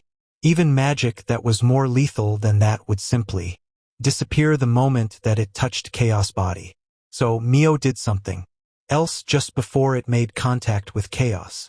When the offensive magic was about to hit, she suddenly clenched her right hand and the plasma ball immediately burst. It was not because went out of control and it collapsed. The explosion of the plasma ball erupted with a thunderous boom, dyeing everything around it a dazzling white. Mio had used that flash of lightning to blind Chaos' eyes. Magic was unable to harm the demon god Chaos. It was probably because it had some kind of ability or barrier, a power that allowed it to block magic. So it was likely that Chaos used sound or heat sensing to identify objects. So when Mio detonated the plasma ball, it was an attempt to hinder Chaos from detecting her presence. Mio had closed her eyes before the detonation to protect her sight, and she jumped sideways to get away from Chaos amidst the blinding white light. She leapt into the air on her left side above the road from the rooftop that she was standing on. There was no time for her to cast flight magic, and all she could do was jump towards the ground. There was an enormous sensation of pressure in the air that brushed past Mio's right side in that instant, and then the sound of an explosion could be heard behind her, most likely from Chaos smashing the rooftop that Mio was originally on. Succeeded, Chaos lost sight of Mio, but that was also the same for Mio, who had closed her eyes due to the blinding white light that pierced through even her eyelids. Mio had lost her balance and was free-falling, and she didn't know what state she was in. She only knew that she was falling. The violent flash was so blinding that even Mio couldn't tell where she was. But there was a unique person in this world who knew where Naru's Mio's body was. That was the person who was connected to her soul and had made a master-servant contract with her, the one with absolute authority who could make her sacrifice everything, and also the person who would fight for her with everything on the line. Precisely because he called out Mio's name, Mio was able to jump off the roof without any hesitation. Afterwards, Mio's idea had become reality. There was a force that sturdily intercepted the falling Mio from the side. A pair of strong arms carried her firmly and pulled her into his chest as if he was reluctant to let go. So Mio slowly opened her eyes within the dazzling light, and the face of him appeared before her as though it were only natural. Basara smiled gently at Mio. No matter the distance they were separated by, he would rush to her side in a moment. Mio's heart became elated for a moment, and she hugged onto Basara tightly. Within the blaze of light on the battlefield, it felt like a moment that belonged only to the two of them. The demon god Chaos noticed that the girl who should have been a sacrifice had escaped. Since Chaos was a being greater than a human or a demon, its eyesight recovered quickly, and it looked down from the rooftop. It then looked over to see Basara and Mio, who had landed on the road a short distance away. But Basara was holding the girl with both hands, so he couldn't move his arms. Chaos immediately understood what that meant. In the next instant, Chaos reached out with its remaining right arm and used the same burning ray of light that it had first used in this fighting space. Even if Basara could summon his weapon, he would not make it in time. They would be erased along with Leohart, who was rushing over to help them. The absolute light that was able to destroy everything instantly expanded in an arc from where Chaos stood, but there was a sudden boom, a red-dimensional fault encircled and blocked Chaos' attack. The gravity of the entire surrounding space suddenly surged, leaving the demon god Chaos with a seemingly puzzled expression. There was a man who stood in front of the young boy and girl who had been marked as sacrifices to protect them. It was a red-haired demon with a sharp gaze, Ramses. At that time, a battle had just begun in the Moderates faction's infirmary. Ah! Kuag! Yuki and Lucia collapsed onto the tiled floor as they groaned in pain. Admirath looked down and leisurely watched them as he said, "Look, as I said, you two are definitely not opponents for me." The two of them had to protect the fainted Kurumi and Maria from the battle, and couldn't use any powerful attacks, and they had also inhaled the gas that Admirath released. It was a miracle that they had been able to hang on until now in such a disadvantageous situation, and they had already done everything that they could, but they were still no match for the Demon Lord. Candidate Admirath. It was easy for him to take their lives with his enormous scythe, but Admirath only used the back of the blade on purpose so that he could beat them until they were rendered completely immobile. The reason was absolutely clear. It was all in order to allow them to witness the moment in which Kurumi and Maria died by his hand. Lay there on the ground obediently for me, and watch me take away your precious family members. After saying that, Admirath swaggered towards Kurumi's bed. Kurumi! Yuki tried to lift her head, and she desperately tried to call her little sister's name to warn her, but it was all in vain. Admirath arrived at the bedside, and looked at Kurumi's adorable sleeping face as he became more and more excited on the inside. This is great.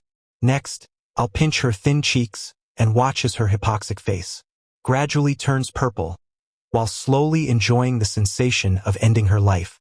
Moreover, it'll be in front of her sister Yuki. Could there be any better arrangement? Should I kill Kurumi before all of them and then similarly strangle Maria, and then kill Lucia after torturing her? Or should I kill Maria first so that the two sisters suffer before I kill another one? No, what about killing Lucia? First, it would be nice if she died without knowing how her little sister was going to meet her end. In any case, no matter what, the first person to kill won't change.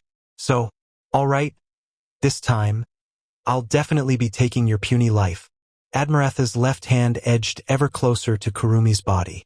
However, that hand suddenly made an excruciating crack sound. It was crushed by another hand that had reached over from the side. Gawa. Without even the time to be surprised, Admirath yelled out in pain and immediately tried to throw off the unknown threat that had attacked him. But the hand that had crushed his lower left arm did not let go. After continuing to struggle until the end, Admirath had no choice but to collapse to the ground when he had finally broken free. What guts! To dare to destroy my good moment.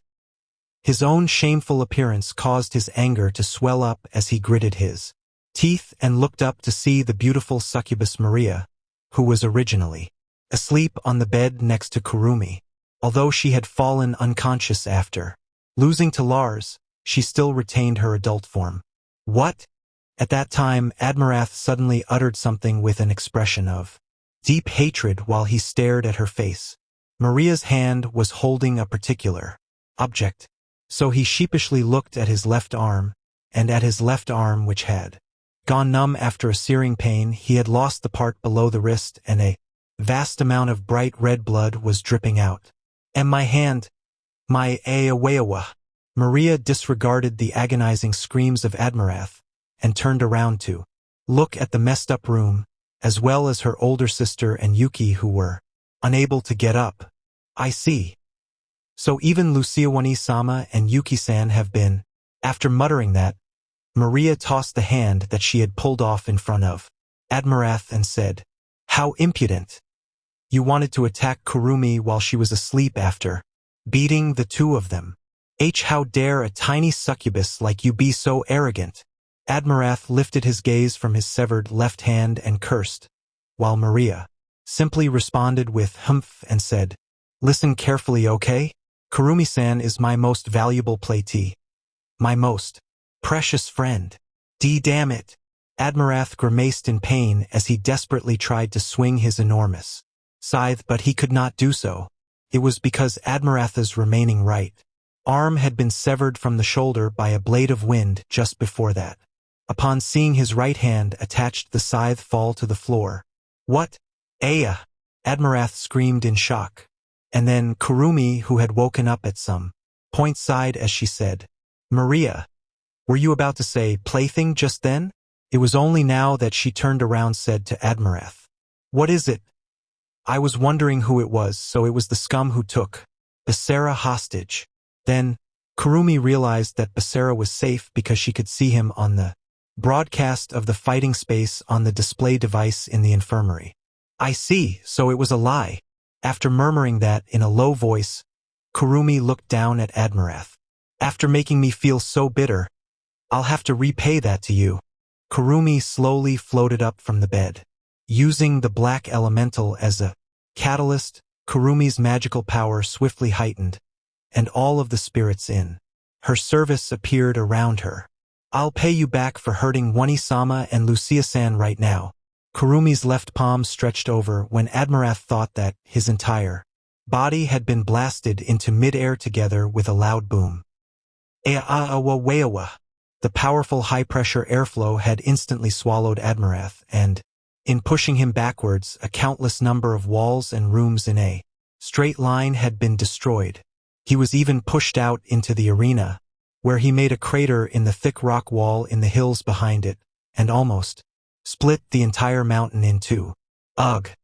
And there was a figure that appeared in front of Admirath as he groaned in pain.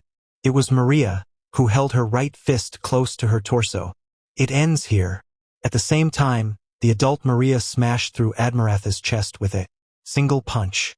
Maria's blow completely released all of the power that had been built up in her right fist.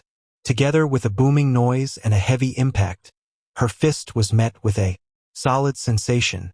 So, when the dust settled after the rock wall had been blown apart, Maria set down the fist that she had held in midair.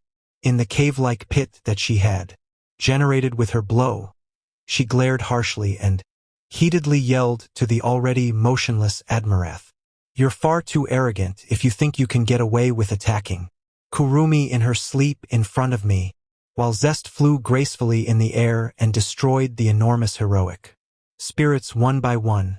The mayhem in the audience stands was still yet to subside, and there was an individual who did everything that she could to help the audience members who were caught up in the panic. It was a girl of the moderates faction, Noelle. Please stay calm, everyone. It doesn't matter which path you take, none of the exits are any quicker than the other to take refuge from. After putting up a magical barrier, Noelle continued to cry out, but no one in the audience paid any attention. This was natural, as in the face of such an absolute threat, everyone was equally weak and they all blindly crammed into the nearest exit. Even though Zest was gradually reducing the number of the heroic spirits, there were still more heroic spirits than could be counted on, two hands raging endlessly in front of her. The audience members who had packed the passageways to the brim were equivalent to perfect targets. When the ruthless heroic spirits swung their fists or kicked, a countless number of lives were thus turned into bloodstains and strands of flesh strewn across the floor. In this hellish plight, Noel still insisted on staying behind. All of the audience members in the arena were enemies belonging to the current Demon Lord faction, so Noel had no obligation to risk her life to help them as a mate of the moderates faction. But for Noel, who grew up in an orphanage, she didn't want to see any more children end up with the same experience as her. Among the audience members, there were many who had families, family members waiting for them, and children to look after. Even if they were enemies, their children were still innocent and they shouldn't have to bear the pain of having their parents being taken away by this absurd situation. As Noel desperately fought on with these thoughts in her mind, the sound of crying that suddenly entered her ears caused her entire body to freeze. It wasn't from an adult who was crying at the horrific scene, but from a child who could truly do nothing else but cry. Noel was not the only one to discover the crying child. From Noel's point of view, there was a heroic spirit opposite the child. Kua. As soon as she saw the heroic spirit raise its enormous fist, Noel rushed out. I won't let it happen. She didn't care about the fluttering hem of her skirt, she simply used all of her strength to rush over the broken tiled floor of the arena. Just before the heroic spirit's fist crushed the child, Noel picked the child up and jumped away. Gah! The heavy impact that she felt on her chest caused Noel to groan. Although she had evaded the heroic spirit's fist, that fist had dislodged a large piece of rock which had unfortunately hit her. At that time, Noel still continued to hold onto the child, but she realized that she had not considered the next step after escaping from it because there was still another heroic spirit before her eyes. It opened its large mouth in front of them. Although the intense pain had caused her consciousness to fade, Noel wanted to bring the child to a place where they would not be endangered by the heroic spirits. However, such a place did not exist in this arena. While Noel clung onto the child, the heroic spirit with its mouth agape suffered a blow to its face and was sent hurtling backwards. At the same time, there was a person who embraced them in midair. Lars? Seeing the side profile of his face while in his arms, Noel subconsciously called out the name of her childhood friend. Then, after confirming that it was not an illusion, she fainted. After Lars caught Noel and the child in midair, he smoothly landed at the topmost level of the audience stand. After setting down the unconscious Noel, who was still holding the child in her arms. How reckless! Even though he complained with a slightly annoyed tone, Lars still checked to ensure that her breathing was steady and then let out a sigh of relief. And then the large heroic spirit that appeared behind them threw down its enormous fist, but it was solidly blocked by a barrier-like black magic sphere. The child in Noel's bosom seemed to be surprised at having been rescued, and at some point it had stopped crying. Be good, stay just like that, and don't run around. After smiling as he said that to the child, Lars slowly turned around. Rottendal, don't get carried away. The instant that Lars spread open his arms and said that whilst full of rage, a countless number of magic spheres shot out. Not only did they blow away the heroic spirit in front of him, almost half of the remaining heroic spirits in the arena were blown away. Until now, Lars had never let anyone see his true strength.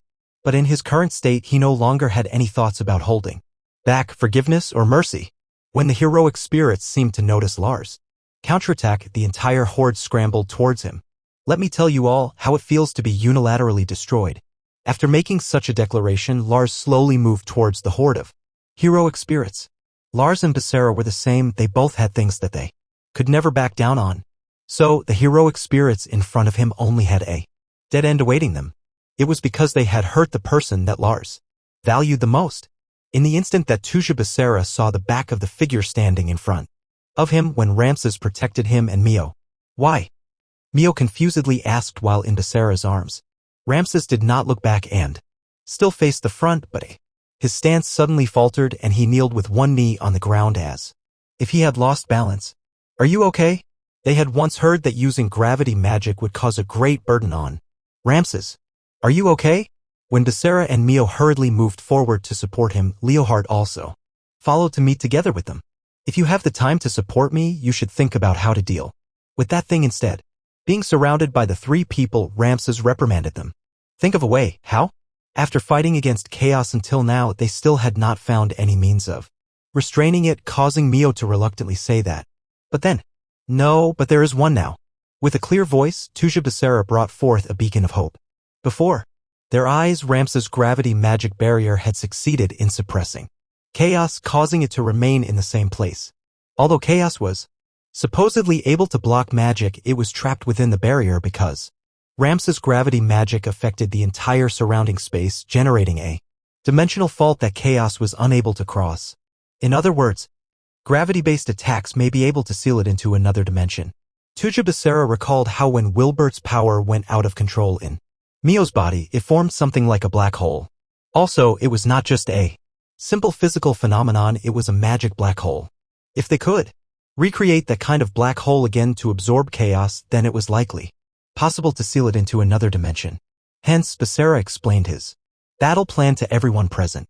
As soon as Ramses lifted his gravity magic, Becerra would use Banishing Shift frontally to suppress chaos, and Mio would use her gravity magic at full strength again to generate a black hole. Chaos would naturally try to dodge, so at that time Leohart would use Loki's power to push it so that the black hole could swallow it. That was Becerra's plan. After listening to the explanation, Leohart and Ramses nodded with acceptance. However, Mio had so far been unable to control Wilbert's power, and her expression seemed uneasy. Seeing this, Becerra lightly put his hands on her shoulders and said, "Don't be afraid, believe in me. Didn't we promise that we would finish all of this and then go home with everyone?" After Becerra saw Mio nod keenly, he slowly began to step forward. "I'll leave the end up to you." "Very well." After Leohart lifted Loki and responded to Becerra, Becerra continued to move forward by himself towards chaos. After he was a sufficient distance away from Mio and the others, he lowered his stance and concentrated. It was the stance for an all-conquering dimensional slash. By using Banishing Shift at the same time as his dimensional slash, even if he could not entirely eliminate his opponent, he would be able to significantly enhance its power. So Becerra concentrated every fragment of his mind and waited for that moment. In this state where his concentration was at its maximum, even all noise in his ears had been blocked out. When the entire world appeared to enter a state of silence, Ramses lifted the gravity magic. As soon as chaos broke free of the dimensional cage, it jumped down from a rooftop and landed in front of Becerra, who was closest to it. Facing the overwhelming incarnation of death in front of him, Becerra was still unable to move. Chaos also appeared to be on alert and did not move. Amidst the silence, only the atmosphere continued to intensify. And then that moment finally arrived. The first one to act was Chaos, in response to the remaining right arm that slashed down with its enormous sword and the thrust of the incoming tentacles. Tuja Becerra unleashed the ultimate blow. Raising all of his movements to their maximum speed, he charged towards the demon god. Using Brynhildr, he let loose a dimensional slash, and on top of that, Banishing Shift. Everything finished in an instant. Amidst the sharp ringing sound of a clang, chaos tentacles, the right arm that held the gigantic sword, and even the area from its shoulder to its lower torso all burst into droplets, but the battle was not over yet. Tuja leapt towards chaos in front of him while shouting, "Mio!" When she heard Becerra's cry, Mio had already completed the preparations to activate her gravity magic. Using the small gap after he had cut from chaos right arm down to its lower torso, he passed by the side of chaos' body as if he was changing position. In that moment, Naru's Mio unleashed the gravity magic that she had built up within her body to the limit. That power pushed chaos down from directly above and generated a black hole. This kind of thing did not happen. Just as Naru's Mio's consciousness began to blur after she put forth all her strength, something happened. Although her gravity magic was indeed covering chaos, the center point was a little further forward. "I must not harm Becerra." These kinds of thoughts caused Mio to subconsciously move the position a little forward, but this was a fatal mistake. Chaos used its tentacles like legs against the ground and pushed backwards to jump away and escape from the area of Mio's gravity magic. Failure, the worst possible word, evoked thoughts of desperation in her mind. Ah! But Mio then saw Becerra's figure as he moved around to Chaos' back and used his right leg as a pivot to turn around and swing Brynhildr horizontally. The instant that his blade was swung, Brynhildr unleashed a red wave. It was the same as before when he had almost crushed Leohart. The gravity wave had turned into a slash. There was gravity magic that Mio had released from above and the gravity wave that Becerra had unleashed horizontally. The clash of their two attacks caused the black hole that Mio generated to greatly distort, and the red torrents that flowed towards the dimensional hole immobilized Chaos as it tried to escape. Even though it suffered blows of gravity both vertically and horizontally, Chaos still made every effort to move towards an area with less influence. It was struggling for its life. However, the Demon Lord Leoheart would not allow it. Before Chaos could act, Leoheart poured all his strength into the magic circuit of Loki while in midair. So he anticipated this from the beginning, huh? When Leoheart flew to this position at the timing that was decided in advance, he understood Basara's intentions.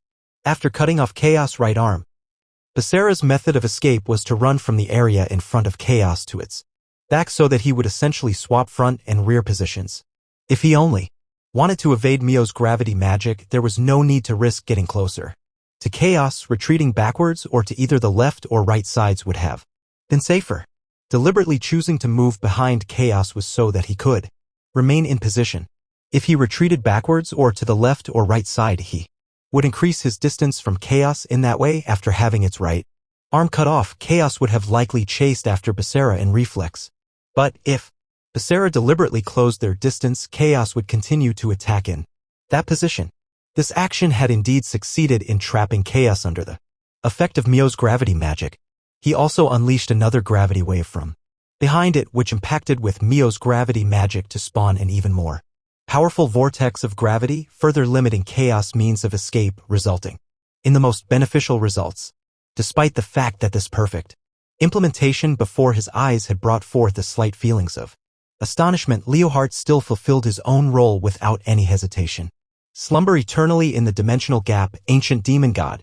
Together with his yell, Leoheart brought Loki down. The black wave, unleashed from the full-powered magic circuit of the demonic sword, surged into the gravitational vortex of Mio and Basara and moved straight towards Chaos. The ancient demon god that had awakened in this world was thus pushed into the center of the black hole. In the next instant, Mio's black hole twisted beyond the critical point and instantly collapsed because it was unable to sustain the mass. The swirling vortex of air and magic subsided, and the space also returned to normal. After the black hole that swallowed everything around it disappeared, all that was left on the ground was an empty crater. The figure of the demon god Chaos had already disappeared without a trace. Leoheart slowly lowered Loki and then dismissed it. This action represented that the battle had truly come to an end. At the same time, Ramses supported the unconscious Naruz Mio in his arms. Basara moved forward steadily and walked towards her. Epilogue: consequences of the necessary path. After the demon god Chaos was defeated by Basara, Mio, Leoheart, and Ramses, when the council realized that their plan to assassinate Leoheart and the others had fallen through, they decided to resort to their final trump card. Using the device that was installed underneath the arena, they planned to completely destroy everything, including the venue itself, and turn it to dust. Seriously, I can't believe that we even have to use this last resort. It can't be helped. Chaos has been banished into an unknown dimensional space, and we don't have the combat power to directly take down Leoheart. Despite this, the attitude and tone of the council members was still quite easygoing, using this arena as the battlefield for the current Demon Lord faction and the Moderates faction was the council's decision. Once they activated the device that would completely erase everything, a chain explosion would generate the energy to swallow and destroy everything around the arena. Basara's elimination ability was certainly troublesome for them, but based on its power, it seemed to have various other restrictions apart from not being able to be used for a counter, plus it didn't have the ability to eliminate all of the explosions in every location. That was why they were so relaxed. But among them, only one of them appeared to be depressed. "Oh, it's such a pity, Martins Dano." While that was spoken in a light-hearted tone, Martins clenched his teeth upon hearing it. Because Belphegor was absent, the role of coordinating this plan was handed over to Martins. And in the end, this was the result. One of the council members smiled thinly as they spoke to the silent Martins. And Admirath also said that he wanted to clean something up, but he ended up losing his life. The heroic spirits belonging to Chaos that were sent to attack Wildart were all slaughtered by Jean Tuju before their master was defeated by Leoheart and the others. How unbelievable. Not yet, it's not over yet. As long as we activate the elimination device, victory will still be ours and we can follow the plan. There won't be any problems then. Martins couldn't help but raise the volume of his voice in response. Certainly, as long as we can quickly dispose of Leohart and those moderates. Faction people, it won't have any effect on our plan at all. When they said that, another council member laughed as they said, "But has the situation truly gone according to your plan?" When that was painfully pointed out to him, Martins gritted his teeth once. Again, Martins originally wanted to take advantage of the opportunity of Belphegor's absence to gain a foothold to become the next leader of the council and at the same time make his subordinate Admirat the next Demon Lord, but they ended up losing their treasured chaos as well. With such a heavy loss, even if he compensated by completely eliminating Leohart, his position as the number 2 rank would be in danger, let alone the chances of improving his own status. Anyway, we need to quickly resolve the immediate problem. Especially Leohart and the other few, we must absolutely finish them off here.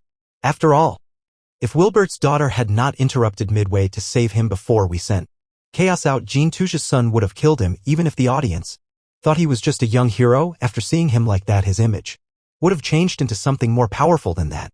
When Martins clenched both his fists in order to suppress his anger, another member said, "Currently, Leohart's image as the Demon Lord has already been watered down. Rubbish that has lost its use should be cleaned up as soon as possible."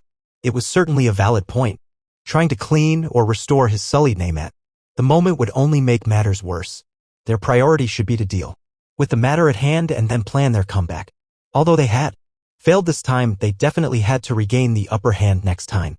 In this way, he would eventually be able to take his seat at the head of the council. When such thoughts went through Martin's head and he began to recite his part of the elimination device's activation code. "Ah, so you were here after all. Wani-chan has sharp intuition."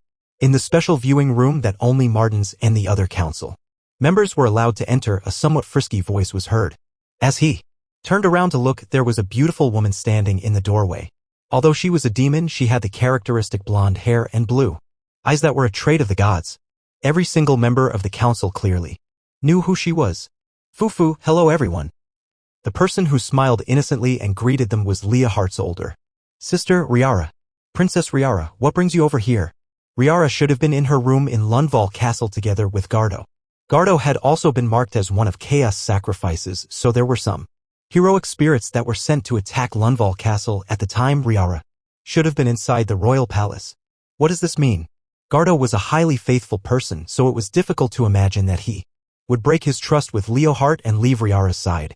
But right now they were unable to sense Gardo's spiritual reaction in the arena. Although they were unsure of how Riara had entered the arena by herself. "For the sake of safety, we should kill her." Martins Dano, don't jump to such conclusions so quickly. Just because we're getting rid of Leohart, it doesn't mean we have to kill her as well. When Martins vigilantly concentrated the magical energy in his body, another member smiled as they persuaded him while their eyes stickily crawled over Riara's body.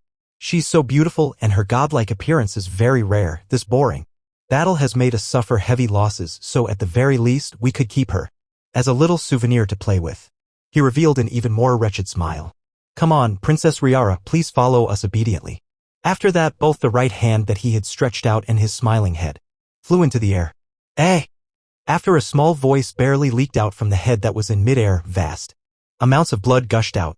"You, ah!" The arm and head rolled onto the floor in front of the stunned Martins and the others, and then the body fell down and sank into a gradually expanding pool of blood. For a moment, the others were unable to comprehend what had happened, but Riara giggled out loud, "Hee hee hee." In an instant, Martins and the others were no longer able to move. This is the powerful sense of oppression that Riara disseminated was so great that it momentarily took away their freedom of movement. The principle was similar to the mental restraint Zalgier used when facing an opponent with a significant gap in strength. But for Martins and these members of the council who secretly manipulated the demon realm, they all had similar or greater strength to Zalgier. Riara was still able to kill one of them and completely halted the actions of the other four. Why? It was because the sense of pressure that Riara emitted was even heavier than chaos. "You can't run away." Wani-chan thought that you could truly make Leokuin strong, and because of my great generosity, I allowed all of you to live until now. But now that you're thinking of such hatred and trying to kill Leokuin, how could Wani-chan possibly allow you to do something like that? While Riara said that, she approached them with audible footsteps. Ugh. However, Martins and the others were unable to move and couldn't even utter a single word. All they could do was cower in extreme fear at the strange presence before their eyes.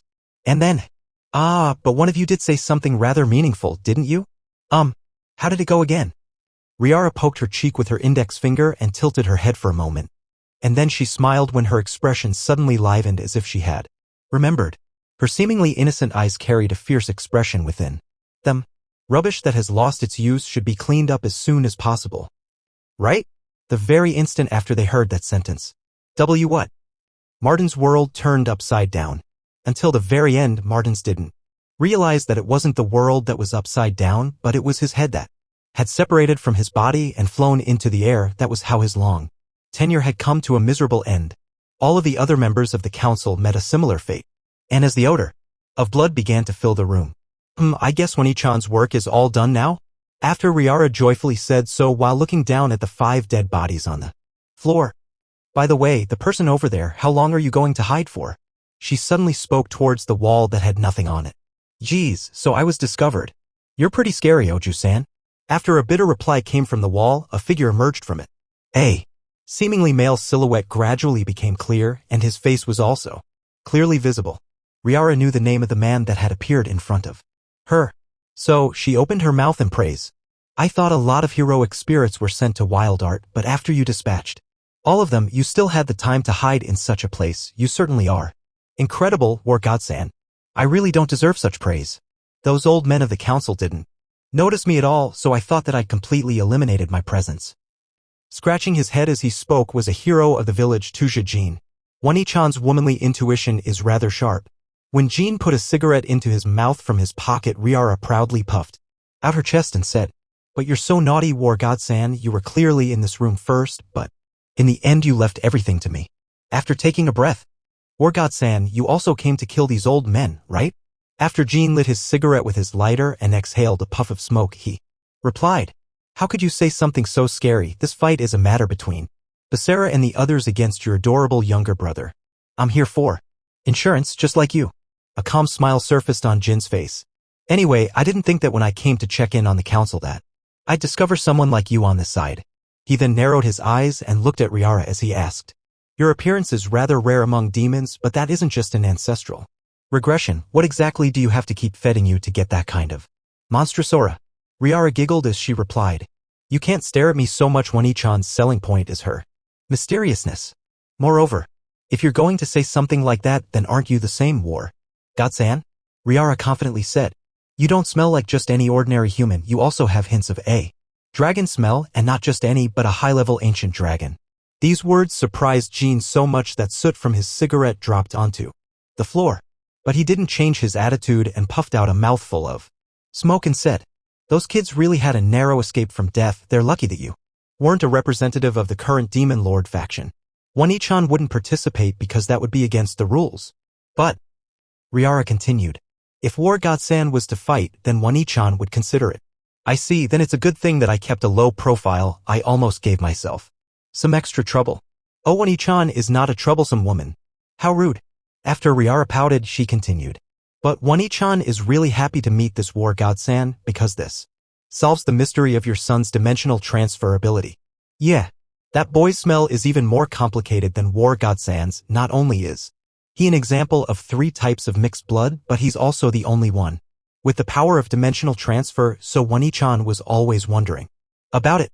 So he also has a dragon's blood." And then Riara coldly muttered in a low voice, "It'll be bad if that boy becomes Lyokuin's enemy. What should I do?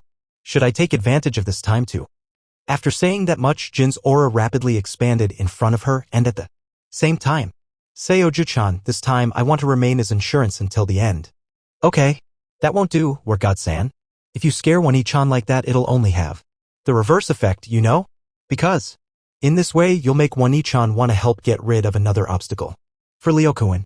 In the face of Jean, who had released a powerful aura, Riara also released the power that she had concealed within her. Amidst the tense atmosphere, their tremendous auras violently clashed like fire and water, producing a frenzied airflow. Just as neither side would back down and the situation progressed towards an unavoidable fight, someone rushed into the special viewing room that had almost become a battlefield. It was the youth who had just cooperated with Leohart to defeat Chaos not long ago. Tuja Basara. His eyes immediately homed in on Jean, who wasn't supposed to be here. "Dad? What is?" He then noticed the corpses of the council members scattered across the floor and was so surprised that he took a deep breath. But he wasn't surprised at their death, but because of Riara. He thought that the person confronting Jin was a member of the council. Wani-chan is a little impressed right now. You actually showed up here. With strength as great as Jin's and Riara's, he was able to detect the confrontation of their murderous intent from afar. The two of them had also released nearly enough pressurizing aura to get rid of any interference, but Basara still stepped into this place. It was simply because of this courage that he had gained her praise. More importantly, Basara didn't come here because he was worried about Jin's safety. Based on the distance between here and the fighting space, even if Basara was a speed type, it meant that he ran towards this viewing room immediately after the battle was over in order to make it in time. In other words, it was before the confrontation between Riara and Jin. He was already on his way before the council members had been wiped out. That meant that Basara rushed to the viewing room without knowing of the existence of Jin or Riara. Then why had he come? There was only one answer. It was for the same reason as Riara and Jin. This youth had been in constant battle against Leohart and Chaos. He left the fainted Mio in the hands of Ramses to take care of and under circumstances where he had no other comrades to meet up with or to heal his injuries. He came directly for the council members' lives. Then Riara noticed that there was one more person outside the room. They were hiding carefully so as not to allow Riara to discover their presence. It was Lars. That's right, they killed Zalgir together before. Taking their safety into account, letting go of the council would only bury the problem for Basara and add to his risk. As for Lars, he held hatred towards Zalgir and the other despicable council members who had killed the brother and sisters that he had grown up within the orphanage. Although she didn't know who first proposed cooperating, both of their interests aligned. Interesting, truly interesting. As Riara thought that, she could not help but allow the edges of her lips to float up. Upon seeing this smile, Jin's alertness elevated even further.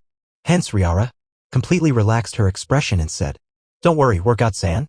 Wani-chan isn't thinking of doing anything reckless here anymore." She then smiled widely and dispersed her aura. The council is already dead and they can't destroy the arena anymore. It seems like Wani-chan did it herself, but it would have been taken care of either way. Don't look at Wani-chan like that. I'm very busy and have a lot of things to do. It's time for me to excuse myself. After she said that, Lars' presence disappeared. He slipped away. I'll call you over directly another day to see how Wani-chan will deal with you. After deciding so in her mind, Riara felt that the agreed time was close, so she finished everything that she had to say. Can I call you Basara-kun? You seem to get along with Lars. Now that the council of those old men are gone, the gaps between the current Demon Lord faction, Moderates faction, and other factions will certainly disappear over time. Although a lot has happened between you and Leokuin, you have to find ways to live in peace and be good friends with him, okay? Basara couldn't keep up with the sudden change and was left dumbfounded. But that didn't matter. All right then, War God-san, see you later? After Riara smiled and said goodbye, Jin also seemed to confirm that she had no intention of fighting and relaxed. Yeah, please find a place to meet without the smell of blood next time, and your attitude should be as cheerful as it is now, like no ho ho. Why? Wani-chan never said anything like no ho ho. After Riara stuck out her tongue, she left the special viewing room. Once she was at the corridor. Anu, can you hear me? She received a telepathic message from her adorable little brother, and she responded in her mind. Of course I can, Leokuin. I'm sorry, although Wani-chan wiped out the council all at once, there was a minor unexpected incident. Was there a problem? No problem at all. Wani-chan is really strong. As Riara walked, energetically flexed her slender right arm. I know, but it's my duty to worry about you, Anu. What she then heard were words of delight. After saying such adorable things, we'll see how Wani-chan will pay you back for that. After deciding that, Riara asked, how is the situation on that side? Is Belphegor there? Indeed, Leohart was not actually in the arena. He was in the playground. That Belphegor was probably staying in. Just as Basara immediately went to the special viewing room to destroy the council after defeating Chaos together. Leohart also went to Belphegor's location as soon as possible. The plan that the two of them had originally agreed on was Riara would eliminate the council members in the arena while Leohart would search for Belphegor's position and would monitor the location until Riara arrived so that they could defeat him together. Not allowing Leohart to do it alone was because it would be too risky for Leohart to try and face the leader of the council, Belphegor, alone. Hence, Just wait a little longer, Ryokuen. Wani-chan will use teleportation magic to get there. After moving some distance away so that neither Basara or Jean would be able to detect her presence, Riara prepared to initiate a magic circle, but before she teleported to the position of her little brother that she was communicating telepathically with, she noticed that he did not reply, and so she asked in puzzlement, Ryokuen, what is it? To be honest, there's been a bit of a problem here on my end. The answer from the other side sounded stiff. Riara tilted her head. Could it be that Belphegor isn't there? He has just come over first, and then I'll explain it properly. After saying that, Leohart ended the telepathic call. What could it be? His tone did not seem urgent, so it shouldn't be a major problem. I guess I'll find out once I'm there. Riara did not want to waste any time on speculation and spoke her mind, and then she walked into the magic circle that had manifested before her eyes. After confirming that Riara's presence had completely disappeared, Basara finally relaxed. After a layer of uncomfortable sweat had built up on his back, he felt as though he had barely escaped with his life intact. Dad, what was that? I don't know, she should be Leohart's older sister, a truly relentless person. She killed all of the council members in the blink of an eye. Jean also kept his eyes on Riara, who had just left the room, and only after answering the question did he turn back towards Basara. Seriously, how reckless. Smiling wryly, he stretched his hand out and brushed the dust off Basara's cheek with his fingertips. You fought well, truly, I didn't think that you would get so far. This way. The road to peace between the moderates faction and the current Demon Lord faction will improve. Just looking at the results, this is pretty good. Just looking at the results, that may be so, but I fought very dangerously. From start to finish. I only found a way to defeat Leohart because of your help, Dad. And being able to defeat that demon god is all because Ramses came help us, as well as the combination of Mio's and Leohart's power. Basara smiled bitterly as he replied, and in the end, I wasn't actually talking about that. Then what? Jean smiled at the confused Basara. It's fine, I won't talk about that, the situation has been resolved now. He then looked outside the window. So, well, for the time being. Basara also followed Jean and looked out. Outside the window overlooking the arena, everyone surrounded Mio and Ramses. Yuki and Kurumi, Maria, and Zest, and even Lucia and Noel were present. After confirming once more that everyone was safe, Basara gently stroked his chest and muttered a heartfelt whisper. I really hope that Mio will never be dragged into the politics of the demon realm from now on. Although things will never go as planned, I think that should be fine. Jean continued. After all, just as that Oju-chan said, the council no longer exists. In the erotic playground that Zalgier built but was now managed by Belphegor. At the other end of Riara's teleportation magic was the location of where Leohart was. He appeared to be in a large bedroom. However, Leohart was not the only one waiting for her. A large corpse lay in the center of the bed that was dyed red by a pool of blood, and there was a large hole that went straight through its chest to its back. Belphegor. Riara looked down at the miserable corpse and then murmured the name of the high-level demon who had secretly dominated the demon realm for a long time. When I arrived, he was lying on his belly. In order to investigate whether it really was Belphegor and his cause of death, I turned him over. And then Leohart began to recount the circumstances of his arrival. His female companions have only fainted, so I woke a few of them up to question them, but all of them said that they couldn't remember what happened last night. It's probably the effect of a memory-erasing drug or fragrance. Riara turned towards a corner of the room, and the group of women in there, underwear huddled together in a corner, trembled. That's a problem. Did Ryokuen put this bed sheet on? Riara's gaze suddenly paused on the bed sheet that was covering Belphegor's lower body. Blood hadn't seeped into it, so it was indicative that it had been placed there some time after his death. Yes, I didn't really want Anu to see the kind of thing. When Wani-chan hears Ryokuen say that, she only wants to see it more. Leohart's words actually stimulated Riara's curiosity, and she immediately lifted it up. Wow, how strong. And then she exclaimed out loud when she saw the reason why her younger brother had covered it up. The lower body of Belphegor that was covered up by the bed sheet had an even more severe wound that was different from the fatal wound on his chest. A particular organ had been chopped off from the root with a sharp weapon. Wow, oh my. So the legend that Belphegor had too was true. That's enough, Anu. Leohart snatched the bed sheet from Riara's hands and covered the problematic part. Ryokuen, speaking of the severed part, could it be that? Yes. After Riara noticed that some distance away from the bed that there was an unnaturally placed bed sheet, Leohart displeased nodded and said, But aside from us, who would do something like this?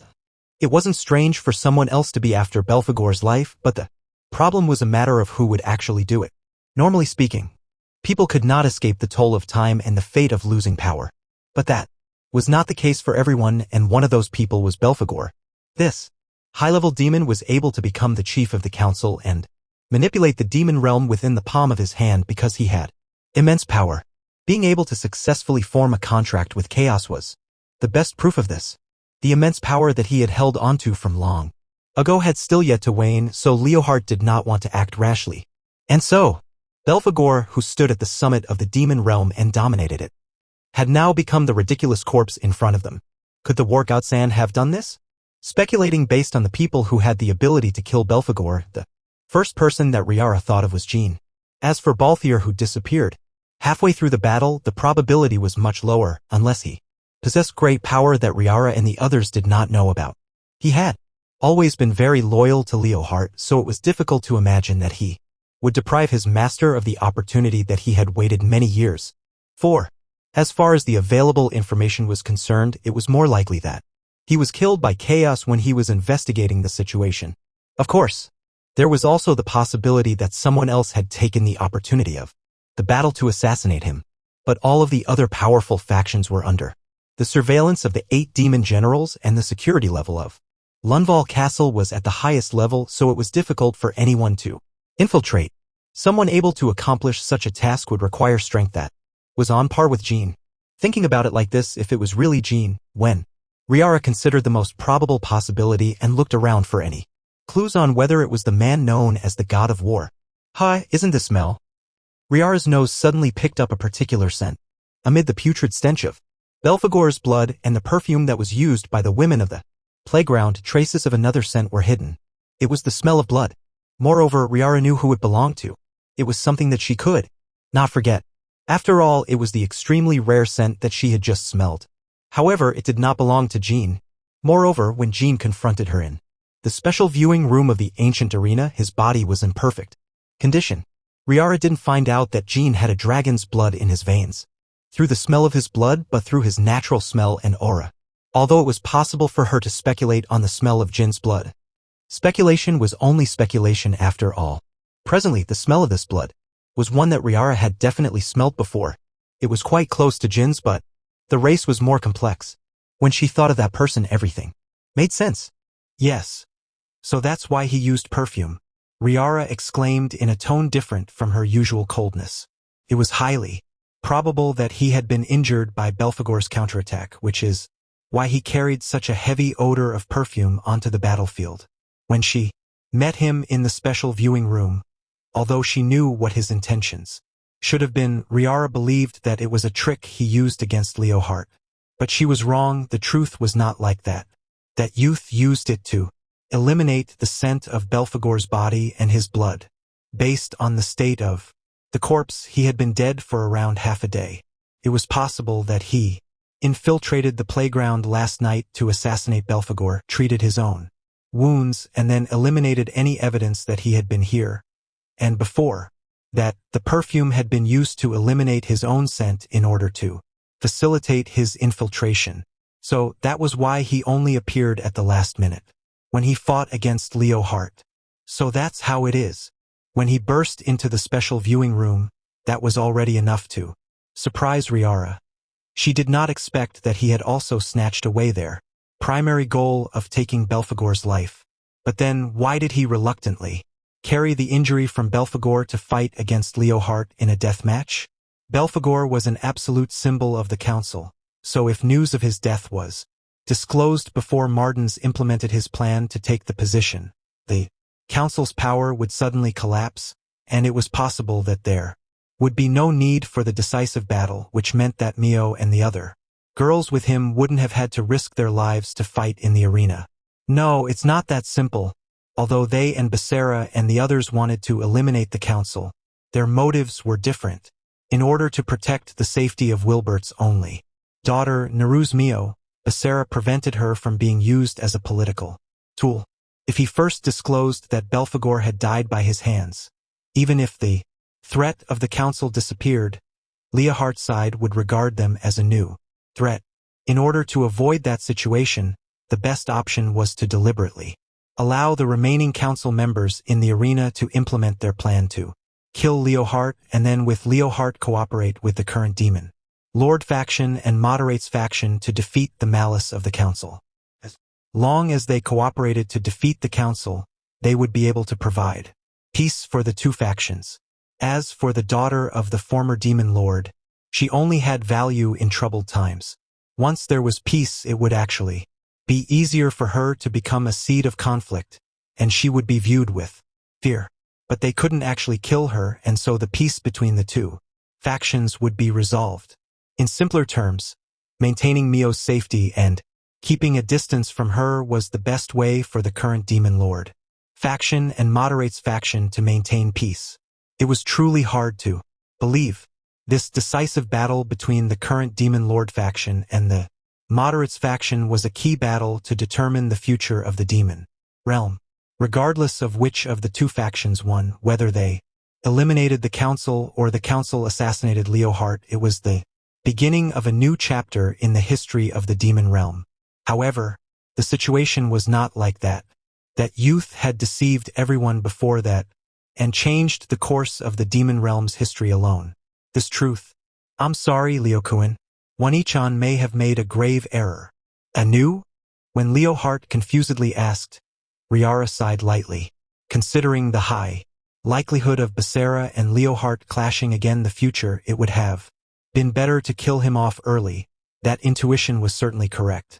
But even if that meant a death match with Jean, her chance to kill Basara was only that one time when they had met in that viewing room just earlier. Jean had heard what Riara had blurted out about her intent to kill Basara. Since he knew the extent of Riara's true strength, he would probably come up with strategies to protect his son, making it more difficult to kill him. Even so, a risky assault was a valuable option. It's fine. Leokuin, let's go. Riara linked arms with Leohart beside him as she spoke. As long as she didn't make a move, Basara probably wouldn't be detrimental to Leohart, because doing so would then get Mio involved in the demon realms matters again and put her in danger. Although it was a pity that she couldn't personally kill Belphegor, she had at least gotten rid of Mardens and the other council members. Her and Leohart's goal of erasing the council from the demon realm was already complete. So right now there was no need to ask for more trouble. At the moment there were still other things to do, like giving a thorough reward to her own beloved little brother. So Riara carried a sweet smile as she spoke. Congratulations, Leokuin. After we get back to the bedroom, I'll thoroughly reward you again. The showdown between the Moderates faction and current demon lord faction that would decide the future of the demon realm. The eve of that day, in the lustful erotic playground, there was a room that was filled with an obscene atmosphere. It was located in the depths of the building for the pursuit of ultimate pleasure.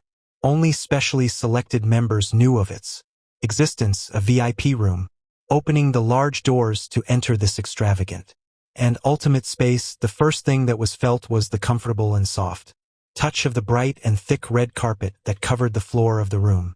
The ceiling and walls were decorated with pure gold carvings to give visitors a gorgeous visual feast of luxury.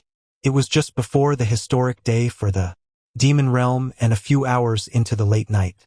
In the VIP room of the playground, there was one person enjoying every possible minute of his pleasure. It was someone among the 7 seats of the council who seemed to be more focused on lust than his own position of sloth.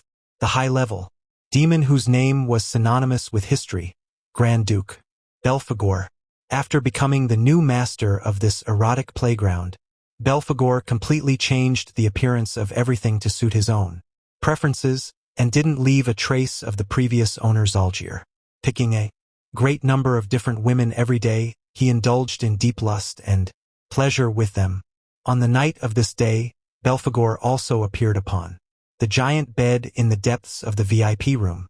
Among the dozen or so stunning beauties that he had chosen, nearly half of them were gathered around his crotch. Fufu, I've taught you for so long, so I'm sure all of you should know the taste of my treasure by now. Belphegor laughed joyfully. Not only did he have 4 arms, he also had 2 male parts which split at the root and sat on top and bottom.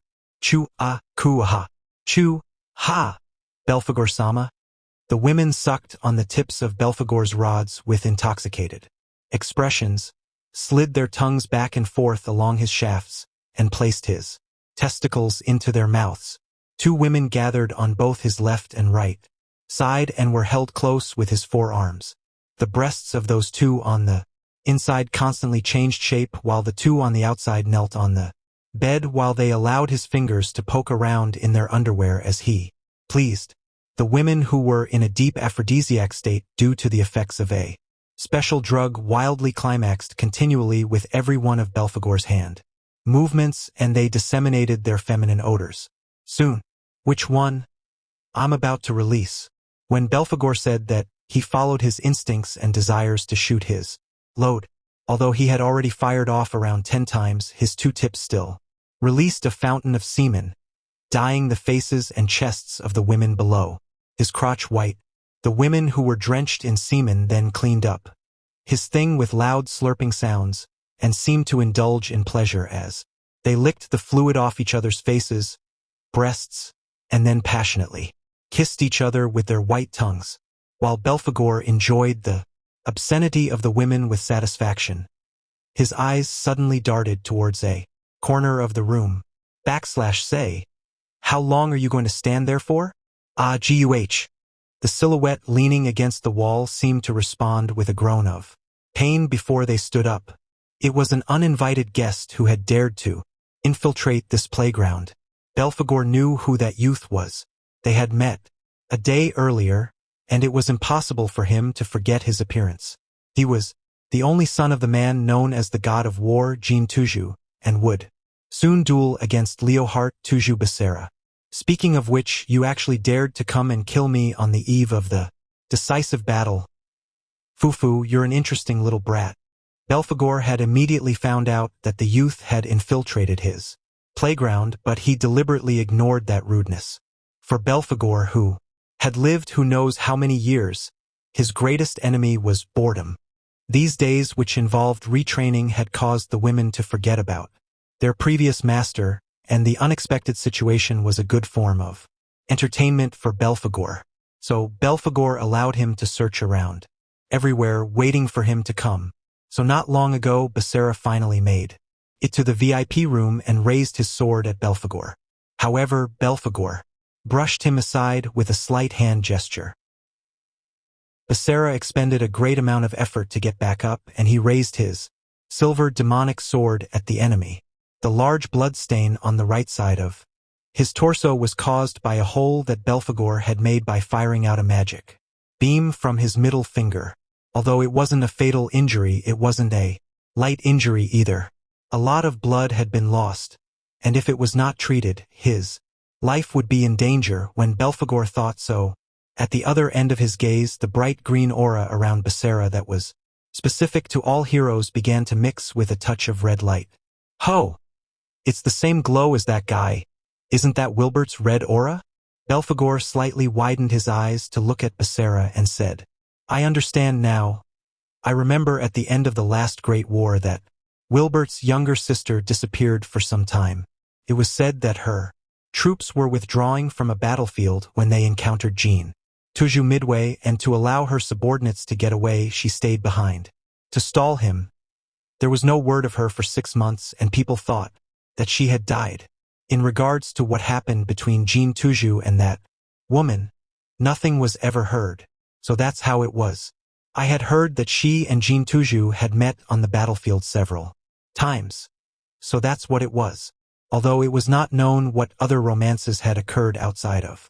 When the hero encountered the Demon Lord's younger sister on the battlefield, that was the only theory that could explain the red aura surrounding Basara's body. Although the pregnancy of demons was shorter than that of humans, it was not as short as being able to give birth within 6 months. It was likely that Jin and her had used some kind of trick to speed up the process. Basara's demon lineage should normally have been suppressed by his human lineage and would not be able to awaken, but it had suddenly awakened now, perhaps because this peculiar playground had a much higher concentration of magic than the normal demon realm. The VIP room was also filled with Belphegor's magical energy, and both of these had entered Basara's body through his wounds to cause Basara's demon bloodline to become active enough to awaken. Mio was only able to use this power because she succeeded Wilbert while a chemical change had been produced, because of Jin's blood and the demons. With momentary curiosity, Belphegor shooed the women off his bed as he said, "How interesting. I'm starting to want to know a bit more about you now." Basara dashed towards Belphegor, and without a second word he slashed down with Brynhildr. "Fufu, you're still so lively?" Seeing this, Belphegor laughed as he snapped his fingers, and at the same time, the sparks that he produced became an electric current that pulsed towards Basara, who was in mid-air. Guhga! The violent burst of lightning that had hit him caused Basara to scream as he fell to the ground where he lay motionless. "Oh, too bad." Belphegor grinned as he reached out with his left hand to touch Basara, and then used his power to cause Basara to float up into the air and place him onto the bed. He then slowly and carefully observed the youth before his eyes. He examined every corner of his flesh, and even his spiritual composition. Ho, not only a human and a demon, but even the blood of a god has been mixed in. The mixed blood of 3 races. Discovering the secret of Basara's birth only served to deepen Belphegor's interest in him. After further observation, he also discovered that in Basara's soul, there was a sealed area that even he could not see through nor release. "This brat is truly quite appetizing." Belphegor laughed and then discovered something new again. Looking closely, you look rather cute." In Belphegor's long life, Belphegor had played with everything that he could have, regardless of whether it was male, female, young or old. As long as they could give him pleasure, he didn't refuse anyone, and even went after demonic beasts. However, even someone with rich experiences such as him had not tasted something with the blood of 3 races. After a great amount of training, the youth's body was a rich and juicy fruit in Belphegor's eyes. Faced with the fact that such a rare specimen lay in front of his eyes, this caused Belphegor's lower body to instantly heat up. He had originally wanted to send both him and Leohart together to chaos as sacrifices. Alright, getting a taste of boys isn't too bad once in a while. After saying that, his 2 large male organs intertwined into a single giant thing, and then, "Don't worry, you'll get used to my size soon." As long as Belphegor wanted, changing the external or internal structure of his limb was not an issue. Turning the youth with the mixed blood of 3 races into his own personal toy was undoubtedly the most enjoyable game for him. Mardens, who was in charge of the decisive battle, would probably raise some complaints, but that was his business. So Belphegor stretched his hand out towards Basara. In that instant, Belphegor saw something fly across into a corner of the room, and so he turned to look. There was a familiar object that continually twitched around over there. When Belphegor looked down in astonishment, he realized that the thing that should have been at his crotch was missing.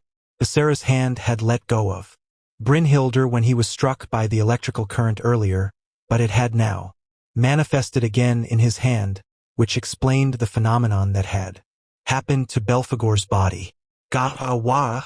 Belphegor grabbed his crotch in pain and kneeled down as he began to fall forward. Underneath him, Basara suddenly disappeared before Belphegor fell on top of him, and then, a certain object pierced through the struggling Belphegor's back, pinning him to the bed as all the blood and energy was drained from his body. How could? With the essence of his soul being drained, Belphegor began to feel the gradual thinning of his own existence, causing him to stiffen. "I heard a lot about your deeds, and it seems like you're even more revolting than that Zalgir." Behind him, the youth's voice coldly drifted down. The women at the bedside collapsed and fainted one after the other. Most of it was due to seeing Belphegor's miserable fate, as well as the relentless pressure that Basara released, which their minds were unable to withstand. And then, Belphegor's lungs had been pierced, making it difficult for him to speak. But, Basara continued, I was always thinking about the final goal of this decisive battle, and how best to reach it. Even if we win the upcoming decisive battle, I'm afraid that the conflict between the Moderates faction and current Demon Lord faction won't be resolved that simply. I think that regardless of whether Leo Hart wins or loses, he plans to eliminate all of you after the battle. And you guys already expected that and prepared a countermeasure. After killing Leo Hart, while holding the greatest amount of power in the demon realm, the dissatisfied people are likely to organize another rebel faction. And then, another seed of conflict will be planted in the demon realm, and just like before, Mio will be hunted, used as a political tool by some people, and her identity will be used for justification. The fate of being the only daughter of the strongest demon lord will still haunt her forevermore. But I won't allow that to happen. In the next instant, Belphegor heard the final phrase that decided his fate. So Belphegor, I need to kill you, and under circumstances where no one else will see or hear of it, I must kill you alone. NGH. Belphegor tried to do whatever he could to escape this life or death crisis. But, since the large demonic sword pinned his body down, his futile struggle only hastened his death, and he simply could not move. Understand this. Don't think you can just die happily, and don't think that you'll die as a dignified high-level demon. It's not the first time that you've used drugs or magic to make the women in this playground lose their minds. After living for so long, you must have had countless victims who have suffered by your hand. After playing with the lives and fates of so many people just to pass the time and your boredom, at this very moment the time of retribution has arrived. The words of the youth behind him thus became reality. In that moment, Belphegor's only fate was to await the arrival of his death. Then, Tuju Basara said one last thing to Belphegor. His icy voice carried a great darkness that could devour everything. I will be watching you. You will slowly suffer this shameful bitterness, and then you will die for me.